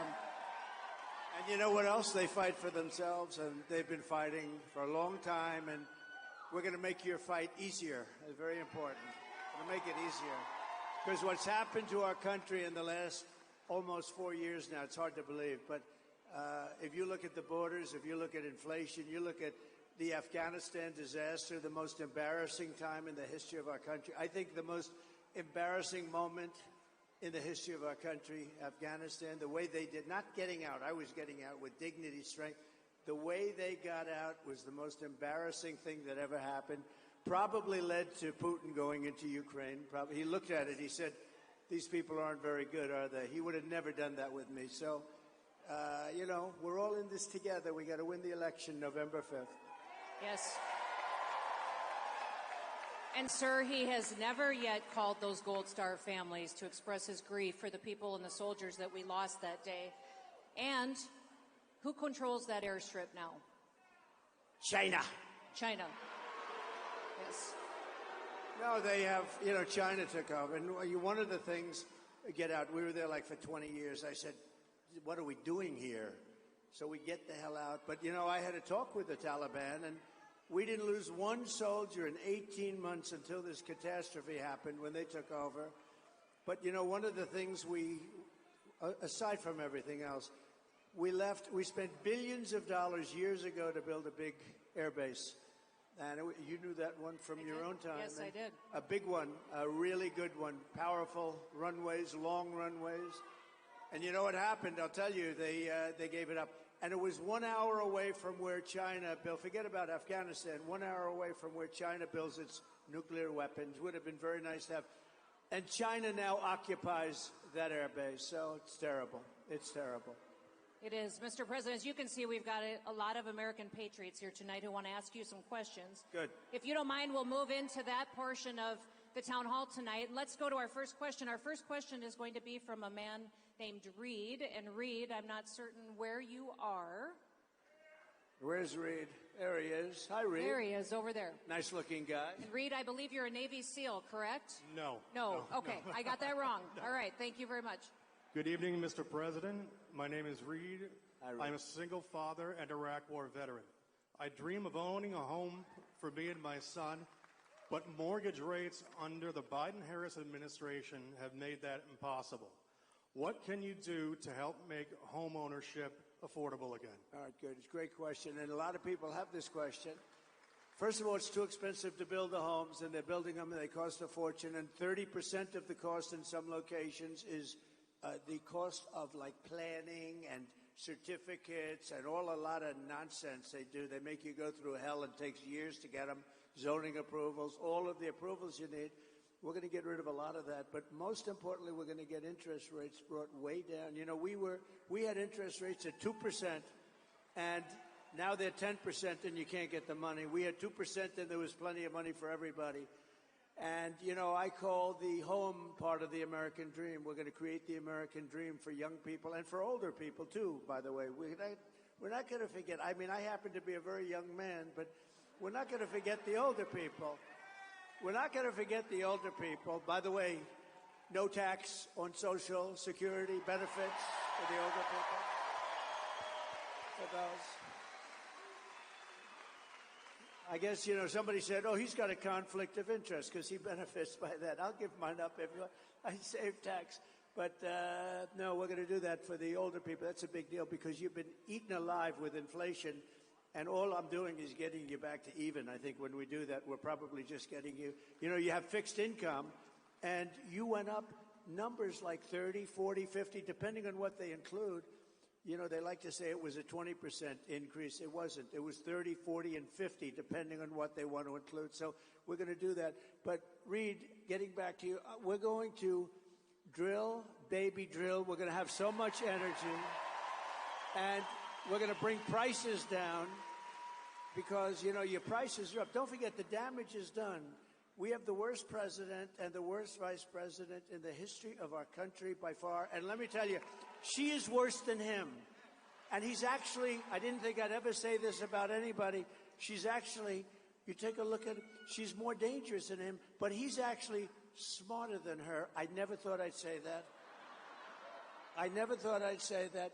But look, we're going to get it down. We're going to drill. We're going to get the energy down. When the energy comes down, prices are going to come down. All of that prices, because, you know, when they say, oh, although they had very bad inflation numbers last month, you saw that. Very, very bad inflation numbers, despite the big, you know, they did this big drop, probably too big a drop. I'm not going to get into that. But we're going to get the prices down because the damage has been done. If we had no inflation now, such damage has been done. The highest, in my opinion, the biggest inflation in the history of our country. They didn't include a lot of the bad numbers. I'll give you an example. On housing and on different things, like crime statistics are fake. They were fake statistics. They didn't include some cities that were really bad. So the crime looked like it was just bad as opposed to being horrific. Jobs, 818,000 fake jobs they added. And they padded the job numbers a couple of months ago so that they'd look better on jobs. 818, they were fake. They were fraudulent jobs, and they thought they'd announce the real numbers after the election. But we had a whistleblower or somebody that let it out, so they cheated us on 18. Think of that, 818,000 jobs they cheated. You know, usually when you have those numbers, it's 9,000 jobs off it. This is almost 1 million jobs off. It's not even possible. So we're going to bring things, and Reed, you're going to buy that house, and you're going to pay 2.5%, 3% interest, and you're going to say, I love this guy. Because interest rates, Reed, will follow as the energy goes down. And I made another commitment. I made it over the last month. I've been making it. We have more liquid gold under our feet than Saudi Arabia, than Russia, than any other country. I'm going to bring down your energy costs 50% in the first year. 50, 50%. And I better do it because I'm all over the place saying I'm going to have problems if I don't get it done. But we have all the capacity to do it. Nobody else can make that statement. We have so much energy, we don't even use it. We get energy from Venezuela. They don't have good oil. You know, they have tar. They have tar that you have to liquefy. And you know where they do it? In Houston, Texas. Because that's where we have the plant. It's the only plant in the world that can do it. We do it in Houston. So for the environmentalists out there, this is not a pretty picture, what flows into the air, right? But we're going to use our beautiful liquid gold. And when we get everything else down, houses, everything's going to come. It's going to be beautiful. You're going to have a house. Just wait a little while. Give me a little while. Let me get in. 1 year from January 20th, we will have your energy prices cut in half all over the country. Thank you. And Mr. President, in reference to Reed and his family, he's not in a unique situation. 65% of Americans today cannot buy a home. That has dramatically changed under the Biden-Harris administration, and Kamala Harris has embraced the policies that made home ownership disappear and take away that opportunity from Reed and his family, and 65% of Americans today. Listen, the American dream is still to own your own home. And now that is not possible because of what they've embraced. And you talk about liquid gold. If any state understands liquid gold and American energy, it's Pennsylvania. Yeah. The Commonwealth. Make sure. The Commonwealth. Make sure, you know. The Commonwealth of Pennsylvania. By the way, this is a really great governor, very successful governor. She read some of the numbers. And I thought she would, because why not? Nobody else will do it, but I will. I did it fast. I do it for my friends. So you did it beautifully, too. She has done a fantastic job as governor. And I will say this. I went to school here. I just want to forewarn her, because I've seen it happen and it's career threatening. Don't ever call it a state. It's a Commonwealth. And I was saying, lesson learned. Has somebody, because a lot of innocent lambs have come up and they start talking to the people of Pennsylvania, I love you people. I know you so well. I'm here all the time. I'm here all the time. But, yeah, I went to school here. I went to the Wharton School, the great Wharton School of Finance. And they were great. It's a great place. It's a great place. But I went to college here. So never, ever even think. I watched one man crash and burn. He kept calling it the state. I kept saying, it's the Commonwealth. And by the time the evening, I think his political career ended there. So Sir, go ahead. Tonight we have some special guests in the audience. We have a Gold Star family that is with us tonight. Mary and Charles Strange are here. Where are they? Where are they? Oh, here they are. Sir, they're behind us over here to the left. Come on up here. Come on. They lost their son, Michael. Come on up. Come on up here.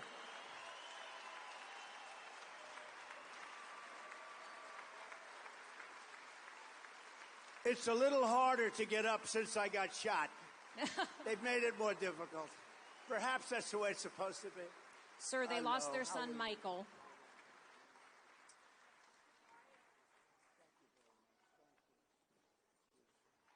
President Trump, great to see you again, buddy. 1760 the Gold Star. That's beautiful. Under Obama, all 30 guys died. Did you want to say anything? Under Obama is right. Under Obama. Please, on behalf of your son. I would ask, Mr. President, my son was killed August 6, 2011 with 29 other men. It was the biggest loss of life in the Iraq and Afghan war. It was the biggest loss of life in a single day in the history of America. 22 of them men were Navy Special Warfare. Till to this day, we still haven't gotten any answers. I was wondering, I'm begging you, we would like a congressional hearing. So here's what we're going to do. In the first week, let me have it, not the first day, because I made a lot of promises in the first day. We're going to drill, baby, drill. We're going to close up the border. We're going to do a lot in the first day. In the first week, we will set up a commission. We're going to find out, because so many people in your same position, they want to know what happened. Why did it happen to their son or daughter? And we're going to do that within the first week. So you get ready to come over to the White House, okay? Thank All right? you, Mr. President. I gotta say one more thing. I want to let America know, June 2017, President Trump and his wife had me and my wife bring 20 gold stars to the White House. Him and his wife stayed the whole time. They had food, drinks. They did a candle ceremony for us. President Trump stood up every time, saluted the Gold Star parents. That was both a celebration, a remembrance. It had all emotion, right?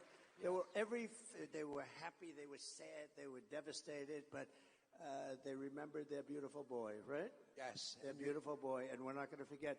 We're going to find out what happened. We're going to do that within the first week, and you have my word. Okay? Thank you, President Trump.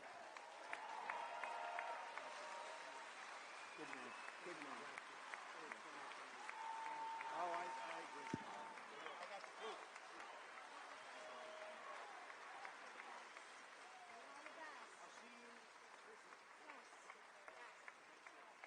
Thank you. Thank you. Mr. What a President. nice couple. Mary and Charles' daughter, Rachel, is also here tonight. She is Michael's sister, so thank you, Rachel, for coming tonight, too, and God bless you and your family. Thank you for your service and your sacrifice. Thank you, Dawn. Yes, Thank you, honey. That's tough stuff. it is. Thank you for your commitment to... And like what we were discussing in Afghanistan with the 13 family members, they feel that bad things happen, stupid things happened, and you hate for that to be, and it's your son or your daughter. They There's deserve no reason. answers. It should have never happened in Afghanistan, I can tell you that, the 13 that died. And, you know, they don't mention there were many people wounded, too, and I mean seriously wounded with the legs and the arms and the face. And we're going to give them everything they want. I've gotten to know those families. Thanks. Thank you, sir. Sir, our next question tonight is from Angelina, who I believe is right here. If you want to come forward, Angelina. Hi, Angelina. Hi. Good evening, Mr. President. Let me stand up for you. Go ahead. My name's Angelina, and I was raised in a Philadelphia Democrat household, a union household. As a mother of a blended family, my top issues are the same issues that face all Americans. Illegal immigration hurts Black Americans. Inflation hurts Black Americans. And dangerous cities hurt Black Americans.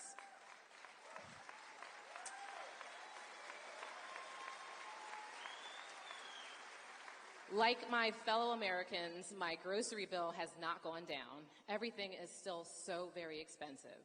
What steps will your administration take to help American families suffering from this inflation? So, it's such a great question in the sense that people don't think of grocery. It sounds like not such an important word when you talk about homes and everything else, right? But more people tell me about grocery bills, where the price of bacon, the price of lettuce, the price of tomatoes, they tell me. And we're going to do a lot of things. Our farmers aren't being treated properly. And we had a deal with China, and it was a great deal. I never mentioned it because once COVID came in, I said that was a bridge too far, because I had a great relationship with President Xi. And he's a fierce man, and he's a man that likes China, and I understand that. But we had a deal, and he was perfect on that deal. $50 billion he was going to buy. We were doing numbers like you wouldn't believe for the farmer. But the farmers are very badly hurt. The farmers in this country, we're going to get them straightened out. We're going to get your prices down. But you asked another question about safety and also about Black population jobs and Hispanic population, in particular those two. So when millions of people pour into our country, they're having a devastating effect on Black families and Hispanic families more than any others. I think it's going to spread to a lot of other places. I think it's going to spread to unions. I think unions are going to have a big problem because, employers are just not going to pay the price. They're going to, and it's a very bad thing that's happening. So they're coming in. Many are coming in from jails and prisons and mental institutions, insane asylums. That's like, a step above, right? A insane asylum. And whenever I go, Hannibal Lecter, you know what I'm talking about. They always go the fake news. That's a lot of fake news back there, too. But,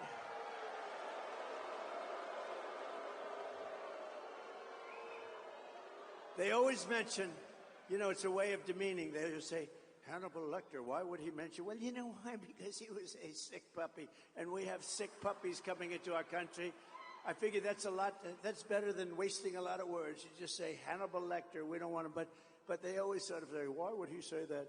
I do it for a lot of reasons, but I do it because we are allowing some very bad people into our country, and they're coming as terrorists.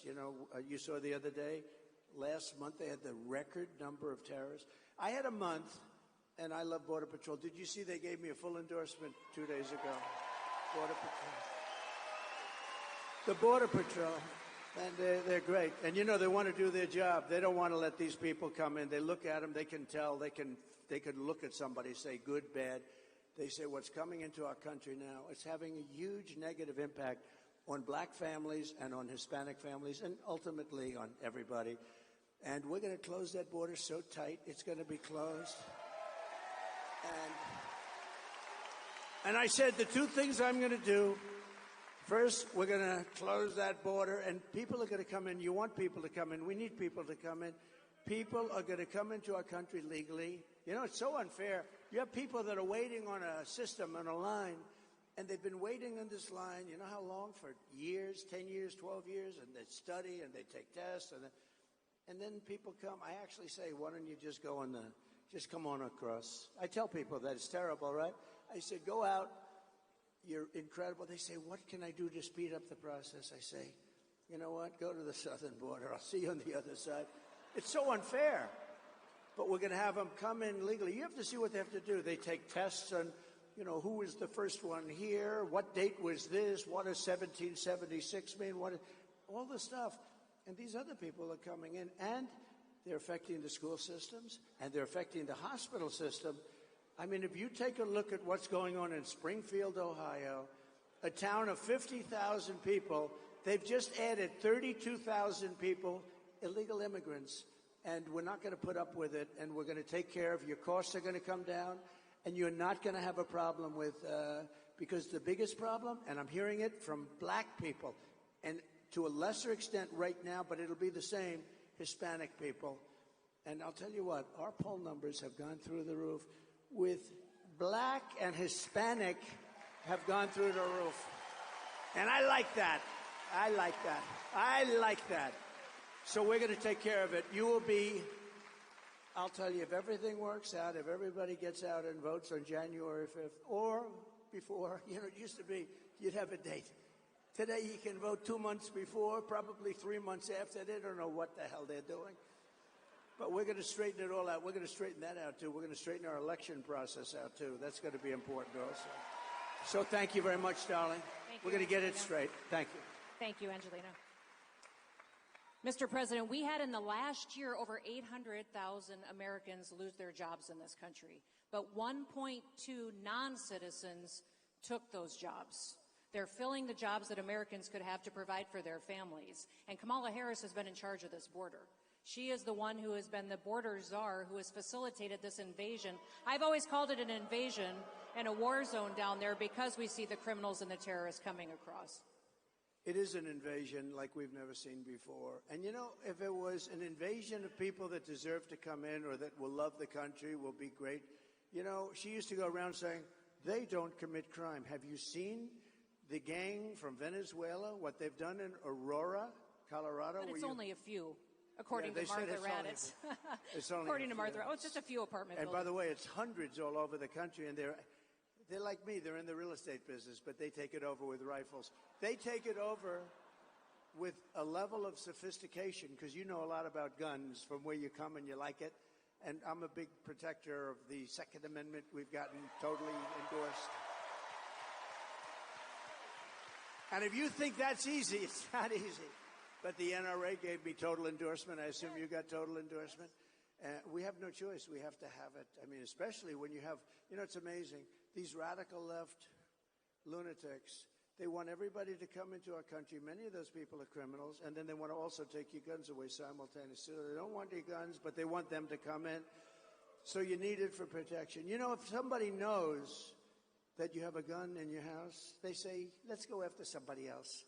People put signs that are this gun, or we have, some of them actually spell the kind of a gun they have.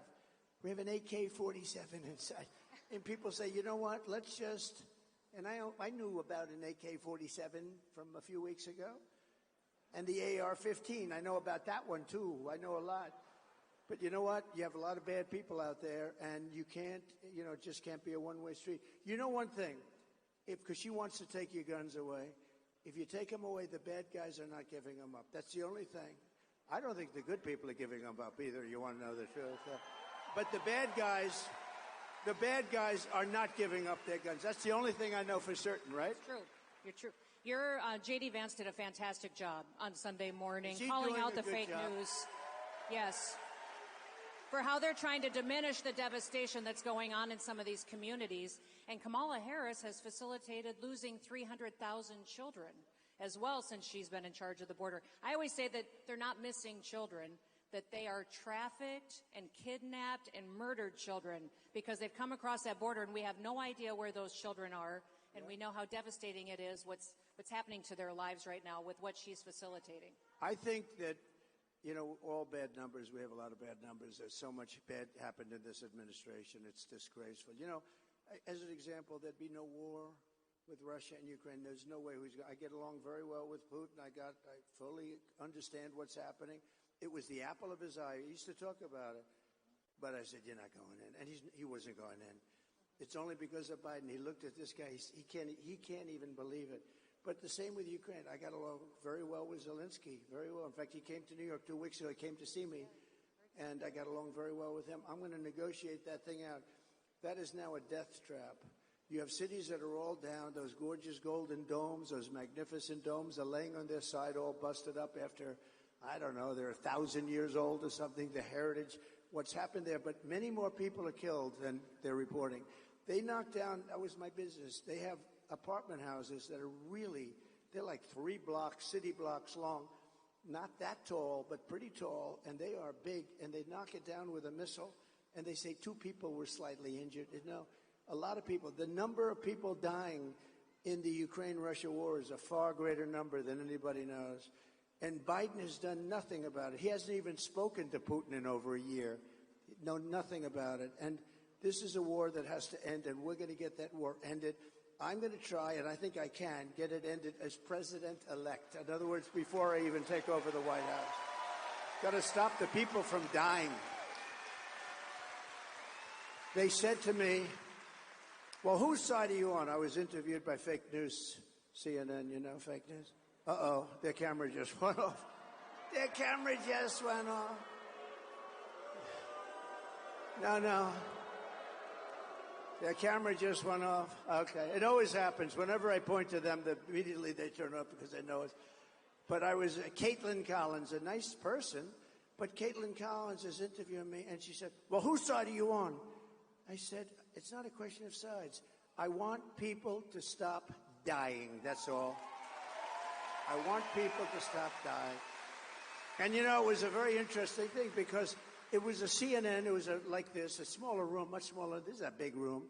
This is a very big room, but it was a much smaller room. But they had all people in there from CNN.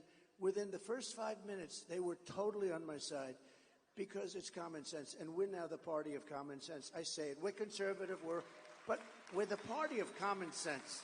We need walls. We want good education. We want low interest rates. We want to be able to buy a house. We want jobs. And you know what we want? A strong military. I rebuilt our entire military. And we want a strong military. And ideally a strong military that we don't have to use. Is that even better? We'll have a strong military. If we don't have to use it, that's even better. I love it. I love it. So, Mr. President, let's get back to our questions. We have Yanni, who's waiting to ask you a question, has been waiting a long time. Yanni, welcome. It'll just give them 1 second. Here they come, right behind you. Thank you. All right. Thank you for being here today, Mr. President. Thank you. To answer questions from all the voters of Pennsylvania and just to work hard and show support. I appreciate that. Thank you. I'm a small business owner in Lansdale. I have a small breakfast, lunch restaurant, Coffee Corner. And thank you. And to be honest, Mr. President, I really, am praying for you to get in there and change the policies. Ever since the gas prices started spiking, I noticed literally everything started spiking, from deliveries to services, goods, even maintenance, overall maintenance. Everything just spiked up, and it's really hurting small businesses, small business owners, and those who work within them. So my question is, what's your plan to help bring common sense back and help small businesses that got destroyed by Democrats after COVID and the Biden administration? So, great. Because small businesses are actually bigger than big businesses when you add them all up, and it's very important. And sounds like yours. I would love your food. I can tell by looking at that guy. I think I'd like to go over there. If I'm over there, I'm going to stop it. The fact is that, they want to get away from gas. And I have friends, they're into the cooking world. I'm not. I just like to eat. But they're into the cooking. And I don't know how you feel. It sounds like they feel that gas is much better than the electric for cooking, right? And they have this thing about, they want to put gas out of business, right? No gas. The amazing thing? We don't have electric in this country, but we have all the gas you can use. We have oil and gas. That's what we have. And even the cars, if you look, they want to go with all electric cars. California is having blackouts every week, brownouts, blackouts, and then they come up with rules and regulation to go to all electric, but they can't even supply what they have. It's so nuts. We're going to get, number one, your utility costs. You heard me say it before. Your costs will be down, and we're getting rid of all the and if you want electric, great. And if you want gas, great. The only thing you can't have is a hydrogen car, right? You heard me say that, right? Because you know what happens? They have a new car, they say it's great, but it's got one problem. You know what the problem is? Every once in a while, one will blow up. And if it does blow up and you happen to be inside of it, you're in bad luck because you're not recognizable. Do you know that? It's the new thing, hydrogen. I said, no, thank you. I don't want it. I don't want. They called the wife. That's not my husband. Oh, yes, it is. It's no good. So if we get your energy costs will be down by 50%. Your interest is going to come down, and people are going to start to make, not only you, people will have more money to go to your restaurant. You're going to have a great business. And, you know, during COVID, I was the one that worked out the loans. I don't know if you got one, but everybody, so many people got millions of small businesses. And Linda McMahon was the head of Small Business Administration, which was a big business. But she was the head, and she was phenomenal. Linda McMahon was phenomenal. So many people tell me about her that she was one of the best secretaries. But Linda McMahon was in charge, and they loaned billions of dollars out to people with small businesses, and it was the greatest investment we made. It stopped us from going into a 1929 depression, which is exactly what we would have had. And she did a fantastic. She did a fantastic job. We're going to get your costs way down. Yes. Thank you. Thank you. And, Mr. President, my state, I always tell people it's hot in the summer, it's cold in the winter, and it's a long ways to drive anywhere, which I think a lot of Americans are experiencing, that no matter what, you're energy dependent. And since Joe Biden has been in the White House and Kamala Harris has supported every single one of his policies, did you hear her on The View? Did you hear her say she wouldn't change a thing from what Joe Biden has done? It's cost the average American family $4,500 just in energy costs. Just in energy costs. Okay. Hold it, we have please. A doctor, please. Doctor, thank you very much.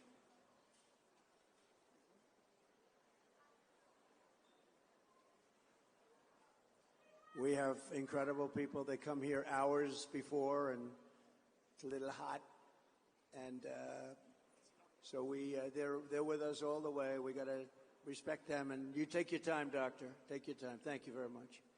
We always have great doctors in the audience. We've never had too much of a problem.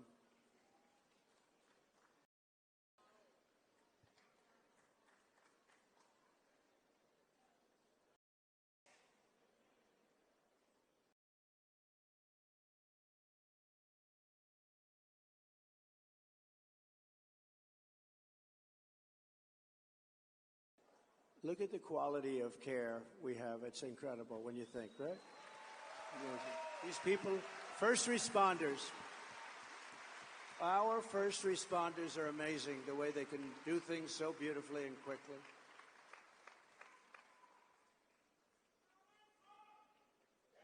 Thank you. We'll get it taken care of fast. A lot of it's pretty easy to take care of. Hardest thing is going to be the border, though, in terms of the people that have been let in.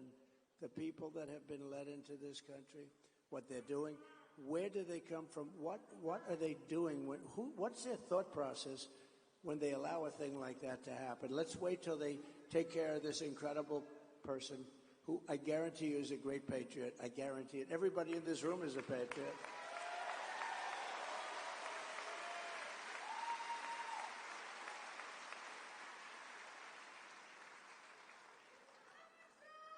Thank you, darling. Thank you.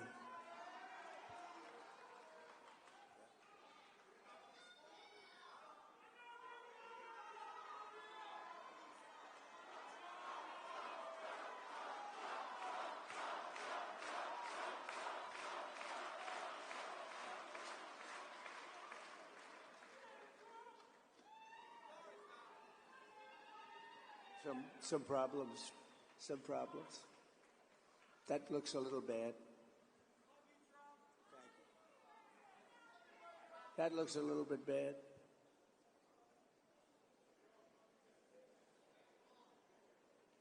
You may have a seat to make sure everybody can see. Thank you so much. Am I the only one that hears that song? And I see you crying in the front row, right? There's something about that song and something about where we are today as a country. I'm sorry, I didn't mean to call you out. She's beautiful. She's in tears. Thank you, darling.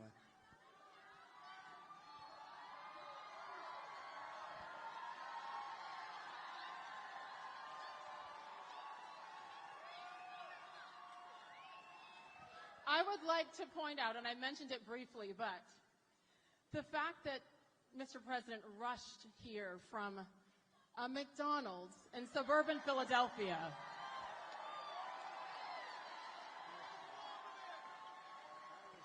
Okay. You were there for a full hour flipping burgers, We the were fryer? there for a while, mostly fries. We didn't get into that. We'll have to come back for the burgers, I think, but mostly fries. And we had a tremendous crowd circling the McDonald's, and the people were great, really. The whole state, you know what I say, the whole Commonwealth is as good as it gets, right? Don't you think? The whole Commonwealth. And I just want to thank everybody. I think we're going to do really well. We're way up in the polls. We want to keep it that way.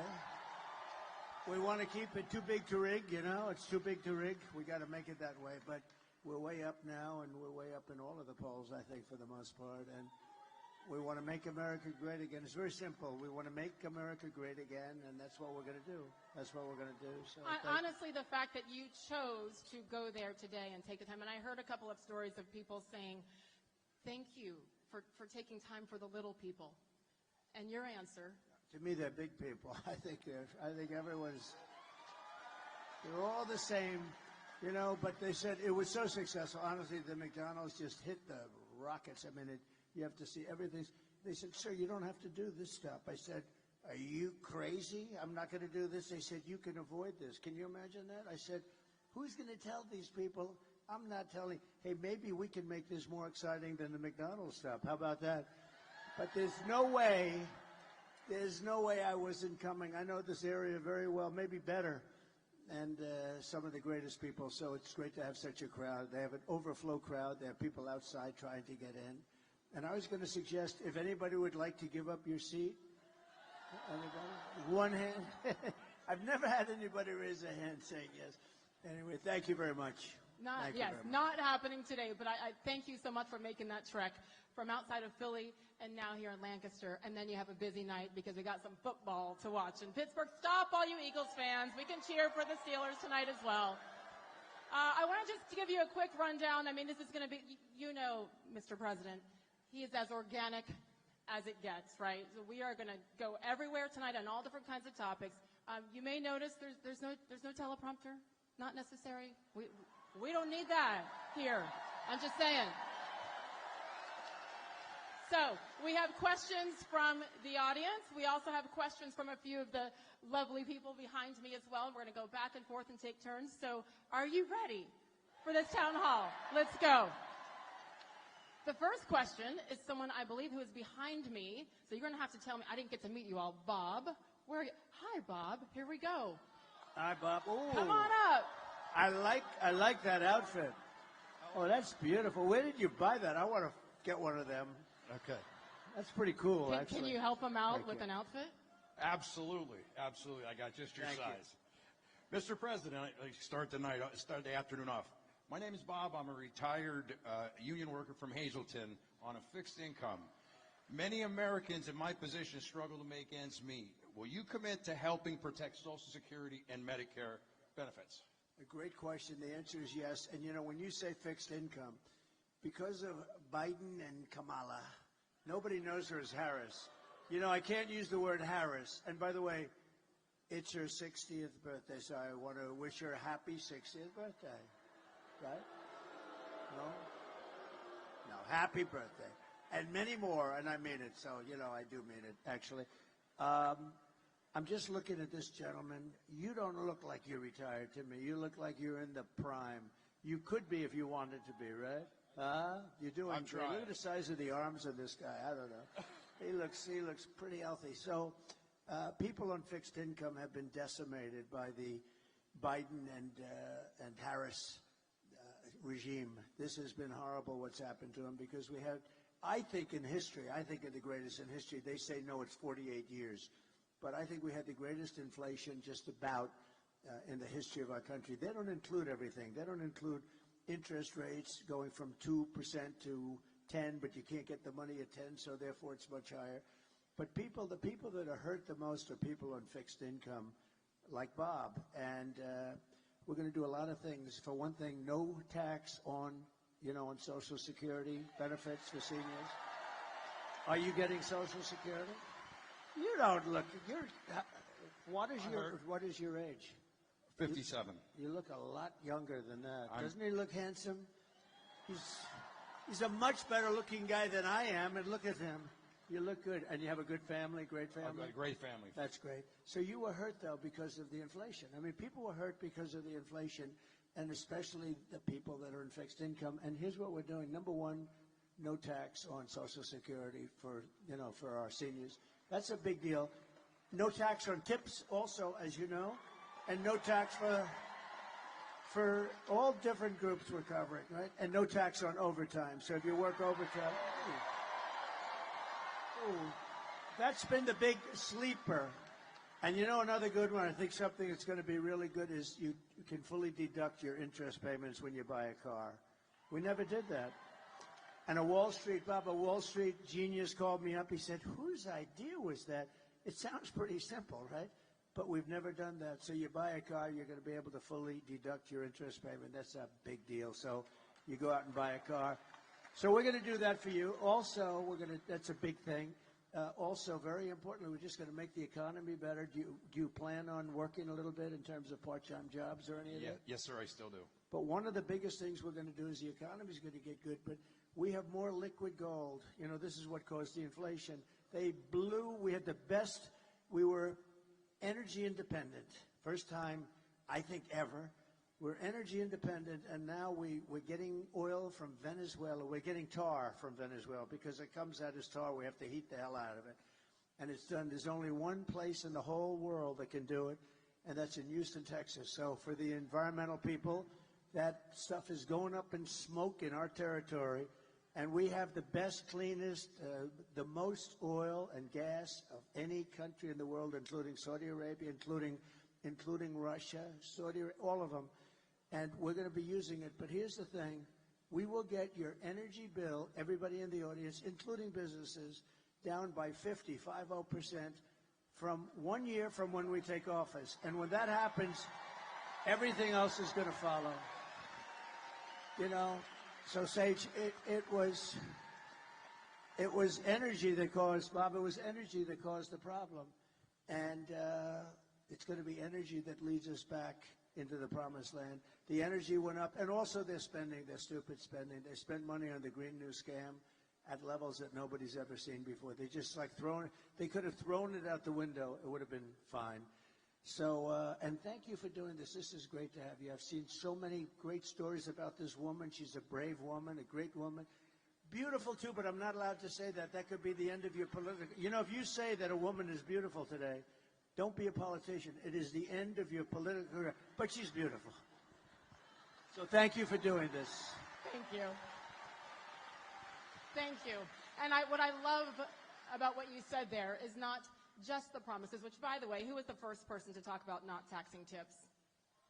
I'm just saying. Yes, you were the first. In fact, they've never said it again. She made it like a couple of months later. She said, and by the way, there won't be. Well, in the meantime, they're passing legislation that makes it very hard for people to skip or will, ruin their lives a little bit. A waitress, I was in my building in Las Vegas, and a waitress came over to me and said, hi. I said, how you doing?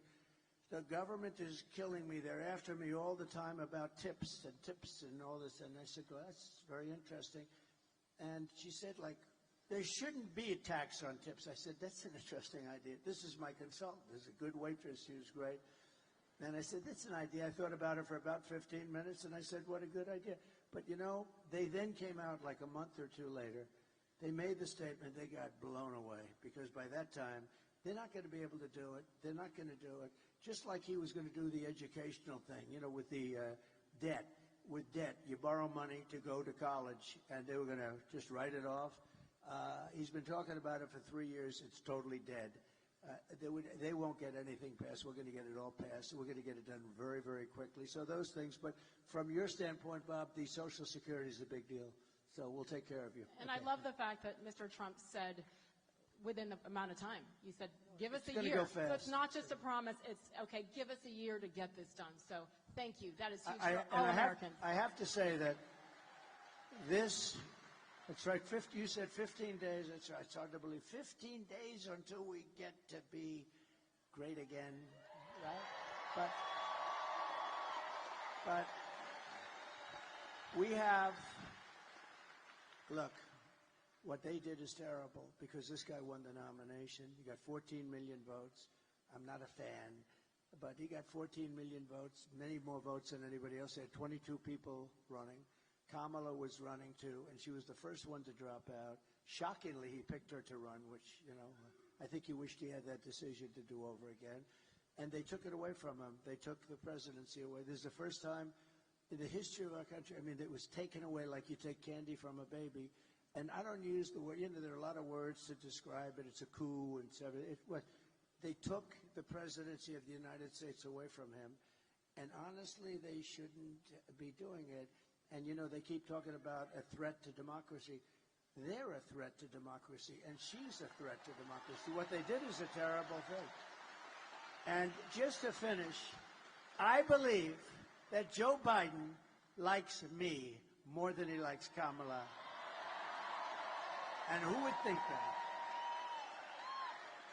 that? And, look, the bottom line, so we had a debate, Joe Biden, we had a debate, and he didn't do great in the debate, but that's understandable. He didn't do well, and his poll numbers went down, but that's okay because you come back from that stuff. And what happened is incredible. Nancy Pelosi, crazy Nancy, went in, and Schumer and all these guys went in. They said, we're taking it away. Nobody's ever seen that before. Nobody's ever done it before. And it should never happen again. It was a terrible thing. I will say that. I think at the end of the day, all anyone wants, even if your man or woman doesn't win the race, win the competition, it's just for it to be done fairly. That's all that people want. So I agree. Here we go. 15 days. 15 days and counting. We were talking momentarily here about taxes and no taxes on tips, et cetera, and I believe our first question from the audience is on that topic as well. Where's the microphone? Right here. Hello. Here we go. Hello, Mr. President. Hello. My name is Suki. We've actually met before. Uh-oh. I have the tattoo. Here we go. I have the tattoo, the portrait tattoo on my leg. We met September 14th in Jim Worthington. Oh, good. He's a good man. That's right. And I have your portrait on my leg every single day. I get to show everyone. Ooh. I love and All honor right, there's you. our story for the day. Go ahead with your question. Okay, Mr. Go ahead. President, again, my name is Suki. I have worked as a server bartender. I am a mom of 4 boys. My oldest is headed to medical school. My oldest son is a professional boxer, and 2 of my boys are MMA fighters. Wow. Ooh. That means she's got those good fighting genes. That's what it means. Wow. Are they good? Are they pretty good? How are they doing? He's all over TV. Wow. That's great. I am a proud mom. Most of my income comes from tips. Making ends meet in the economy is hard. Can you tell us your plan to lower taxes for working Americans like myself? Well, number one, we're going to make the economy much better. I mean, that's bigger than anything we can do is make the economy better. We're not going to let foreign countries come in and steal our businesses, our jobs, and everything else, which has been happening for years. And I must tell you, and I always tell them, why didn't you do something? When we were there, I did a lot about that. We had the greatest economy in the history of our country. We had the strongest border in the history of our country. I don't know if they have the chart, because this is such a different forum from from making a speech or doing a rally, but we have a chart that's an amazing chart. In fact, it's probably my favorite chart of all time. Because I wouldn't be here without that chart. And oh, good. We wouldn't be here. We definitely wouldn't be. But if you take a look, see the arrow on the bottom?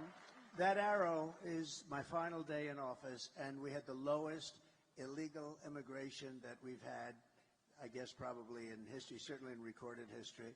And it was going lower. And we were going to let people in. We want to have people come in, but they have to come in legally. We have to know they love our country. They can.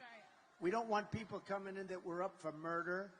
And not only up for murder, convicted. We have 13,099 convicted murderers that were released into our country from the prison systems, penitentiaries in other countries. And the last count was 180 countries when you think of it.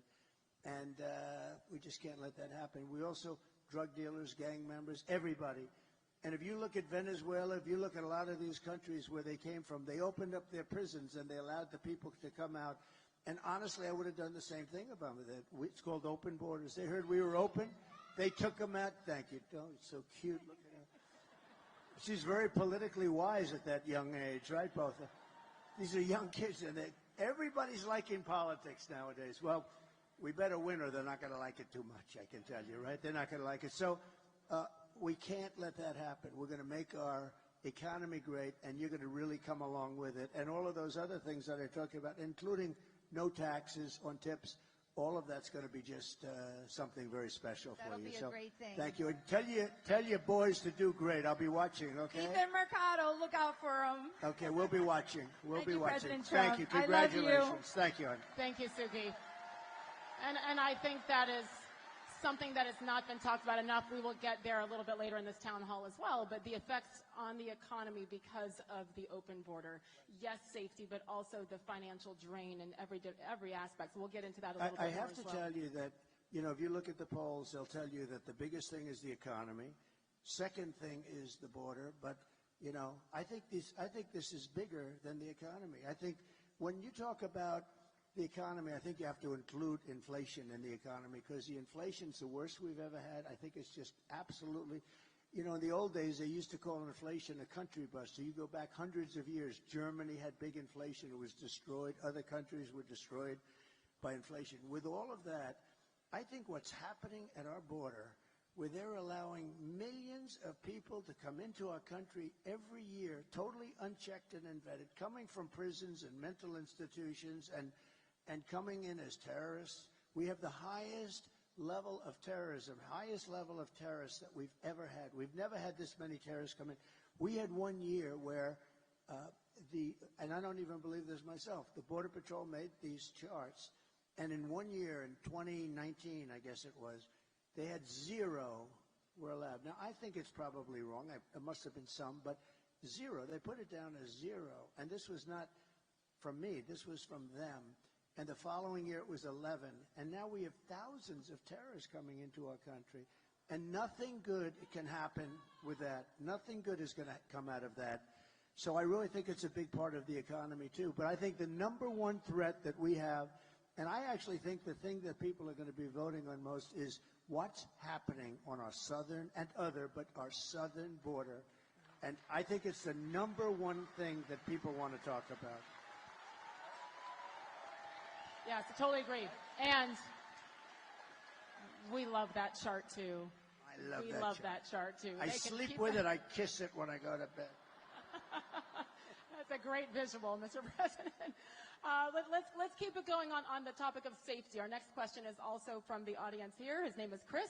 Chris, yell out. Where are you? Here we go. Same spot as Suki. Hi. Hi, Chris. Hi, Mr. President. Thank you for coming to Lancaster. As the Lancaster County Sheriff, I'm committed to upholding public safety and reducing crime in our community by working closely with local law enforcement and other partners. How does your plan for law and order in your next term support local sheriffs, like myself, to ensure we have the resources needed to protect our communities? Great question. Are you the current sheriff? I am. Yes, yes, sir. Wow, that's pretty good. You look like it. That's pretty good. Can I, real quickly, this is a statistic that I know you know, Chris. In the Commonwealth, 49 of 67 county sheriffs have endorsed Donald J. Trump. I was one of them. And the rest are coming because nobody's endorsing. We have the endorsement of almost every law enforcement agency group in the country, so it's good. They have none. I don't think they have any. So thank you very much. I'll give you an answer to that. So we have to protect our law enforcement. We have to indemnify them against the bad things. If you do your job well, oftentimes they go after you. They want your house. They want your pension. They want to fire you. We can't have that. We have great people, and we have people that have to be given back their authority and their respect because our cities are blowing up. We had the worst crime that we've ever had in the last year. Remember the other day, pretty recently, we were at the debate where I was debating with David Muir of ABC Fake News. And I said, we have crime at a level that we've never had it, and a lot of it's migrant crime now. The migrants are coming, and they're causing crime, and they're tough as hell, and they're causing tremendous. They're taking over like Aurora and in Colorado, and they're taking over buildings. They're in the real estate business all of a sudden, but they're vicious people. and they're taking over. And he said, no, the crime is down. Crime is down. I said, crime's not down. No, it's down. The following day, they released the figures, and crime is up 45%. And I haven't gotten this guy, David Muir. Everything I said, he kept. I said, who am I debating here? I had two of them from ABC, and I had her. She was the easy one, but they were terrible. They never questioned her on one thing, but he said, crime is down. No, crime is way up. And the FBI, we have to look at this, because the FBI put out charts that crime was down initially because they didn't report certain little areas of the country, like the worst areas in the country for crime. And it turned out that their stats were very wrong and very misleading. But he was wrong, because it's up like at least 45%. That's an incredible. You take a look at Venezuela, take a look at some of these countries that are taking all their gang members and their criminals off the streets and giving them to us. Their crime is down 40, 50, 60, 70%. So we're going to give you back the dignity and the respect. You know, we have great respect for you, and we're not going to let this happen. You can stop crime. You just have to be given the go-ahead. You go to Chicago, you go to a lot of cities, and they rob a department store, and guys are walking out with refrigerators. They have it on their back with two friends, and air conditioning and everything. And they literally are stripping, and the police are standing outside, and they're shaking out of anger because they really want to do something, but they're told to stand down, and they're watching these criminals walk out. We're not going to have that happen. We're not going to let that happen. So thank you very much, Sheriff. I appreciate it. You know, I think, unfortunately, since you left office, and certainly 2020 and COVID and George Floyd, I mean, it has been tough, and that's why I think we're all so grateful for the men and women in blue, because you do put your lives on the line every single day. So thank you, Chris, honestly, and for being a leader there. But I'm sure that is something that these sheriffs have to worry about, to encourage men and women to come back to the police force, that they will be supported on a federal level. It's become more and more dangerous. I mean, I visited a great family in Long Island where a policeman who was killed said, please open the door. They opened the door and they start firing. The windows were darkened. They opened the door and they start firing. There's not a thing you could do, even if you were allowed, and they're not allowed, to open the door with a gun in your hand. You're still not going to make it, because you can't beat that kind of speed. I mean, he's got a gun. And they started firing. He died. I went to the funeral. He died, and I paid my respects to the most beautiful family, and they can't even believe it. But the wife was telling me that she was so afraid it was going to happen. And things are happening today. It's a very dangerous profession. Of course, being president is a very dangerous profession also. You know, we were going over that the other day. 1/10 of 1% of race car drivers, that's pretty dangerous, right?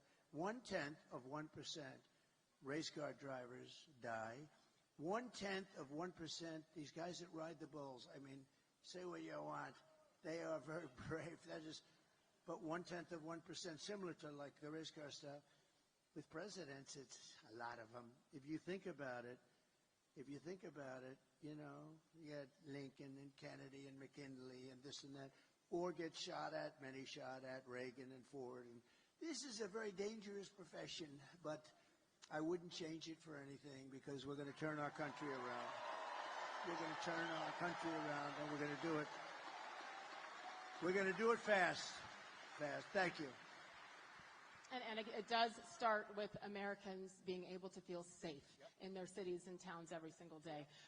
It's interesting, because was it just this past week when you sat down with the Wall Street Journal and called them out on a couple of things, I think is safe to say. Is that the best way to describe it? He let them know what he thought about the ways that they had reported things, and certainly the way that even questions were being asked. And if you look back at that factually, whether it be tariffs, whether it be crime, like we were just discussing, whether it be the border, whether it be COVID, they were wrong about a lot of things, and you called them out on that. In particular, with what we were talking about with the southern border. Well, we have to take care of our border. Our border is so important. And look, it's just common sense. People are coming through that are criminals. You're going to have more crime. And if you remember where Kamala was saying, no, the people that come into our country, they don't commit crime. They are far tougher. The one thing nice, our criminals look like very nice people by comparison. These people are vicious. The level, you just take a look at some of these gangs that are coming in. So our criminals look much nicer than they used to. That's the only thing we can say, but that's not much. The Wall Street Journal was interested. I had like a 2.5-hour meeting with them, and it was a great meeting. I respect the Wall Street Journal a lot, and we had with the editorial board, and they actually wrote a beautiful story about it, but the one thing they said that was great, we've watched this guy for 20 years. The one thing we know is that he's got no cognitive problem. I have no cognitive. She may have a cognitive problem, but there's no cognitive problem. It was nice that they actually said that. They said, you know, if anyone has any questions, we were grilling this guy for 2 hours or 2.5 hours. Got no cognitive. In fact, if anything, he's maybe better. I don't even know if I like this. Maybe he's better than he was 20 years ago. So anyway, no, and I actually call for a cognitive test for all people wanting to run for president. I think not based on age. You know, some of the greatest leaders in the world, and I'm not 80, and I'm not that close to 80, but in the Biden case, he's 81 or 82. And, you know, that's okay because I know people that are unbelievably successful. By the way, a man who's very successful is Rupert Murdoch, and he's 93 or 94. He was at a meeting that I had the following day, and he's sharp as you can be. I mean, he's the same guy that I've known for 25, 30 years. He's sharp, and he's in his 90s. We've had some of the greatest leaders in world history that are in their 80s. And but it was very interesting because in reading the article, it was a great article. But I appreciated that they said that. It's very nice that they say it. I've done cognitive tests. I've done them twice, and I aced both of them. And the doctor, in one case, said, I've never seen anybody ace them. They've never seen anybody ace them. But I'd like to see cognitive tests for anybody running for president or vice president. I think it's important in a way. And it should have nothing to do with the number, the age, in my opinion. No, it's I all think about the test and turn them in and make that part of the everybody. requirement. You know, I did ask about it, though. Why can't they? They say it's unconstitutional, which I think is too bad or ridiculous. But I'd like to see that. I think it would be great if we could have, you know, good, strong tests for people that are running for president, vice president. They do say, however, it's unconstitutional. Who likes the idea of that? I do. Yeah. Well, There's an age minimum, so add that to it, have 35 years that's and a right. cognitive test. Yeah. Because you could be 41 and have cognitive issues, right? I mean, there's I've no... said it for a long time, and I think it would be a great thing if we could do it. Let me ask you one more time to wrap up the topic of the border, because the second you left office and Biden-Harris took over, they immediately implemented changes and changed drastically so many of these 99 things. changes, can you believe? Immediately. Like remain in Mexico. Like you got to remain in Mexico. You can't. That's a little change, right? And you think that was easy to get from Mexico? I said, we want to, and because of tariffs, I said, look, if you don't agree, I'm going to charge you 25% tariffs. They said, we would love them to remain in Mexico. I'll never forget. They were so against it. So they how wouldn't do it. quickly can these be implemented again and changes made? Almost immediately. Remember one thing. I watched her the other night about a bill. The bill was a disaster, by the way. It was a horrible bill. Would have let people have immunity. It would have given people, millions of people would have allowed it to come in aimlessly. It was a hopeless, horrible bill. But she always uses that. And we would institute, you know, she's trying to get tough now on the border after 4 years of destroying our country. Now, all of a sudden, a couple of months ago, they went to a little bit tougher. The only thing she didn't stop are airplanes flying over the border, loaded up. You know how many people? Hundreds of thousands of people come in by airplane. They didn't stop that. They forgot. I think they said they forgot. You know, they want to show a little toughness. But look, we need strong borders. We need great elections. If we don't have great elections and strong borders, then we don't have a country. Those two things and other things, but those two things are at the top of the list. We have to have strong borders. And we want people to come in. Yes. But we want people to come in that can really do it, that can do a job. And we're going to get that. We're going to get that. But we have to get rid of the people. We have to get rid of the people that are now there. She is so bad. Remember what she said. I'm sorry, when you say get rid of the people who are there, some of the illegals that are here? No. I'm talking about the politicians. The politicians, that are allowing okay, this I'm to making happen. sure. No. We have to get rid of the politicians. And remember what she said? She was interviewed on numerous shows and she couldn't come up. What would you do different? I can't think of anything. I don't know. She can't think. Do you know that 325,000, now think of a stadium, a big stadium being filled up many times, 325,000 children are dead or missing under there. They came across the border or they didn't. They're all dead, missing, or into sex slavery or slavery. 325, many of them are dead. I'm sure many of them are dead. Probably their parents will never see their parents like any parent. They want to see them. They get kidnapped, they get taken. 300, and they come through an open border. They're missing or dead, or they're in slavery. 325,000. Think of that. Think of what that means. The number, it's like unheard of. And remember, what would you do different? Nothing. I wouldn't do anything different. So immediately she's disqualified because he's the worst president in our history. She's the worst vice president in our history. And to think that, you know, she's running for president is pretty ridiculous. I feel like you all will agree with me that this is no one here or in this country that I speak to, and you speak to a lot more people than I do, is anti-immigration. It's about doing it the right way. And now we sit here, and I know you hear this everywhere you go, Mr. President, where you hear people saying, send them back, send them back. That process is not easy. No, but we obviously cannot even take care of the taxpaying Americans in this country. Yeah. So when you hear send them back, and some should be sent back based on a quote-unquote resume, what is that process like? So let me just tell you, again, it gets down to the sheriff and local police. They know everybody in town. They know their names, their middle names. They have serial numbers. They've got everything. They know everything. They know all about these horrible criminals coming in from Venezuela, coming in from Colombia. They know everyone. Local police. The local police will work with others. And look, we don't know everything about them because they've been let in without being vetted. But we start with the murders. Nobody wants to have murders. These are people that some were getting the death penalty. They were going to be executed in their own. Some killed more than 5 people. Some killed more than 2 people. One killed like 9 or 10 people. We want them out. We start with them. We start with the drug dealers. We start with the people that are causing. Oh, by the way, you start also with the terrorists. You got to get them out. And then we start figuring out what the hell we're going to do, because what they've done to our country, what they have done, and I'll tell you who is affected most, the black population, the Hispanic population, because their jobs are being lost. People that had jobs for years are losing their job now to people that came into our country illegally. So that's a really, and they're starting to see it. You know, the black population over the last short period of time, their numbers, their unemployment numbers have just skyrocketed. The reason is people coming into the country illegally are taking their jobs. So, and I'll tell you what's going to be affected very much are going to be unions. But you're going to see things happening that are just, it's just too much. In one town in Ohio, a town of, think of this, a town of 52,000 people, they put 32,000 illegal migrants in this town, right? 32,000 illegal migrants into a 52,000 people town. In Aurora, they have people that are running out and walking down the streets carrying weapons. And the landlord to the building is saying, I don't know what I'm going to do here. They're collecting the rent in the building for themselves.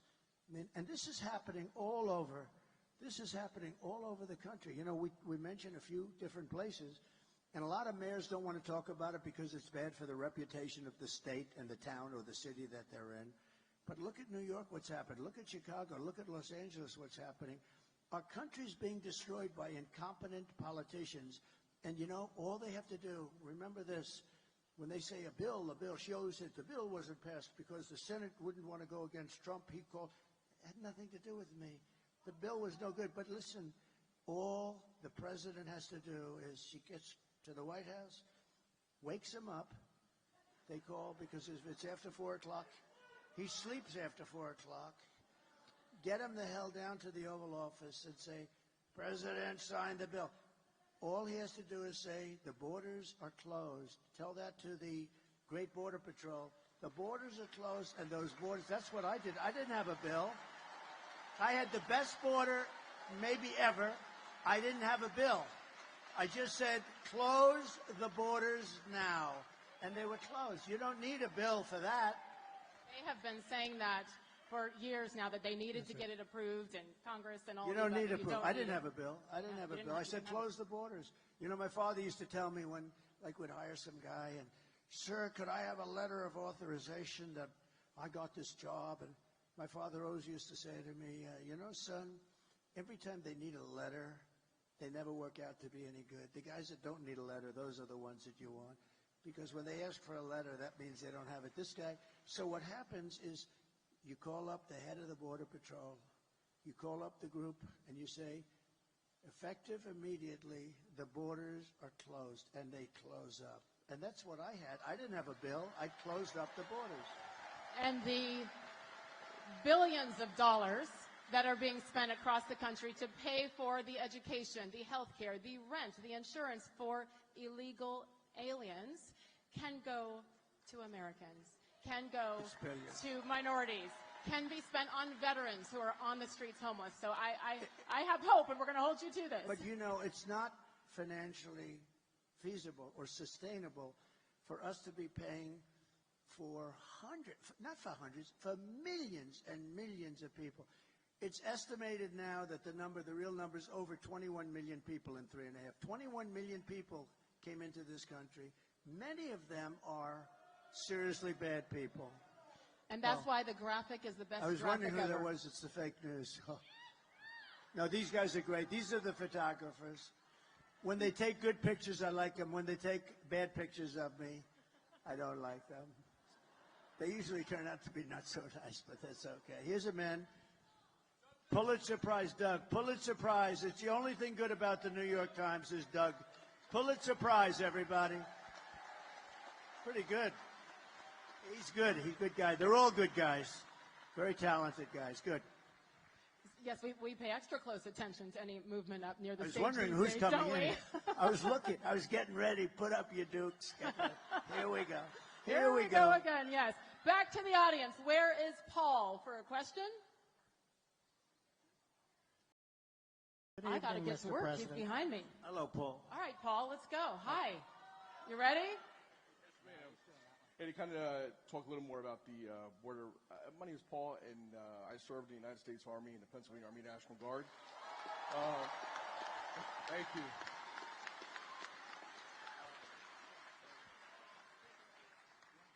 We got to get you on camera, you know? Let me get up. These are the most uncomfortable chairs, but I think we'll get them. There is no chair like that chair. I'm so glad you said it. How are you? Nice to see you, man. Nice to meet you, Go President. ahead, please. Sir, right now members of the National Guard are mobilized because of the crisis at the border. How soon will the wall get finished if you're elected? So the wall, we built hundreds of miles of wall, more than I said I was going to be doing. And again, I had a hard time with Congress on the wall. I took it out of the military because we rebuilt the military. We had a lot of money in the military. We took out billions because I considered it an invasion of our country. It was very easy. And we then got sued by Crazy Nancy and all the Democrats, and we got sued 11 different times. We won all the suits. It was brutal, but we were sued a lot. And we got hundreds of miles of wall built. And then I said, let's add some more. And one of the reasons we did have the great success is because I got the wall built. I was building wall at levels that nobody had ever seen. And we were going through tremendous obstacles. It was hard, but we got it done. And then I said, let's add 200 miles because there were certain areas. You know, it's interesting. When you add wall here, you got to add a little more wall here. And it's like water. It's like water. And we were ready to do that. We ordered 200 miles. It was ready to be thrown up. It could have been thrown up in 3 to 4 weeks. And then we had a very unfortunate election. And these characters took over. And I said, you know, something's going on. They're not putting up the wall. They have to put up the wall. It would have been unbelievable, totally secure, very hard to get through the wall. That was the wall specifically that Border Patrol and all of them wanted. This is the one that they wanted. It wasn't what I wanted. I wanted to have concrete plank going up 30 or 40 feet. They said has to be steel, has to have, have to be able to see through it, et cetera, et cetera. And this is a combination of steel, concrete, and then rebar in the middle, each one of those pieces. And then they have, I told this yet, they have an anti-climb panel on the top. And I hated it because I didn't like the way it looked. These things were so beautiful. And we had to put the anti-climb. But I said, no way I'm going to do that. I hate it. It was costly, but I hated it. And then we had people climbing. And it's true, the anti-climb panel is exactly what it is. It was much harder. So I said, all right, we'll do it. But this is exactly what they wanted. And they didn't want to put it up. And that's the first time that I realized that they actually want an open border. Who would want an open border? It's like, who would want an open border? Who would want men playing in women's sports? Who would want all these transgender operations on your children? So we built a tremendous amount of wall, and we were going to do another 200. But I got Mexico to come in, and they gave us thousands and thousands of troops while we were building the wall.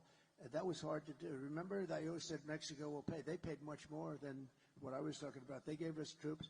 They did a really good job. They didn't want to do it. They said, no way. And I said, way. And they said, no, we're not doing it.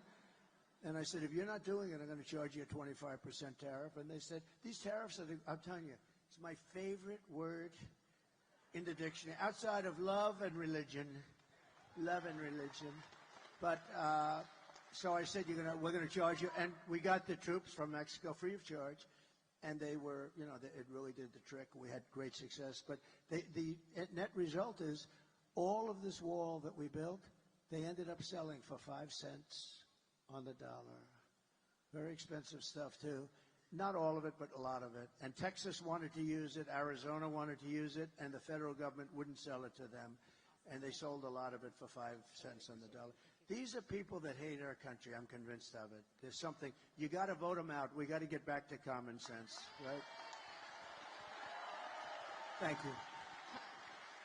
How immediate is that process? We talked about sending certain individuals back. How immediate is the wall process? Can they begin building right away? Yeah, the wall. Yeah. I've become very good at building walls, actually. Remember, there's only 2 things that work. Everything's obsolete other than that. See their cameras? Look at these beautiful cameras they have. In 2 weeks, they'll be obsolete, right? Everything. The computers are going to be up. 2 things. What are the 2 things? Wheels and walls. They're not obsolete. They always work.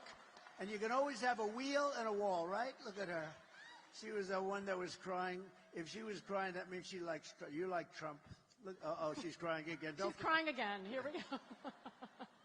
Stand up. Stand up. Show everybody. Oh. Very nice. Thank you, sweetheart. Are your friends as passionate as you? Yes. Well, oh boy, I'm glad they have those good seats. Thank you, darling. Appreciate it. Thank you. We call these, don't we call these happy tears? These are happy Those tears, are of course. tears Yes. that are happy tears. Okay, let's keep it going. Olivia, I'm not sure, is Olivia in the audience or is Olivia on stage? Hello, Olivia. Come join us. You get to stand in the middle here. Go right ahead. Good evening, Mr. President. My name is Olivia, and I'm a first-time voter from Stevens and a college student. Based on the inflation and weak job market, it seems like a big stretch that I'll ever be able to own a home. What is your plan to help bring down inflation and make life more affordable for Americans like me who are just starting off? And a home is a big deal, right? Yeah. You can't have the American dream because I'm giving the American dream. I gave up so much during that 4-year period. We had the greatest economy. We had the greatest everything, and people were back to a thing called the American dream. I'm so glad you used the term. We're going to get interest rates way down.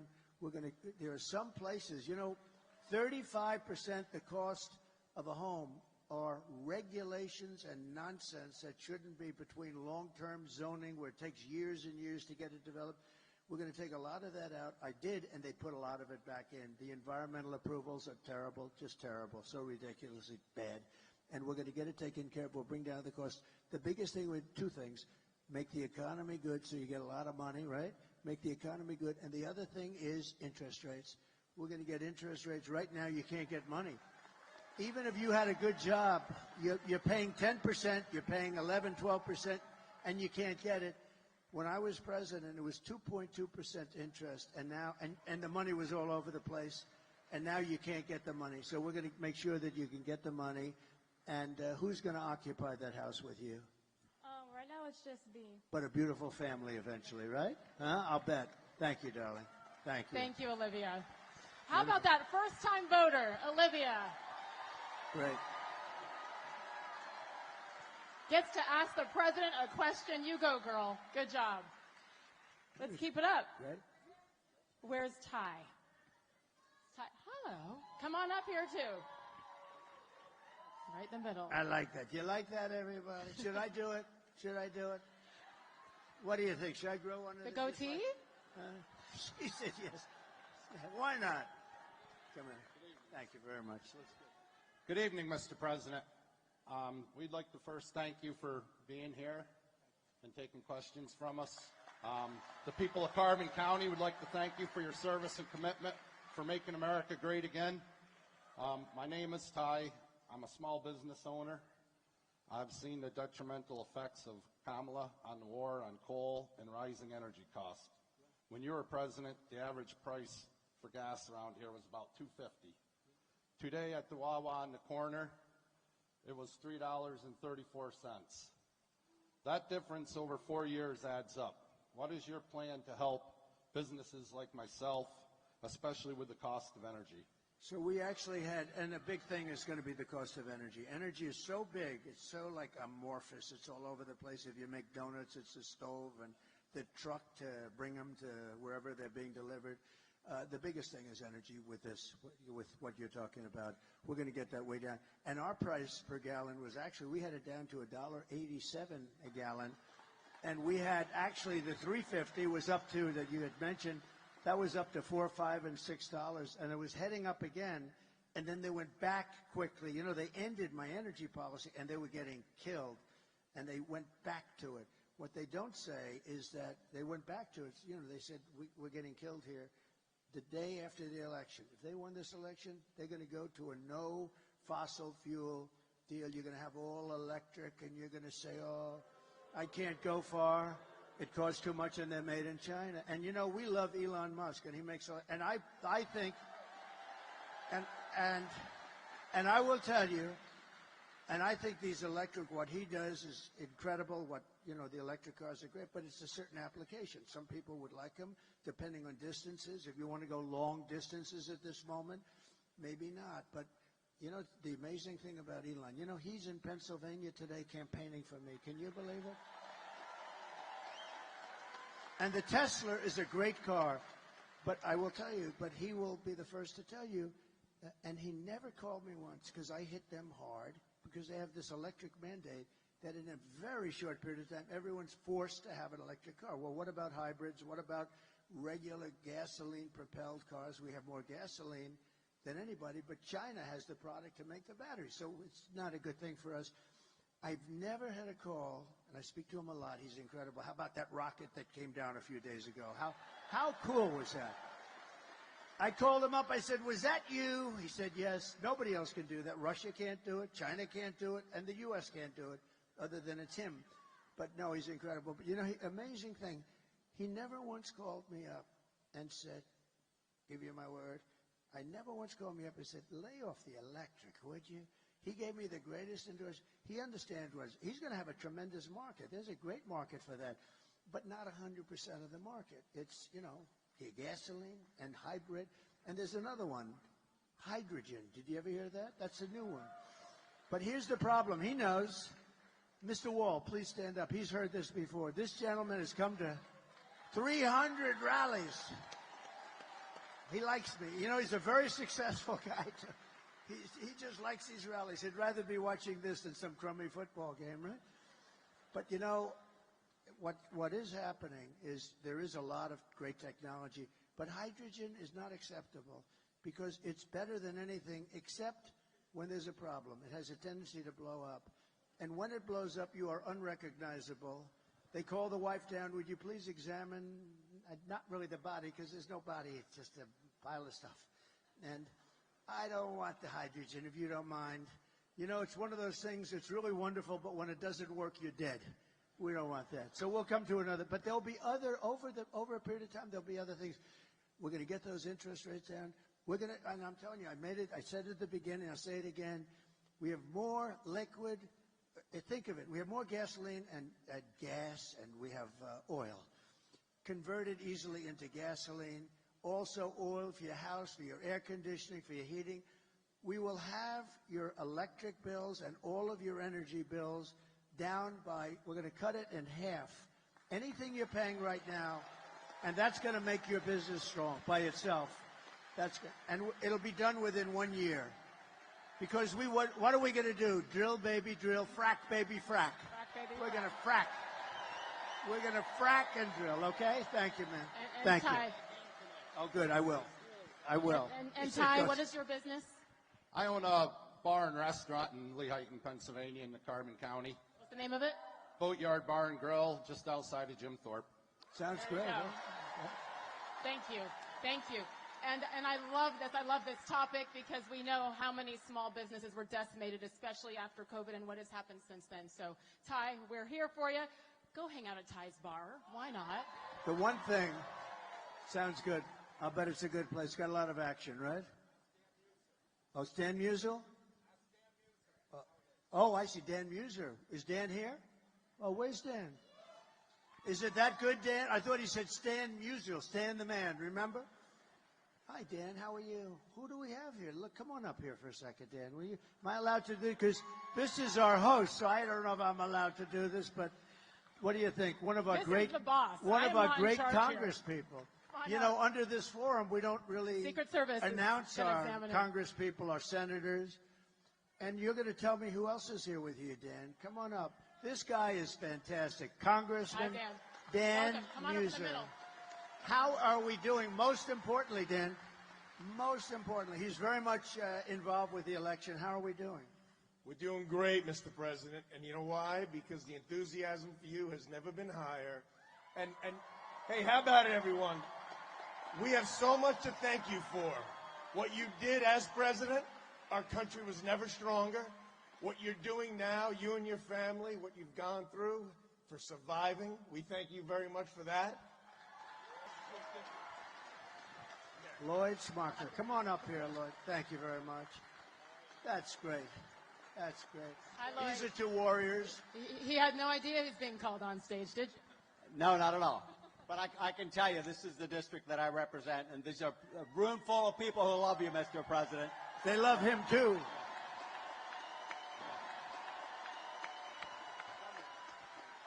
And I'll also tell you the enthusiasm is higher than 4 years ago and even 8 years ago right now. We're seeing volunteers like we haven't seen before. We're going to win this area big. Thank you very much. Thank you both. Thank you, Dan. Thank you, guys. Thank you, man. Thank you. Thanks, Lloyd. Thank you. Good. Oh, I'm lucky. Oh, you have no idea the hell that I'd have to. If we would have said goodbye and these two warriors weren't introduced, I would have had a problem. I would have felt very badly good. Is there anybody else? You're going to go for McCormick. I know that, David. Do you know what I enjoyed watching was the expressions on the faces of the Secret Service as he's inviting people on stage, right? They're not happy. They don't get too happy. That's right. They're saying, excuse me, sir, they won't be allowed on the stage. Anyway, this has been really great. I think you ended the question with Ty about frack, baby, frack. And It's frack, baby, frack. She is not going to frack, by the way. She's been against fracking. She wants to confiscate your guns, and she will do it. You know, with a politician, take a look at their initial record. That's what they go back to. She's only doing this because of the election.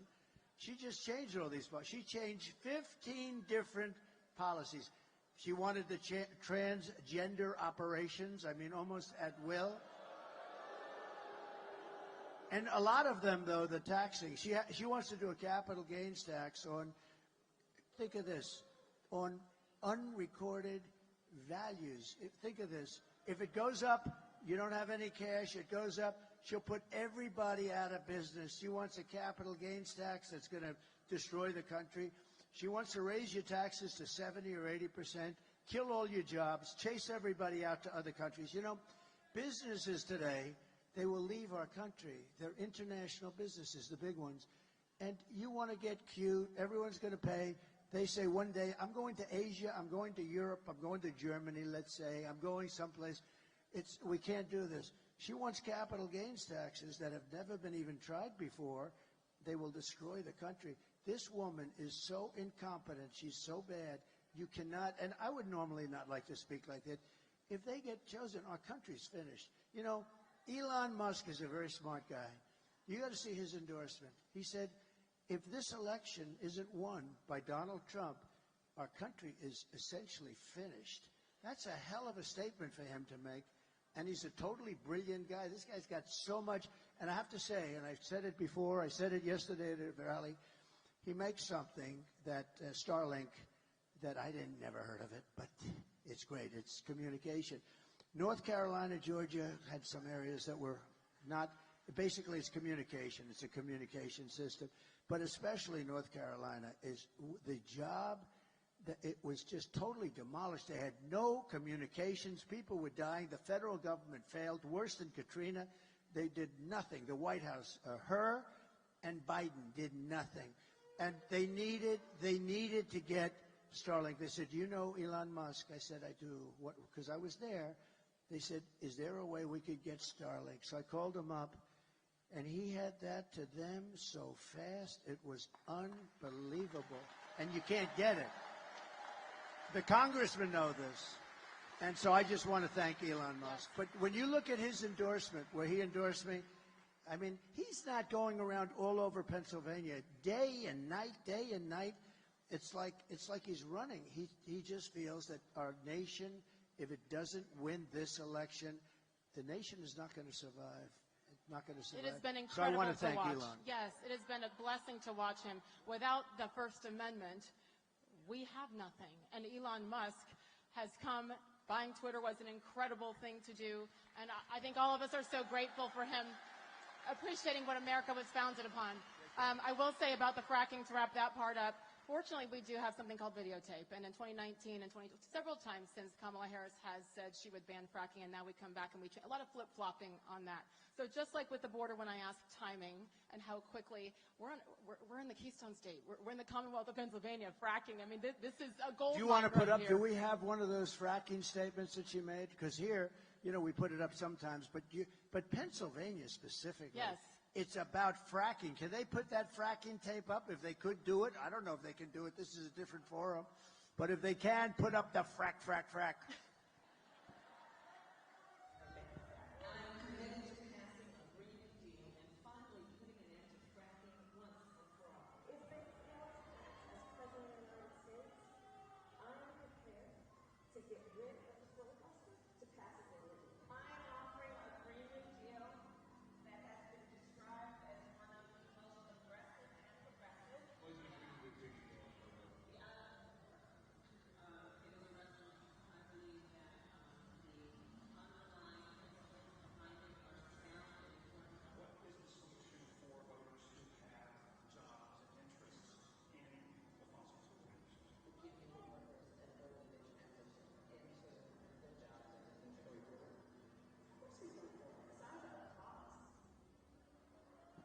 So there you heard it. Good job backstage. Give him I said, give me that fracking statement. No, she doesn't want fracking. She's never wanted fracking. And by the way, she destroyed one of the greatest cities in the world, San Francisco, destroyed it. It's not even livable. She destroyed it, and she destroyed, along with Gavin Newsom. Have you heard of him? Terrible, one of the worst governors. He'll go down as one of the worst governors in history. Gavin Newsom. But the two of them destroyed California. How do you destroy California? The ocean, the temperature, everything is, it's like a perfect place. They're destroying it. They had more people leave it, think of it, than come in. First time, I think, ever. It's an incredible place, and they have virtually destroyed it. And she will not destroy, we're not going to let her destroy America. That's all there is Fracking. to it. How soon, how quickly, how much in Pennsylvania? Well, we have to go. You know, what you're doing is fracking, but you can do much more. You can do double and triple what you're doing right now. You're restricted by so many different things that they put on. So we're going to let them frack like a duck. Frack. You can do 3 times what you're doing now and even 4 times, and you can do it. And it won't have any impact on you. It's not going to have any impact. So we can, and tremendous money. You can lower your taxes for the state. Great for the country. But you're in a state that has tremendous, capability that you wouldn't even think. You don't think of Pennsylvania. When you think of Pennsylvania as a commonwealth and having to do with fracking, 20 years ago, you wouldn't have thought. But now it's your biggest, most important thing. It's 5. The Commonwealth of Pennsylvania produces 500,000 energy jobs. They'd be wiped out. So they can actually do a lot more if they wanted to, if they were allowed. I will allow them to do a lot more. We're going to get your energy bills down at a level that you haven't seen before. It's going to make a big difference. And here we go. We have time for one final question. Sarah, come on up, girlfriend. Hi, Sarah. Hi. Nice to have you here. Good evening, Mr. President. My name is Sarah. I'm a veteran, U.S. Marine veteran, and great. And I'm a Purple Heart recipient. Wait. They didn't hear this part. This is very important. Please say it again, Sarah. I'm a U.S. Marine veteran and a Purple Heart recipient of Lehigh County, Pennsylvania.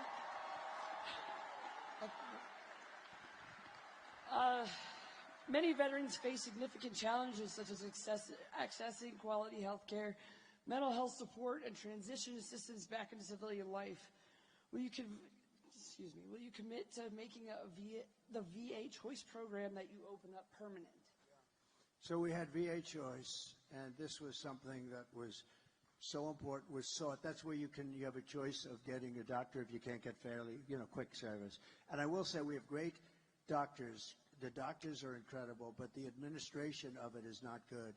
And as you know, 4 years ago, we had the highest rated VA ever. We were at 92% approval rating. And I got two things done.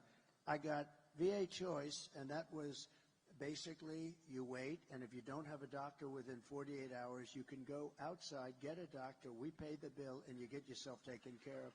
People were waiting for 4 and 5 months to see a doctor. And they were not feeling well, but literally it was a minor thing, and they end up being terminally ill because of it. Think of it, terminally ill. The other thing we did, we had a lot of people that because of civil service and unions and other things, you couldn't fire them under any circumstances, no matter what they were. And they were sadists, and they were thieves. There were a lot of bad people, right? You couldn't fire anybody, so they were living with people that were horrible. And these were both authorized by Congress. One was 52 years, they couldn't get it. The other was 58 years. I got the right to fire bad people that didn't take care of our veterans, right? You know that. And we fired 9,000 people and replaced them with great people, with loving people. And those two things, and we had a 92% approval rating, and it's never been even close to that. Now, here's the bad news. They're very rapidly breaking the system up. And they've hired a lot of the people back that were terrible and that we fired. One of the problems, it's just unbelievable. And they don't, you know why? Because they don't know what the hell they're doing. And the other thing is they're slowly getting rid of choice, so that they're making it so tough that you almost can't use it. We were actually saving money on choice because you save, a doctor would fix them up and get them back and beautiful. Instead, they were getting sicker, and sicker, and many of them became terminal. You know, I did one other thing. I have to say, right to try. That's where you have a right to try medicines that won't be approved for another 4 or 5 years. They've been trying for 50 years, more than that, to get it approved. And, the insurance companies didn't want it. The country didn't want it. Nobody wanted it. The doctors didn't want it because they didn't want to be sued. And I said, here's what we're going to do. I sat down in a room with all of them, the labs. I said, we're going to make a deal. They're going to sign a document saying they're not going to hold anybody liable, and we're going to get the right to try. And nobody really wanted to do it, but we did it. I forced it on them. We have saved thousands and thousands of lives, and even the labs now, and the doctors like it, because we're finding out that, some of these things are incredible. They're taking people that were terminally ill, and they're getting better. Some of them are getting totally better. And we've saved thousands and thousands of lives. It sounds so simple. I love the name, Right to Try.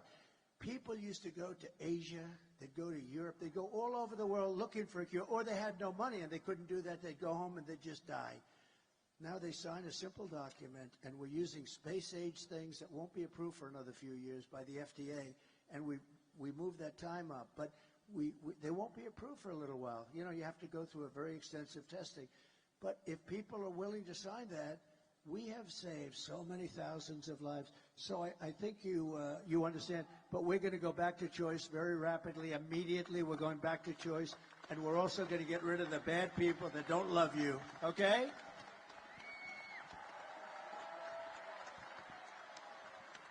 Thank you, Sarah, and thank you for your service. My goodness. Army brat here. That's where our roots are. Our servicemen and women, our first responders, that's where it is. And so thank you, Sarah. Thank you so much, and congratulations. I want to wrap up on this if I could. I had the opportunity a few months ago to talk to your lovely daughter-in-law, Lara Trump, on my show. She is incredible. She's an incredible woman. She is obviously so committed to bringing you back to where you belong. She's an incredible mother. I've been traveling with her a lot lately, and she's amazing. And one of the things we talked about on my show was the why with you. Because you have a lot of other things you could be doing right now. Your bank account looks pretty good. You have a few golf courses around the country. You have a few buildings here and there. You had 4 incredible years. You have grandchildren. You have another one on the way. Congratulations to your daughter, Tiffany. One of my favorite moments with you was watching the RNC and watching your daughter, your granddaughter, 17 years old, on the stage, and what that must have felt like for you. So there's so much that you have, and then you come out here, and you just said it, it's such a dangerous job, and you choose to continue to do this when you don't have to. It's safer, it's cheaper, all of the things to not do what you're doing today. Why? Why? So, thank you. Thank you.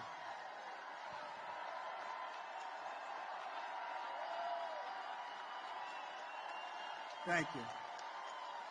So, I probably am asked that question more than any other question. They say, thank you. Thank you very much. Thank you, everyone. I think I'm asked that question maybe like, why do you do this? Or if you had it to do again, sort of a similar question, would you do it over? And the answer to that is so easy and so emphatic, yes. But the reason is,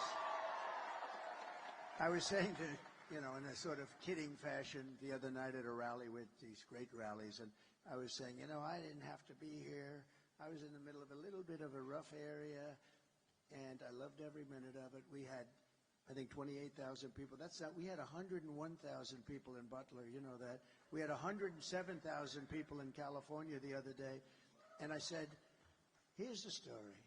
I could be anywhere I want. I could be on the finest beaches having that sun go over that very white skin that hasn't seen sun in years.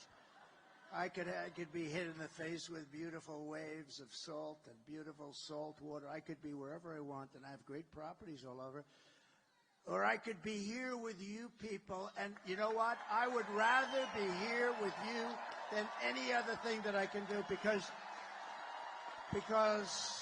you have a lot of people that are rich or wealthy, and they can do what they want to do. But we're doing something that's unique. This is the greatest movement of all time. We're going to turn our country around. Our country is really, it's a failing nation. I don't care what you say. I mean, we're laughed at all over the world by other leaders. 4 years ago, we were respected by everybody. China, Russia. Russia would have never gone into Ukraine. Israel would have never been attacked on October 7th. We would have never had the most embarrassing moment in the history of our country, which is, you saw what happened in Afghanistan, the Taliban. We would have never had, think of it, we would have never had Afghanistan. We were getting out, but we were going to get out with dignity and strength, and we're going to keep the big air base Bagram because it's 1 hour away. Spent billions and billions of dollars, just about the biggest, most powerful, longest runways in the world. We gave it to China. They gave it to China. China's now operating. We were 1 hour away from where China makes its nuclear weapons. We gave it up. Would have never happened. All of these things, we wouldn't have had inflation because our energy was so good. Energy caused the inflation, what they did with energy. But I said to myself, sometimes I think, I see, I get hit with all these lunatics that we have, where the radical left lunatics, where they make up stories about Russia, Russia, Russia. In the end, I wouldn't change what we've done for anything. We're going to make America great again, greater than ever before. And we can't do that sitting on a beach, right? We can't do that sitting on a beach. So I wouldn't change it for a thing. And I just want to thank you. You've really done a great job tonight. And you have a tremendous understanding. You know, I thought that I know you through sports and through other things, but you have really got an understanding of both the good and the bad of where this country is, and I appreciate you being here very much. Thank you. Thank you I'm an very much. American. That's all it is. I just love this country, and I love that you love this country. This is what we need, and he does choose to do this for all of us. So help me give him a grand exit off the stage here, because he has football to go watch. The 47th President of the United States, Donald J. Trump. Thank you very much. Thank you. Get out and vote, everybody. Thank you very much. I will keep this committee informed. The chairman and the ranking member will know any discussions and decisions as we get toward that decision. As you begin consideration, you'll let us know. We'll get into that when we get in there. I'll keep the committee informed of things that we have going on. I have to get in there first, if confirmed by this committee, which I'd hope to earn votes for. We'll see what we got when we get there. And let me just ask you finally, and I appreciate the chairman indulging this additional time. Despite your earlier commentary about me. Well, I don't see anyone waiting to, I'm sorry. I apologize to Senator King. Just one more quick question. The PAC Act, as you know, established the Toxic Exposure Fund to pay for extended and expanded benefits without impacting other non-defense discretionary spending. If confirmed, do you intend to advocate for undoing or altering the Toxic Exposure Fund, or would you like to consider it, continue it in its present form? I think any changes to any program, it would be premature for me to make policy at this or discuss that. I think we'll look at it, the possibility, but I think the intent of Congress will be carried out. I know there's some discretionary with the funding issues with that from the VA. We're going to look at that as we go forward, but I'm at this point, I want to see where we're at, because there is a concern that we made proper implementation. It could have caused some of the budget shortfalls, and we have another program right on top of it, which is going to be the Elizabeth Dole Act, that I promised and commit to you that we're going to make sure that we look at so that we can properly implement your intent and the Congress's intent for this. Just for the record, I hope that you will continue this fund because it provides for a solid source of benefits for those veterans who are suffering from diseases relating to toxic exposures, and that you will continue the outreach program that Secretary McDonough started. Thank you, Mr. Chairman. Senator King. Thank you, Mr. Chairman. I want to make something very clear. I don't want AI to decide if one of my veterans is entitled